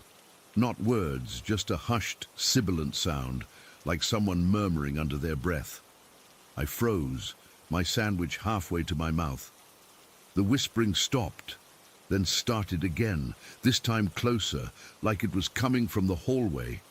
I put down my food and stood up, my hands shaking. I walked toward the sound, and as I entered the living room, I saw the closet door was open again, just a crack, but enough to see the darkness inside. The whispering seemed to be coming from there. I don't know what came over me, but I was tired of being scared. I marched over to the closet and yanked the door open. Nothing there, just coats and shoes, but the whispering stopped abruptly, and in the silence, I heard a soft laugh, a dry, raspy sound that made my blood run cold. It wasn't loud, but it was clear, like it was right next to my ear. I stumbled back, my heart hammering, and slammed the closet door shut. I leaned against it, breathing heavily, and that's when I noticed the temperature had dropped. The room felt icy, and I could see my breath misting in the air. My cats were hiding under the couch, their eyes wide with fear. I called them, but they wouldn't come out. I felt so alone, so exposed. I spent the next few hours just sitting on the couch, wrapped in a blanket, watching the doors. Every creak, every shift in the light made me flinch. I thought about leaving, but where would I go? I had no family nearby, and my friends would think I was crazy. Plus, part of me was stubborn. This was my home, and I didn't want to be driven out. As evening approached, the weirdness escalated. The light started flickering, not like a power surge, but in patterns, fast then slow, like Morse code. The closet mirror in my bedroom began shaking again, harder this time, making a rattling noise I could hear from the living room. I went to check, and the mirror was vibrating so violently I thought it might shatter. I put my hand on it to steady it, and it was ice cold, sending a shock through my fingers. Then, from the corner of my eye, I saw a shadow move in the hallway. A tall, slender shape that darted past the door. I spun around, but there was nothing there. My cats were going nuts, hissing and growling, their fur standing on end. One of them bolted into the bedroom and started scratching at the closet door, like she was trying to get in. I followed her, and as I did, the bedroom door swung shut behind me, slamming with a force that made the walls shake. I was trapped in there with whatever was happening. The mirror was still shaking, and now the closet door started to open slowly, creaking on its hinges. I backed against the wall, my breath coming in gasps. I could feel a presence, something oppressive and cold filling the room. That's when I snapped. I wasn't just scared anymore, I was angry. I pushed away from the wall and stood in the middle of the room facing the closet. "Enough!" I shouted, my voice trembling but loud. "I accept that you're here, but you have to follow my rules. No showing yourself, no touching my things, no scaring me or my cats. You can stay, but you have to respect this space." As soon as the words left my mouth, everything stopped. The mirror went still. The closet door halted mid-open, and the flickering lights steadied. The room warmed up almost instantly, and the oppressive feeling lifted. My cat stopped hissing and came over to rub against my legs, purring softly. I stood there for a long time, just breathing, waiting for something else to happen, but nothing did. The apartment was quiet, normal, like it had been before all the weirdness started. I slowly opened the bedroom door and peeked out. The hall was empty, the other doors closed. I walked through the apartment, checking everything. It all seemed fine. I sat on the couch, exhausted, and my cats curled up with me. I didn't sleep much that night, but there were no more occurrences. From that day on, the hauntings stopped. No more doors opening, no shaking mirrors, no orbs. My cats relaxed and life went back to normal. But I've never been able to explain what happened that day. Was it a spirit, a poltergeist? I have no idea. All I know is that setting those rules worked, and to this day, I sometimes wonder if whatever it was is still there, just following the boundaries I set. But I'll never forget the fear of that Thursday and how close I felt to losing my mind. It's why I still check the doors before bed, and why I never look too long into mirrors in the dark. Story 17. So, I've never really posted anything like this before, but I need to get this out there because it's been eating at me for a while now, and I can't shake the feeling that something really weird happened to me. It's about my brother. He passed away in December 2019, and since then, I've had these moments where I feel like he's still around, sending me signs or something. But this one day, it all came to a head, and I'm still trying to wrap my head around it. I'll just tell it like it happened, no fluff, because honestly, I'm still kind of freaked out. That day started like any other, which is probably why it stuck with me so much. I woke up around 7 in the morning, feeling that heavy emptiness I'd gotten used to since he died. My brother and I were close, you know. We shared a lot, and his death hit me hard. I'd been trying to keep it together, but some mornings, it just felt like a weight on my chest. I got out of bed, made some coffee, and wandered into the living room. The sun was coming through the blinds, casting these long shadows, and everything was quiet. Too quiet, maybe. I remember thinking about him, just missing him, and how stupid it was that he was gone. Then, out of nowhere, this "keep calm and carry on" sign that I had hanging on the wall just fell. It wasn't like it slowly slipped or anything. It crashed to the floor with this loud thud that made me jump. My heart started pounding, and I went over to pick it up. The weird part was, the nail was still in the wall, but the sign had come off like it was never attached. I checked the back of the sign, and there was no hole or anything. It was like the nail just didn't hold it. That sign had been up for years, never moved, and suddenly it's on the floor. I felt this chill, like someone was watching me, but I shook it off. Maybe it was just old or something, but it felt off. I propped it against the wall, thinking I'd deal with it later, but that was the first thing that set me on edge. After that, I tried to go about my day. I sat down with my coffee, scrolling through my phone, trying to distract myself, but my mind kept drifting back to my brother. I started talking to him in my head, you know, like I sometimes do, just telling him I missed him, hoping he was okay wherever he was. Then, out of the blue, I had this seizure. I've never had one before, so it scared the hell out of me. One minute I'm sitting there, and the next, my body just seized up. I couldn't move. My vision went blurry, and I felt this intense pressure in my head. I must have blacked out for a second, because when I came to, I was on the floor, and my muscles were twitching. The craziest part was, my roommate told me later that I was muttering something about talking to him, like I was saying, "I'm talking to him, I'm talking to him," over and over. I don't remember saying it, but hearing that made my skin crawl. It was like something took over me, and I was connected to him in that moment. I lay there for a few minutes, feeling dizzy and disoriented, my heart racing. I managed to get up and sit on the couch, trying to catch my breath. The whole thing left me shaky, and I kept thinking, what the hell was that? Once I felt a bit more stable, I grabbed my phone again, almost on autopilot. I opened Facebook, and there it was. A memory from years ago. My brother had posted these Tool lyrics. The song was about ascending, like rising up or something after death. I read the words, and they hit me right in the gut. Spiral out, keep going, or whatever it was. It felt like he was speaking to me from beyond. My hands were trembling as I stared at the screen. The timing was too perfect, right after the seizure and the sign falling. I started to feel this mix of comfort and fear, like maybe he was trying to tell me he was okay. But it was also creeping me out because it was all so intense. I decided I needed some air, so I went outside. It was around noon by then. The sun was high, but it felt cold, like the warmth wasn't reaching me. I walked to the backyard, where we used to hang out sometimes, and I started talking to him out loud. I know it sounds crazy, but I just said, "If you're here, give me a sign or something." And that's when I heard it. An owl hooting. Not just once, but 3 times in a row, clear as day. Owls aren't common around here, especially not in the middle of the day. I looked around, but I couldn't see it anywhere. The hoots sounded close, like it was right above me, but when I glanced up, there was nothing.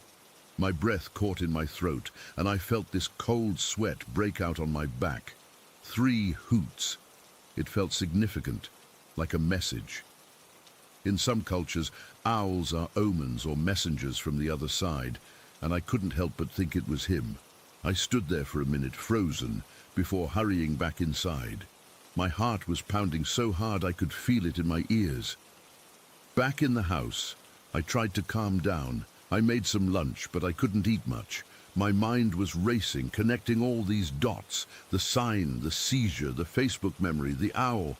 It was like a chain of events that couldn't be coincidence. I started to feel a little comforted, thinking maybe he was watching over me, but then the fear crept back in. What if it wasn't him? What if it was something else? I've always believed in an afterlife, but this was making it feel too real, too close. Later that afternoon, I had to run an errand to the store. I got in my car and drove, the whole time feeling on edge. I kept glancing in the rearview mirror, half expecting to see something. When I parked, I sat for a moment, just breathing, trying to get a grip. As I got out, I noticed a car parked next to mine with a Tool sticker on the bumper. Not just any sticker, it was the same band from the Facebook memory. My brother was a huge Tool fan. We'd listened to their albums together for hours. Seeing that sticker felt like a punch to the chest. I stood there, staring at it, and this wave of emotion hit me. Sadness, but also this eerie sense of connection. I almost reached out to touch it, but I stopped myself. Who puts a Tool sticker on their car and parks right next to me on a day like this? It was too much. I finished my errand quickly, my hands shaking as I carried the bags back to the car. The whole drive home, I kept looking for that car, but it was gone. By the time I got back, it was getting dark. The house felt different, like the air was thicker. I kept hearing little noises, creaks and rustles that I'd normally ignore, but today they set my teeth on edge. I tried to watch TV to distract myself, but I couldn't focus. Every time I closed my eyes, I saw my brother's face or heard that owl hooting. I started to feel this pressure building in my head again, like another seizure might come on, but it never did. Instead, I just sat there, feeling overwhelmed. As night fell, I decided to go to bed early, hoping sleep would help. But lying in the dark, I couldn't shake the feeling that I wasn't alone. I kept thinking about all the things that happened and how they all pointed to him being with me. Part of me wanted to believe it was a comfort, but the other part was terrified. What if these signs weren't peaceful? What if they were a warning or something darker? I drifted off eventually, but I woke up in the middle of the night to a sound, a soft tapping on my window. I froze, my blood running cold. I lay there listening, but it stopped. Then, just as I was about to get up, I felt this cold breeze, like someone had opened a window, but everything was shut tight. I curled up under the covers, my heart hammering, and I whispered, "Is that you?" But there was no answer, just silence. That's where it ended. Nothing else happened that night, but I couldn't sleep after that. I just lay there, staring at the ceiling, until the sun came up. The next day, everything was back to normal. No more signs, no seizures, nothing. But I'm still left with this unease, like something happened that I can't explain. I don't know if it was my brother or something else, but that day changed me. I'm more aware of little things now, and sometimes I still get chills thinking about it.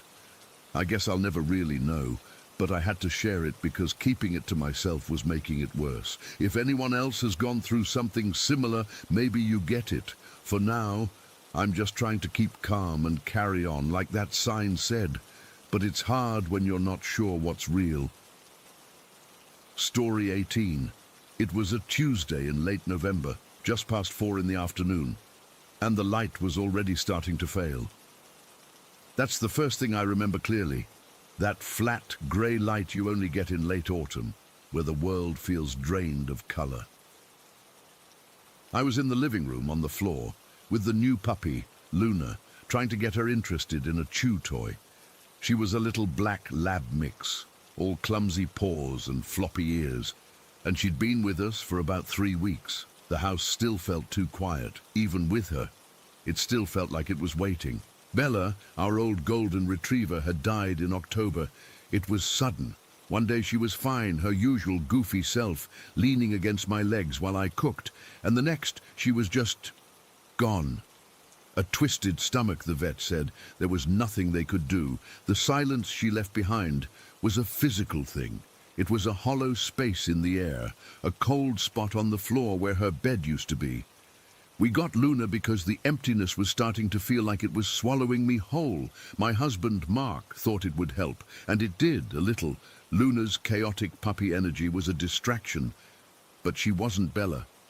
She didn't know any of our routines. She didn't have Bella's specific, gentle way of nudging my hand with her wet nose when she wanted attention. Mark was in the kitchen, I think, making coffee. I heard the click of the mug on the counter. Our house has this layout where the kitchen looks out into the backyard through a big sliding glass door, and next to that door is the doggy door. It's not a standard one. We had it custom built a few years back because Bella was a big girl, and the plastic ones from the store were too flimsy for her. It's a solid wooden flap set into the wall, with heavy-duty hinges and a little rubber seal around the edge to keep the draft out. When Bella went through it, it made a very specific sound. Not a cheap plastic slap, but a solid, weighted thump, thwack. A two-part sound. The thump of the wood hitting the frame as she pushed it, and the thwack of it swinging back into place. You could hear it from anywhere in the house. So I'm on the floor with Luna and I hear it. Thump, thwack, clear as day from the kitchen. And then, a split second later, a single sharp bark. It wasn't Luna's high-pitched questioning yelp. This was deeper, fuller. It was Bella's bark. My head snapped up. Luna's did too, her ears perking forward, her little body going still. From the kitchen, Mark called out, "Hey girl, back inside already?" He thought it was Luna. He must have heard the door and the bark and just assumed. But Luna was right here. She was in my lap, her warm, tiny body a solid weight against my legs. I felt this cold jolt, like I'd been doused with ice water. "Mark," I called out, my voice tighter than I meant it to be. He appeared in the doorway holding his coffee mug. "Yeah? Where's the dog?" He glanced down at Luna in my lap, then back at me, a confused smile on his face. "Right there." "No, I heard the dog door and a bark." "So did I," he said, his smile fading. I thought she'd come back in. We both looked at the empty space in the hallway that led to the kitchen and the back door. Nothing. No wet paw prints on the tile. No panting dog. Just silence. "Maybe it was from outside," Mark said, but he didn't sound convinced. "We have a tall fence. The neighbors' dogs are small and yappy, nothing like the sound we'd just heard. And the dog door. That sound was inside the house. It was unmistakable. We didn't talk about it much after that. Mark finished his coffee and went back to reading the news on his tablet. I tried to go back to playing with Luna, but my heart was hammering against my ribs. I kept staring at the hallway, expecting to see something, a shadow, a flicker of movement, anything. All I felt was that old, familiar emptiness, but now it felt watchful. The rest of the afternoon dragged on. I made dinner, something simple, pasta, I think. We ate in front of the TV, but I couldn't tell you what we watched. My ears were straining, tuned to the frequency of that house, listening for any sound that was out of place. The furnace kicked on, the clock in the hall ticked, Luna snored softly on the couch beside me, normal sounds, safe sounds. It was later, after 10 o'clock, when it happened again. Mark had gone up to bed already. I was tidying up the living room, folding the blanket, picking up Luna's scattered toys. The house was quiet, the kind of deep quiet that only happens late at night. I was bending down to pick up a squeaky hamburger toy from under the coffee table when I heard it. Not the full thump-thwack, just the interior flap opening. The dog door has 2 flaps, one on the outside that leads to the backyard, and one on the inside that opens into the utility room before you get to the kitchen. You only ever hear the interior flap open if the dog is coming in from outside. It's a softer sound, just the whisper of the wood swinging inward. Shh! Thump! I froze. Bent over in a crouch, my hand still hovering over the stupid hamburger toy. My breath caught in my throat. I didn't move. I just listened. I waited for the sound of claws on the tile, the jingle of a collar, a sniff, the heavy, contented sigh Bella would always make when she came inside and plopped down on the cool floor. Nothing. Absolute, total silence. The interior flap had opened. Something or someone had come in from the utility room into the main part of the house. But nothing had entered. The hallway was dark and empty. A cold dread, thick and syrupy, started to spread through my veins. This wasn't a mistake. This wasn't the wind. The wind doesn't open just the interior flap. The wind doesn't mimic the exact unique sound of a custom-built dog door. My skin prickled all over, like 1,000 tiny needles were pressing into me. My mouth went completely dry. Slowly, so slowly my joints ached. I straightened up. I didn't want to turn around. I was terrified of what I might see in that dark hallway, or what I might not see. I could feel the air in the room had changed. It was heavier, charged with a kind of static electricity. The hair on my arms was standing up. I had to look. I had to know. I turned my head, my heart pounding so hard I could feel it in my ears. The hallway was a rectangle of deeper shadow, empty. But the feeling was not empty. There was a presence. It's the only way I can describe it. It was like when you walk into a room and you know, just know, that someone else is there even before you see or hear them. That feeling of not being alone.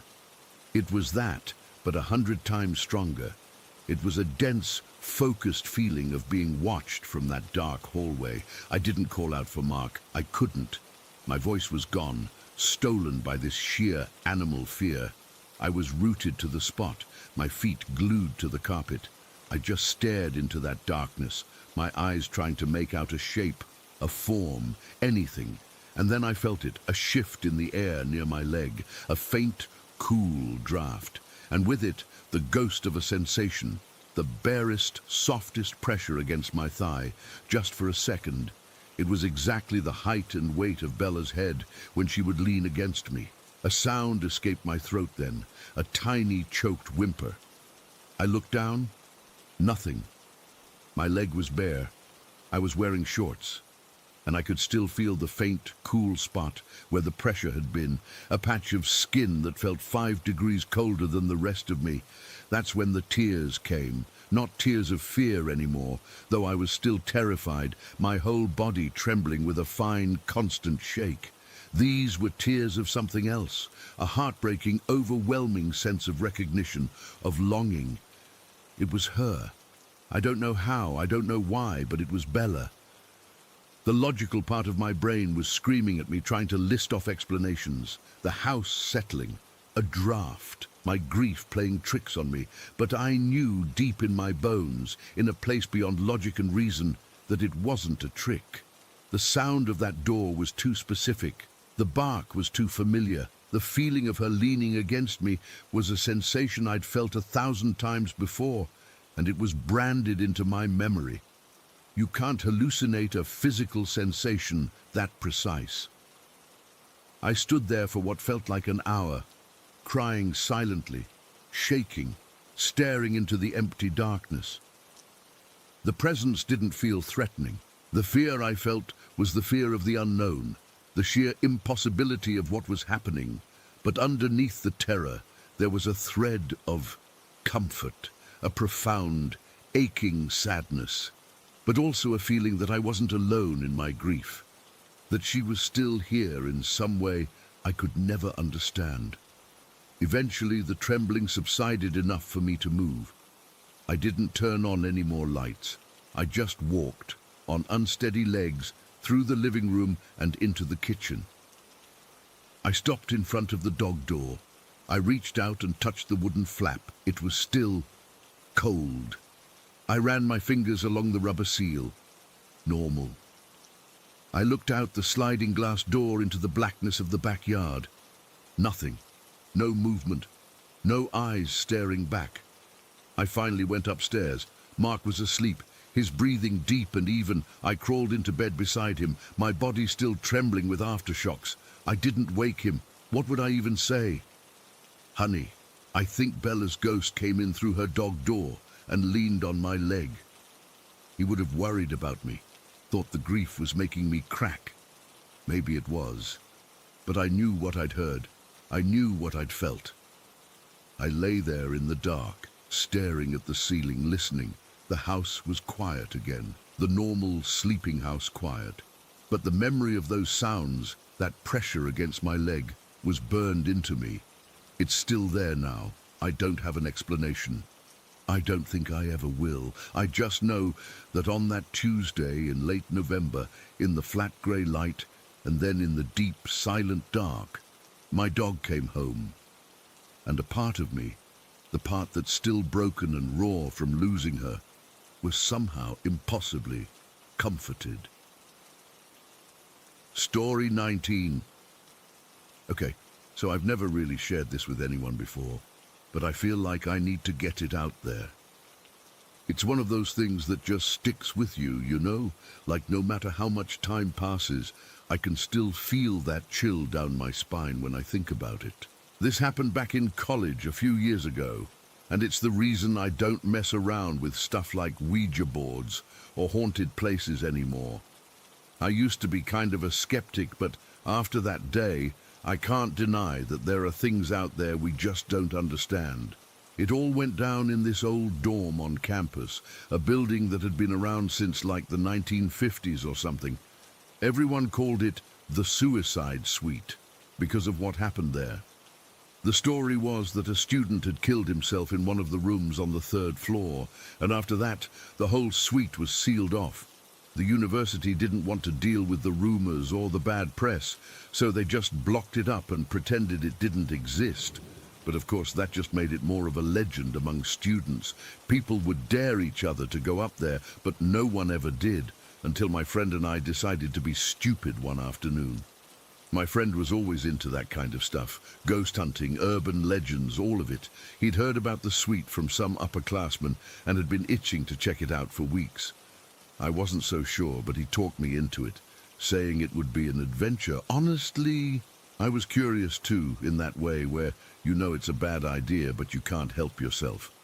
So we picked a day when most people were in class, around mid-afternoon, and made our way over. The dorm itself was creepy as hell, even from the outside.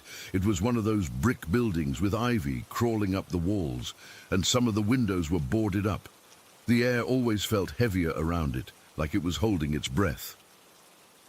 We snuck in through a side door that was usually left unlocked for maintenance, and the inside was just as bad. The hallways were dim, with flickering fluorescent lights and that old building smell. Dust, mildew, and something else, something stale. It was quiet, too quiet, like the whole place was waiting for something. We headed up to the third floor, and the staircase creaked with every step. I remember my heart was already beating faster than normal, and I kept looking over my shoulder, half expecting to see someone behind us, but there was no one.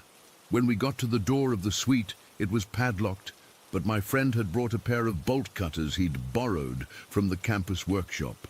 He made quick work of the lock, and the door swung open with a groan that made my skin crawl. Inside, the suite was exactly how I'd imagined it. Dark, dusty, and frozen in time. It was a small living area with a couple of rooms branching off, and everything was covered in a thick layer of dust. The furniture was old and worn, like it hadn't been touched in years. But the thing that stood out immediately was this one chair in the corner. It was a wooden chair, kind of rustic, and it was positioned facing the center of the room. Rumor had it that the chair was left there for the spirit, like an offering or something, to keep it calm. I don't know why, but seeing it sent a shiver down my spine. It felt intentional, like someone had placed it there for a reason. We started poking around, and the air was so still it was almost suffocating. My friend was all excited, taking pictures with his phone and whispering about how cool it was. I was just trying not to freak out.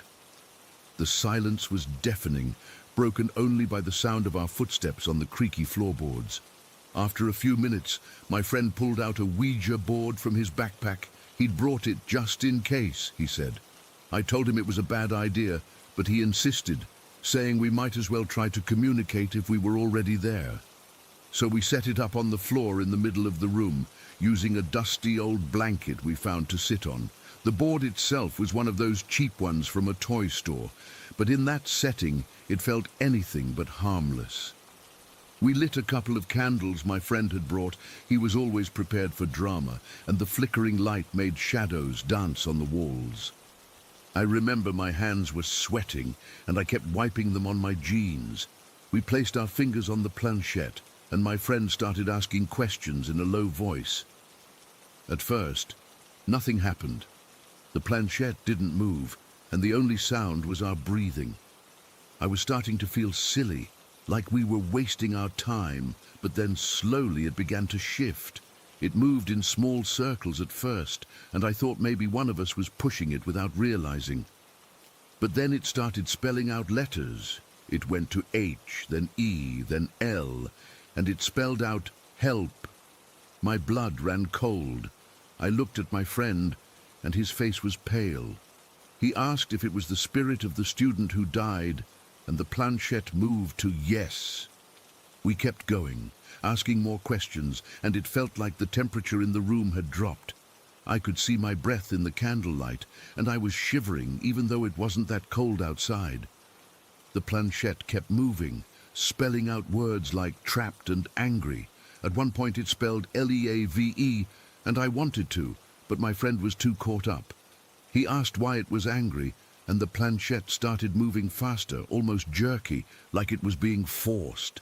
That's when we heard the first noise, a soft creak from one of the other rooms. We both froze, and I felt my heart hammering in my chest. My friend whispered, "Did you hear that?" And I just nodded, too scared to speak.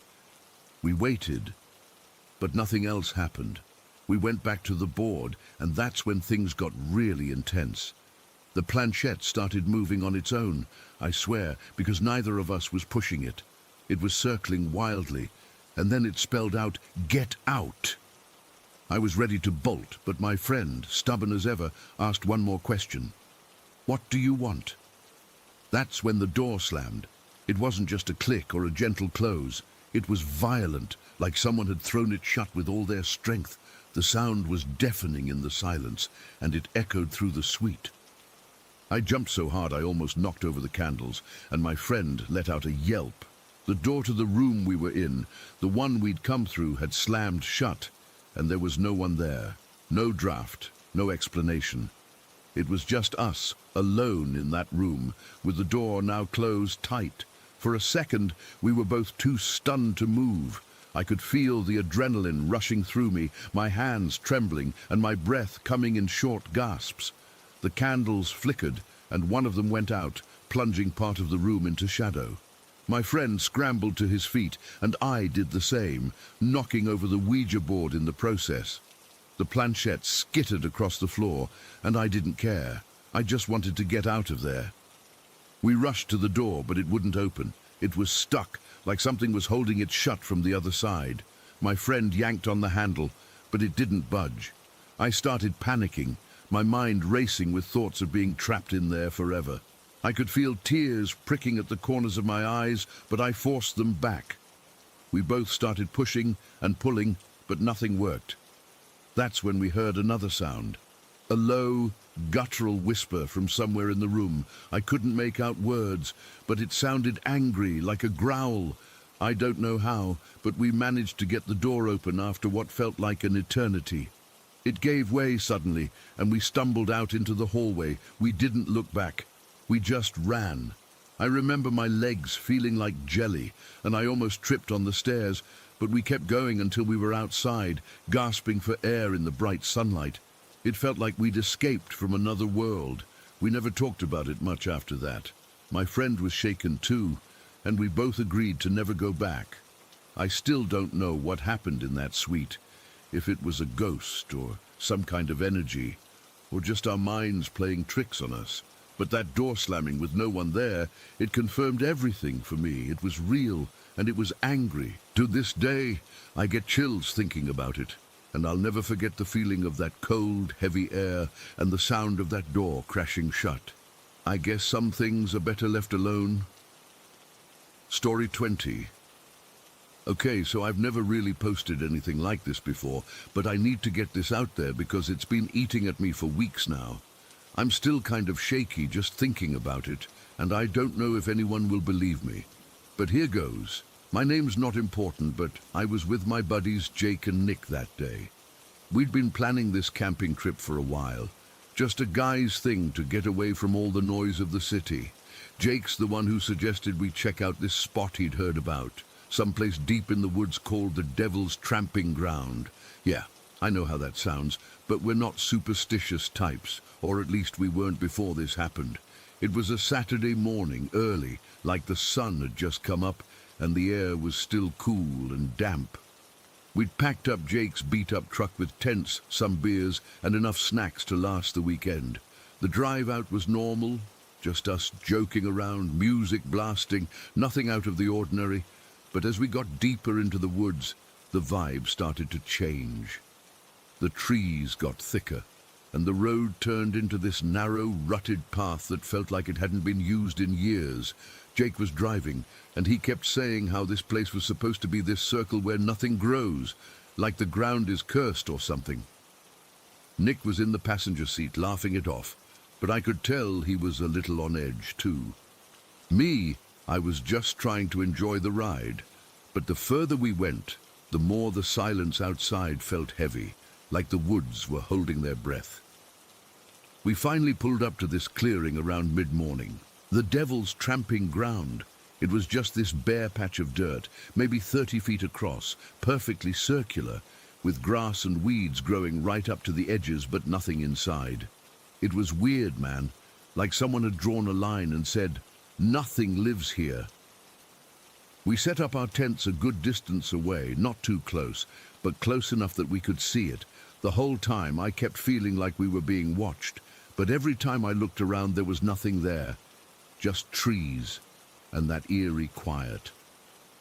The day started off okay.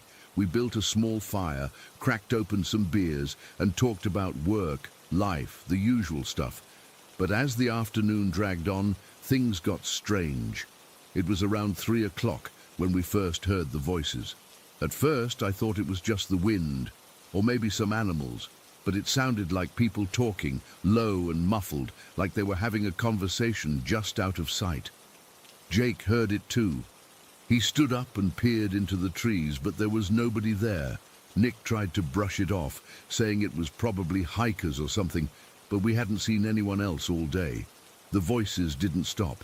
They'd fade in and out, sometimes sounding close, other times far away.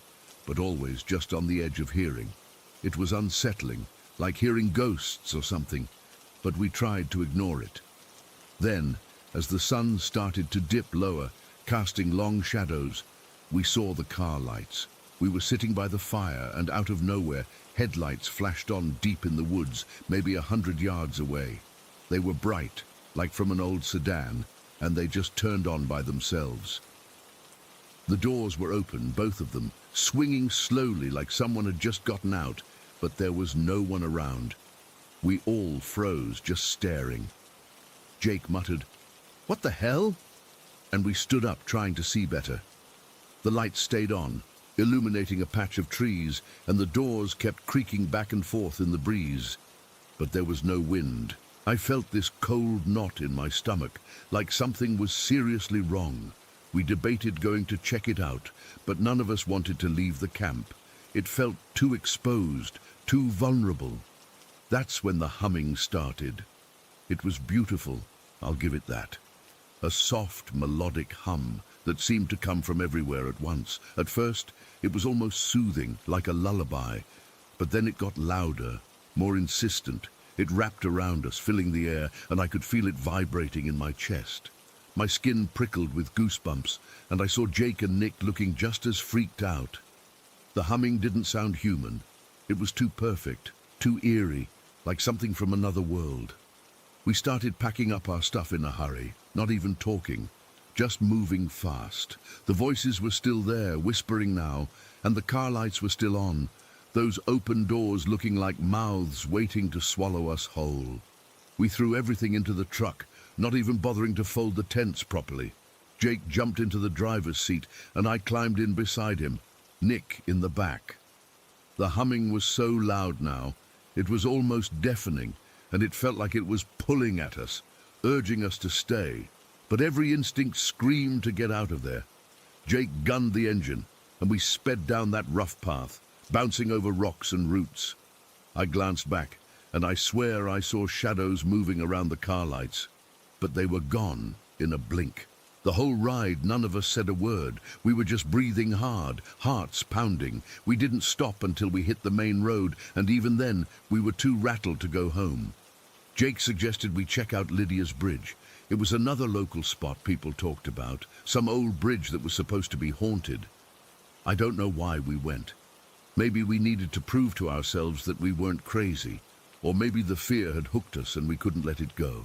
It was getting dark by then, the sky turning a deep purple, and the air had that chill that comes with nightfall. Lydia's Bridge was this narrow wooden structure over a creek, surrounded by more woods. We parked a ways off and walked up to it. The place felt heavy, like the air was thicker here. As we got closer, I noticed the same humming, softer now, but still there, drifting from under the bridge. My hands were shaking and I could feel sweat on my forehead despite the cold. We stood at the edge, peering into the darkness below, and that's when I saw it, a faint glow, like a soft light emanating from the water. And for a second, I thought I saw shapes moving, like doorways opening and closing. Jake whispered, "Do you see that?" And Nick just nodded, his face pale. The fear hit me like a physical blow, this deep, gut-level dread that we'd stumbled into something we shouldn't have, like these places were connected, portals to somewhere else. We backed away slowly, not daring to run, and got back in the truck. We drove off without looking back, and the whole way home none of us spoke. I still don't know what happened that day, but I can't shake the feeling that we brushed up against something ancient and terrifying, and it's left me wondering if we ever really left it behind. Story 21. It is weird, writing this all down. Part of me still feels like if I talk about it too much, it might... I don't know, hear me, but I have to get it out. I've been carrying this around for weeks now, and it's like a weight stuck right in my chest. So, I moved into this flat in New Delhi about 4 months ago. It's in this older building, not one of the fancy new high-rises, but it had good light and the rent was decent. For the first couple of months, everything was fine, more than fine. It felt like home, which is a big deal when you're living alone in a city this size. I'd set up my little plants on the balcony, bought a fish tank with a couple of neon tetras, just making it my own. Then about 2 months ago, things started to get off. It didn't happen all at once. It was slow, a creeping kind of wrongness that started in one specific part of the flat, the north side, my bedroom, and the attached balcony face north. That's where it all began. It was the plants that I noticed first. I'd had these 2 little money plants that were doing really well, putting out new leaves all the time. Then, one morning, I saw that the leaves on one of them had these black spots. Not like a fungus or anything I could look up online. This was different. It was like the green was just being sucked out, leaving behind this dry, brittle blackness. Within a week, both plants were just dead, completely black. Not brown, not wilted, black, and they were crumbly to the touch like charcoal. I remember picking one up and it just disintegrated between my fingers, leaving this black dust on my skin. I had to scrub my hands raw to get it off. Around the same time, my fish started acting crazy. They're usually pretty chill, just drifting around. But they started swimming in these frantic, jagged patterns, slamming themselves against the glass of the tank. I thought maybe the water parameters were off. I tested everything, did more frequent water changes. Nothing helped. One of them just died. I found it floating one morning, and the other 2 looked panicked. Their little gills were flaring really fast. You don't think of fish as having expressions, but I swear to God they looked terrified. Then the physical stuff started. Me and my partner, who stays over most weekends, we both began waking up with these crushing headaches. Not your normal need some water headaches. These were like a tight metal band was being screwed around your skull, and a deep, aching pain in our lower backs, right at the base of the spine. It was there every single morning without fail. We started dreading going to sleep. We'd lie in bed in the dark, and the air in the room just felt thick, heavy. It was harder to breathe in there, like the oxygen was thinner. I started sleeping on the couch in the living room, which faces south, and I'd feel a bit better, but the moment I stepped back into the bedroom to get dressed, the headache would slam back into me within minutes. I finally called my landlady. She's a nice older woman, lives on the top floor. I was embarrassed, thinking she'd tell me I was being hysterical. But when I mentioned the headaches and the feeling in the bedroom, she got very quiet on the phone. Then she said, "You too?" She told me that the tenant in the flat directly above mine, the one with the same north-facing layout, had moved out suddenly a few months back. She said that woman had complained about the exact same things: headaches, backaches, a feeling of dread, and she'd mentioned her clothes. But she didn't elaborate on that. My landlady said she'd been feeling a strange negativity in the building herself lately, and she'd already arranged for a priest to come and do a puja, a cleansing ritual. She asked if he could do it for my flat as well. At that point, I would have agreed to anything. I said yes immediately. He came last Tuesday. That was the day everything came to a head. I took the day off work. I remember the light that morning was weirdly flat and yellow, even though it was a clear day. The priest arrived around 10 in the morning with my landlady. He was an older man, quiet, with a very calm presence. He didn't say much to me, just nodded and started setting up his things in my living room. But the moment he stepped toward the corridor that leads to the bedrooms, he stopped. His whole demeanor changed. The calmness vanished. He looked alert, wary. He held up his hand and told us to stay back. He walked slowly down the corridor and paused outside my bedroom door. He didn't even go in. He just stood there for a long time, his head slightly tilted like he was listening to something. I was standing behind him, and I felt it too. A drop in temperature, for one. It was at least 5 degrees colder in that hallway, and that heavy, suffocating feeling was stronger than ever. It was like walking into a wall of wet, cold cloth. He came back into the living room, his face serious.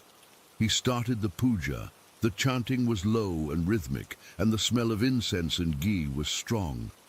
For a little while, as he chanted in the living room, I actually felt a sense of relief, like a pressure was being lifted. I thought, okay, this is working, this is what we needed.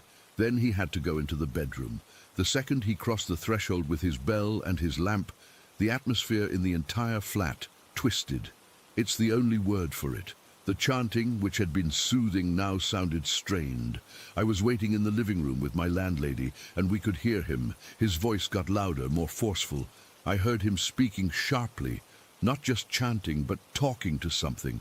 I couldn't make out the words, but his tone was one of command, and then, I swear, of confrontation.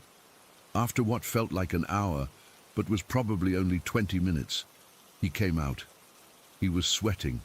Even though the bedroom was freezing, he looked exhausted, older. He sat down with us, and my landlady translated for him, her voice shaky. He said the north side of the building, our flats specifically, had a very strong negative energy attached to it. He said there was a young woman, a girl really. She had lived in one of these north-facing flats a long time ago, back in the 1970s, and she had taken her own life in that room, my room.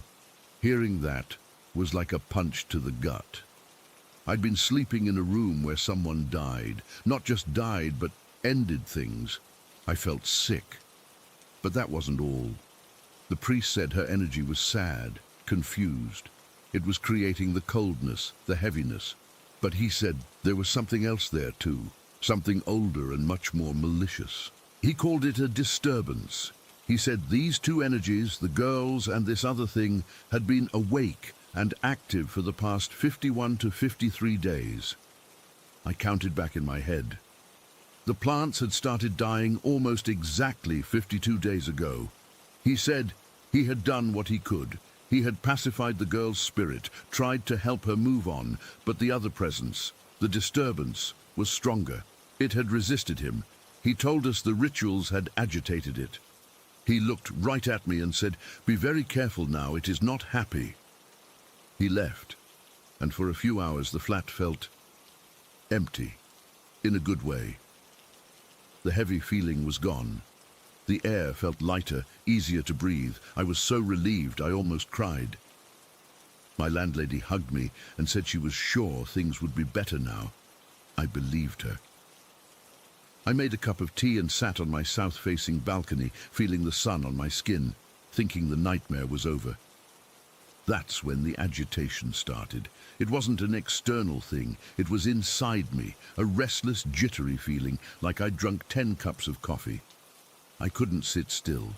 My skin felt crawly, like there were insects marching just under the surface. I tried to watch TV, but I couldn't focus. I tried to read, but the words just swam on the page. This wasn't a normal anxiety. This was a physical, buzzing energy that made me want to jump out of my own skin.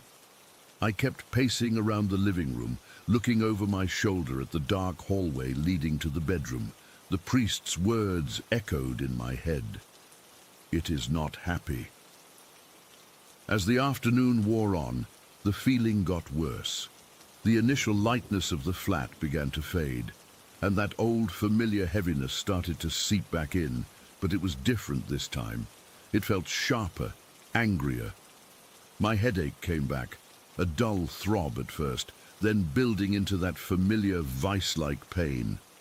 My back started aching again, a deep, bone-weary soreness. I decided to take a shower, thinking the hot water might calm my nerves. I went into the bathroom, which is also on the north side, just next to the bedroom. The moment I turned on the light, I felt a wave of cold air. The small window was shut tight. I ignored it, undressed, and got in the shower. The water was scalding hot, but I couldn't get warm. I felt chilled to the bone. I kept my eyes squeezed shut, just letting the water pound on my head, trying to drown out the buzzing feeling in my body. When I got out, I was shivering. I reached for my towel, and that's when I saw it. My clothes. I'd left them folded on the closed lid of the toilet seat, my jeans and a white cotton t-shirt. The t-shirt was no longer white. It was yellow, a pale, buttery, sickly yellow. Not a stain from something I'd spilled. The entire shirt was uniformly this color, as if it had been dyed. I stared at it, my mind refusing to process what I was seeing. I picked it up. It felt normal. It smelled normal. It was just yellow. My heart started hammering against my ribs. I dropped the shirt and pulled open the bathroom cabinet where I keep my cleaning supplies. I had a pile of clean white rags in there. I pulled them out. They were yellow too. Every single one of them. The same uniform, pale yellow. A cold dread, separate from the chill in the air, washed over me. I ran out of the bathroom, dripping wet, and went to my wardrobe in the bedroom. The cold in there was intense, like a walk-in freezer. I yanked the door open and started pulling out my clothes, my white work shirts. Yellow, my white socks. Yellow, a white duvet cover I'd just washed. Yellow. It was everything white, and only the things that were white. My colored clothes were completely untouched. It was targeted, specific. I stumbled back into the living room, wrapped in my towel, my teeth chattering. I felt violated in a way I can't even describe. This wasn't a ghost making the room cold or giving me a headache. This was something intelligent. Something that could see my things, knew what color they were, and could change them. The priest's words about the other presence, the disturbance, rang in my ears. This was its work. This was it showing me that it was still here, that it was powerful, that the rituals hadn't driven it away, they had just pissed it off, and this was its response. This bizarre, mundane, utterly terrifying act. It didn't break anything. It didn't write on the walls. It didn't throw things. It just changed the color of my clothes, as if to say, I can alter the very fabric of your reality. What else can I do? I spent the rest of the evening huddled on the sofa in the living room, wrapped in a blanket, staring at the hallway. I didn't sleep. Every creak of the building, every noise from the street made me jump. The agitation was still buzzing under my skin, but now it was fused with a pure, undiluted fear. The fear wasn't of being hurt, not exactly. It was the fear of the unknown. What was this thing? What did it want? And what was it going to do next? The yellowing of the clothes was its message, and I have no idea how to reply. I'm still living here because my lease isn't up and I can't afford to break it. The landlady is sympathetic, but she doesn't know what to do either.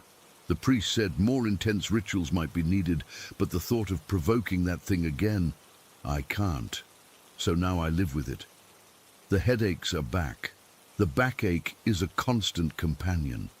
I avoid the north side of the flat as much as I can. I sleep on the couch, and all my white clothes are packed away in a suitcase, a sickly pale yellow, a constant silent reminder that I'm not alone here, and whatever is with me